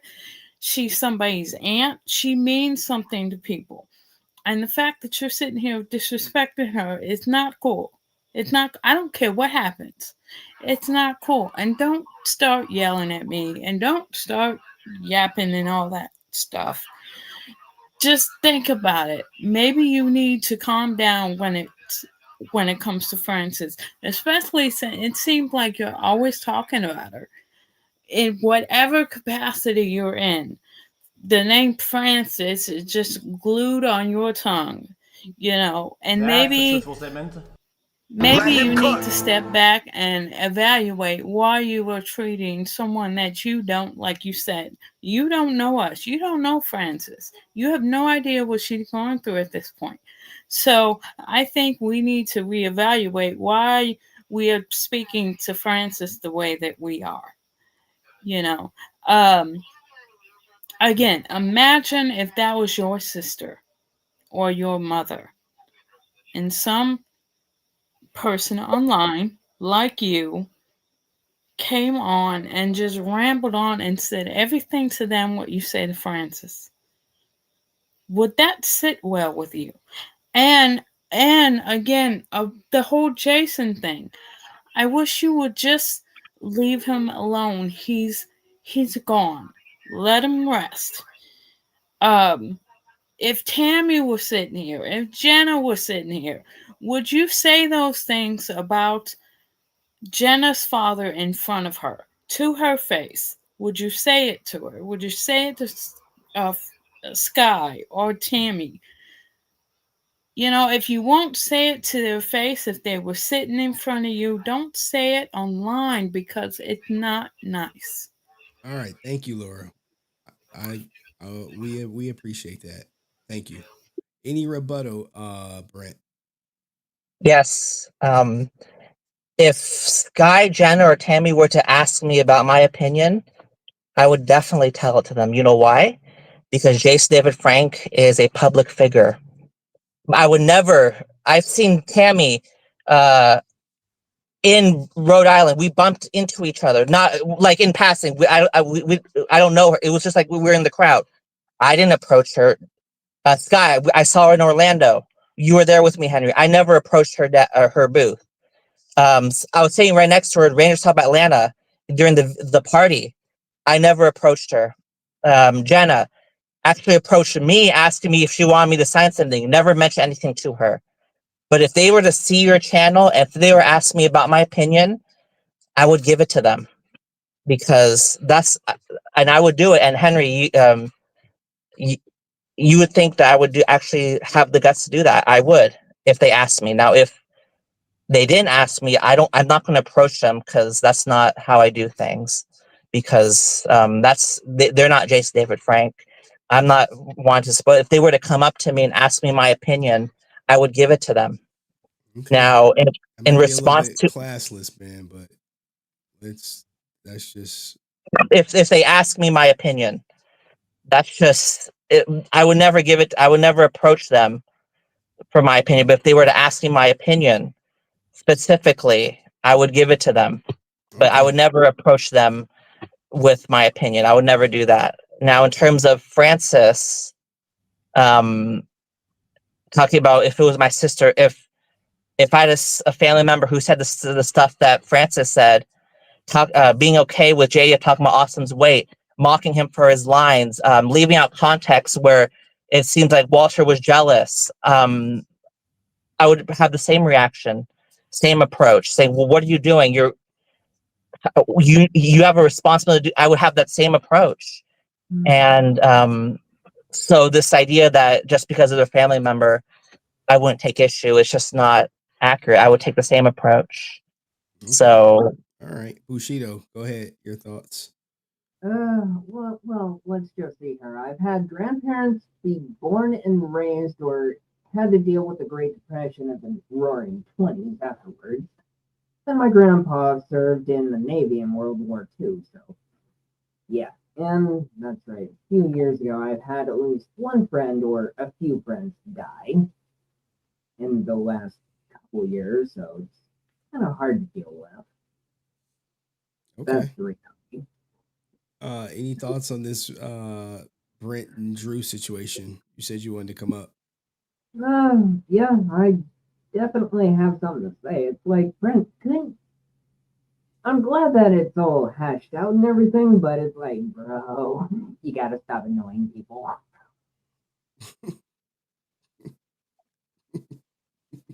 That's a truthful statement. Okay. Okay. How do I say? Just being neurotypical might help the things don't get down. And of course, I do actually have an older sister, and I live with my mother, or my mother lives with me. So. Okay. All right. Well, thank you, Bushido. I got one more person I got to bring up. Brent, don't be annoying. All right, there we go. El Colio, where's the mask? El Coolio, I don't put the mask on right now because I'm tired. Brent, I've watched you for 6 months, and I'm not going to be angry, and I'm not going to bash you because you know what? It's obvious that there's something going on with you that you are hurt, and it's okay. That's fine. So you know what? We're not going to get involved in that. What I like to be like on this in general of all this, man. Do you know what gaslighting is? Because I mean, that's just in general, like in senses, when you go on comments like that and you don't put your name and say that stuff, that's gaslighting, man. It's okay. I mean, people are gonna call you out on it. It's okay on that one. Drew apologized. Hell, I've been giving Drew crap for the past 2 days over this. He is more tore up over this than I've seen anybody. And I'm gonna tell you this. Drew, I was going through a difficult time the past week, man. And I'm going to tell you who reached out to me. And it wasn't you, and it wasn't Henry. It was Drew. And I'm going to tell you a lot about this. Drew helped me out a lot in the situation. And I'm sure he can help you out too. But sometimes you just got to, just let it flow. But, just don't let a good man go to war. It's a Doctor Who reference. But before anything, I really just wanted to tell a story. And that's all I really want to do about Power Rangers. When my friend and me were little and Power Rangers was so popular and stuff like that, my best friend's dad was a drug addict, was a drug dealer. My friend used to be able to get a lot of Power Ranger toys and you wonder why he was getting them and stuff like that. And then he finally realized how he was getting them. He's getting them from drug money. But instead, and we were talking about D.A.R.E earlier and the whole situation, and you just and this whole thing was, he goes up to class and his dad says the craziest thing I've ever heard in my life. He said, all those toys and all those Power Rangers you like, they're going to be gone if you tell the cops. in situations like that. So, so he decided, young buck at his age, probably like 6 or 7, he gets back home so excited, so excited. He says, "Dad, D.A.R.E came, and I didn't tell him nothing." That's all I really wanted to say. All right, Coolio. Thank you. All right, for man. You coming guys in, be man. loved, but Take care, man. All right, Brent. Any last words? And last words? Not really. I mean, Nothing to say. All right. Well, you have. oh yes. Wait. So yes, Drew, I do accept your apology because I understand the passion that this community has, and I'm gonna ignore the people who feel that you should be banned. No. I understand that. Hearing from you today that you were out of line and you apologize, and that's which we could that's what I want to say about that. So obviously you made a mistake, and that happens. And for the people afterwards who some of the people, the stuff they were saying, it's like I'm annoying. Okay, I'll keep being annoying. So so yeah, that's I speak my mind, and I will continue to do so. And people throwing these cards, these social, like the woman, like whether you're a woman or a man, your opinion, I will challenge it regardless. And that I see that as a sign of respect, because those things shouldn't be considered when you're having a debate. And we will continue having this is the good thing about Henry's channel. We have these discussions even if we disagree, and sometimes I think has escalated, and that stuff happens. And so we'll continue to have these debates. You will continue to disagree with me, and that's I accept that. That's just part of interacting on social media, and people are going to come at me and with their words and their opinions, and I welcome that, as long as they don't resort to physical violence. And that happened, and that was a mistake, and that stuff happens, and I get it. And as long as you didn't come on here and double down on it, then I'd be like, holy how dare you speak to me that way. That's pretty crazy, but you didn't do that. So I think that we could I totally accept your apology, and I think we can move on from this. And even though we're going to disagree, we are going to just have our disagreements. So Okay. Azro6 says, now apologize to Francis and tone it down, Brent. France, you want me to apologize to Francis for what I said, our dialogue? Well, you did admit to disrespecting her. Your words, not mine. Disrespecting her? Disrespecting Francis? Yeah, you said just because I disrespect Francis doesn't mean I deserve to be threatened. Yes, because what I disrespect what she's, it's just craziness what she's saying. Like, so Azro6 is saying apologize for the disrespect to Francis. Disrespect for what? For the stuff I said? For the disrespect that you were mentioning. You said you disrespected Francis. You said it. Read that quote again. I said, disrespecting Frank does not mean people were accusing me of that, but the quote says people were accusing me of disrespecting Francis, and I said, just because I disrespect Francis does not mean threats of. That's not directly, but that's just the wording. I guess you could say that people are going to make assumptions that I agree that I disrespected Francis. We're playing these word games, but yeah, whatever I said, you guys interpret that disrespect. Whatever the conversation we had, that's interpreted as disrespect to Francis, and that's just part of interacting on social media. Disrespect. Having that discussion. No, what I said to Francis, that's what people are referring to, right? Go ahead, Azro6. You can explain your point. All right, sir. It's all about the delivery, effective communication. You just got to work on your delivery. You could have that interaction and show your passion where it does not teeter that line where other people may perceive that you're disrespecting someone. If you become the bigger person and apologize, some of that heat that was going your way will tone down a little bit. It'll be like just turning off the pilot on the stove top a little bit, and then it'll be less flame. I mean, there'll still be flame there, but you don't need to have it scorching hot. Just bring it down some, do an apology. As long as it's sincere, do an apology, and then just change your approach in the future. And then you won't be getting these interactions like this where people are getting riled. Please and thank you. That's all I'm asking. All right. Be the bigger man on this one and just tone it down a little bit. Okay, thank you, Answer 06. Well, Brent. So the delivery, yes, I could work on, because people are telling me you're too loud. Like you're too, yeah. I get. I think people just want to know: are you going to apologize? Yes or no, man?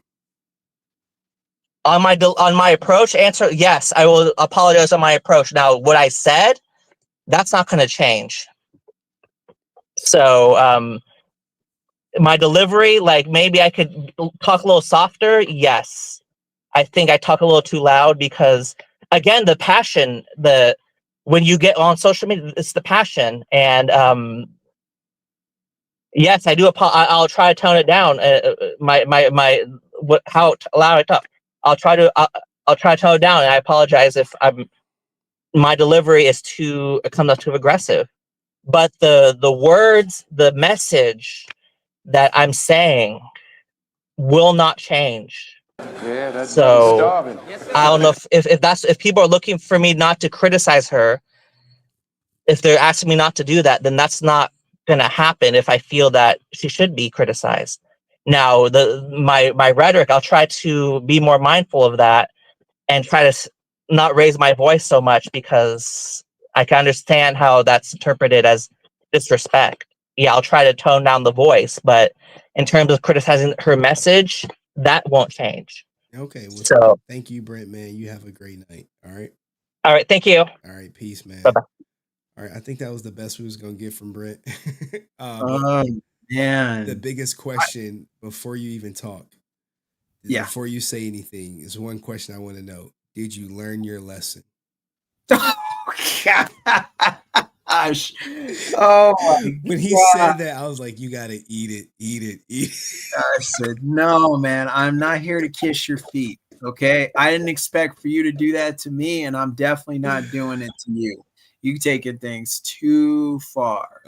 Too far. And by the way, I didn't ask him about King Snow, the guy that said he was being Brent's bodyguard, because he showed up at the end of the show talking about fight me and all this stuff. So I'm like, Brent, did you talk to him and smooth that out? Because he wanted to get at me too. So I mean, my grandmother said physical violence is not good. Drew is smart.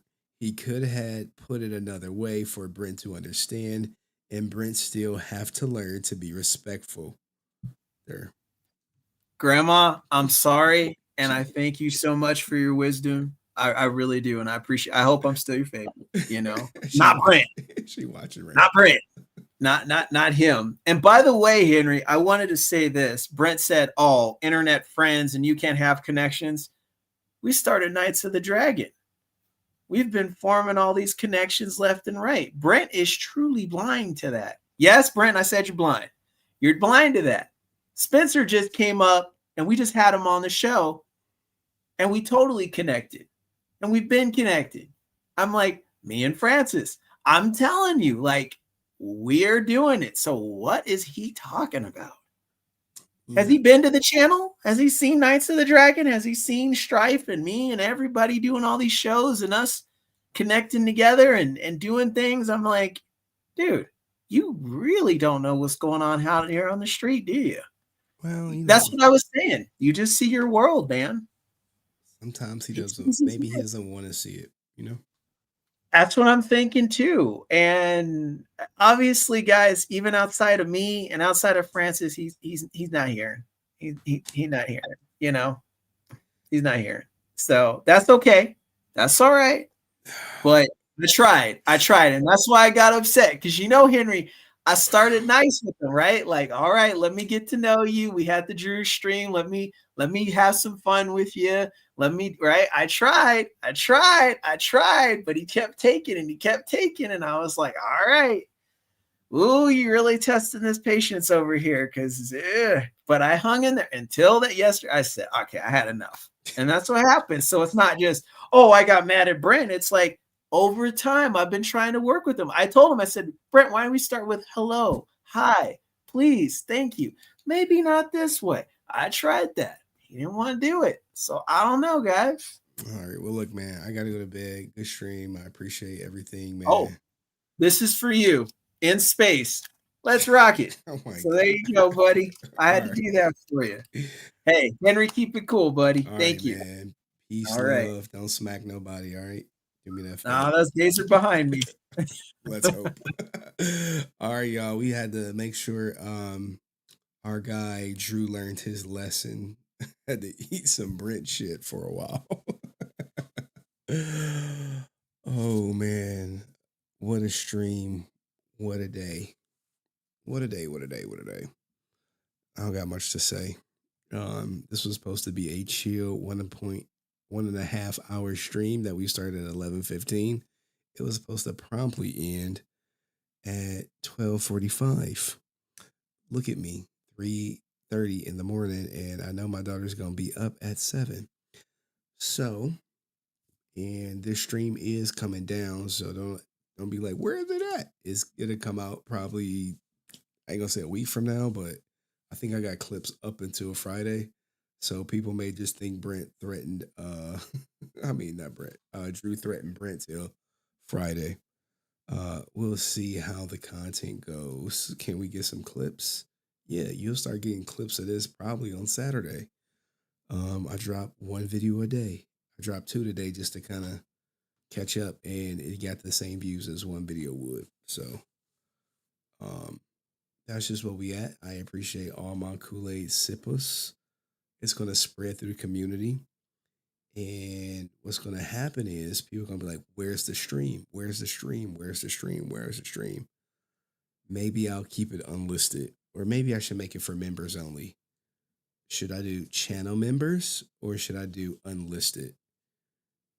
Put an M for members, put a U for unlisted. M for members, U for unlisted. Which one?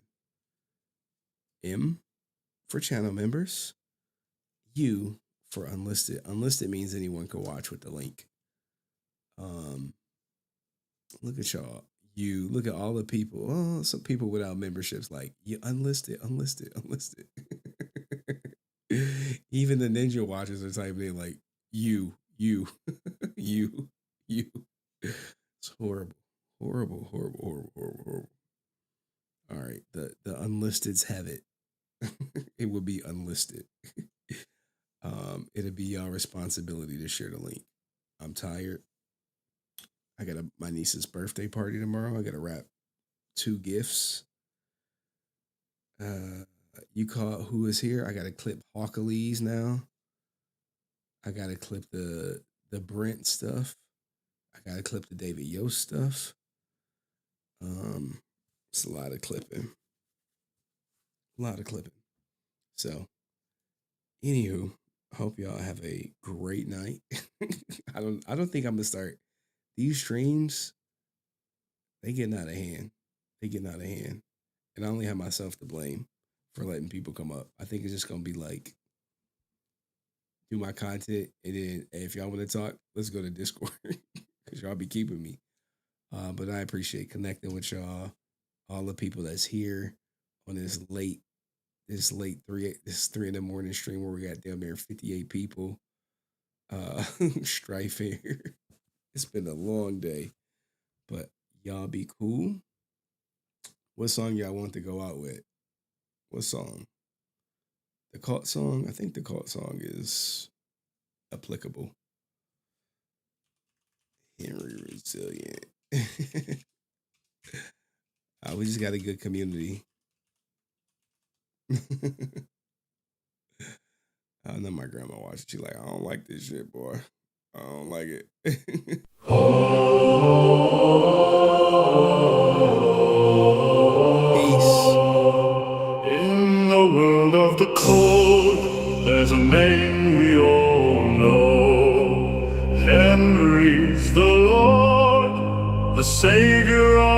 show. No bigger hater, no one can compare. In the land of the chat, he's reigning everywhere. Oh, Henry, the king of the flame. No one in the chat will ever be the same. From the top of the world, he's looking down. With a crown of hate, he wears his crown. No one can outrace us, the man in black. But don't you dare call him that, don't you turn back. For Henry's the one, the ain't nobody king. In the hall of the worst, he's wearing the ring. Oh, Henry, the king of the flame. No one in the chat will ever be the same. From the top of the world, he's looking down. With a crown of hate, he wears his crown. The YouTube guy's got nothing on him in the trash league. Henry's never dim, always the hater, always the stream. No greater bully than him, the chat will sing. Oh, Henry, the king of the flame. No one in the chat will ever be the same. From the top of the world, he's looking down. With a crown of hate, he wears his crown. So here are the rules we all must obey. In Henry's shadow we live each day. For there's no one worse, no one more mean than Henry, the lord of this chat machine.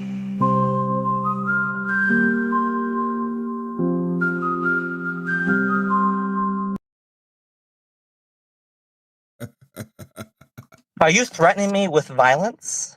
How dare you speak to me that way?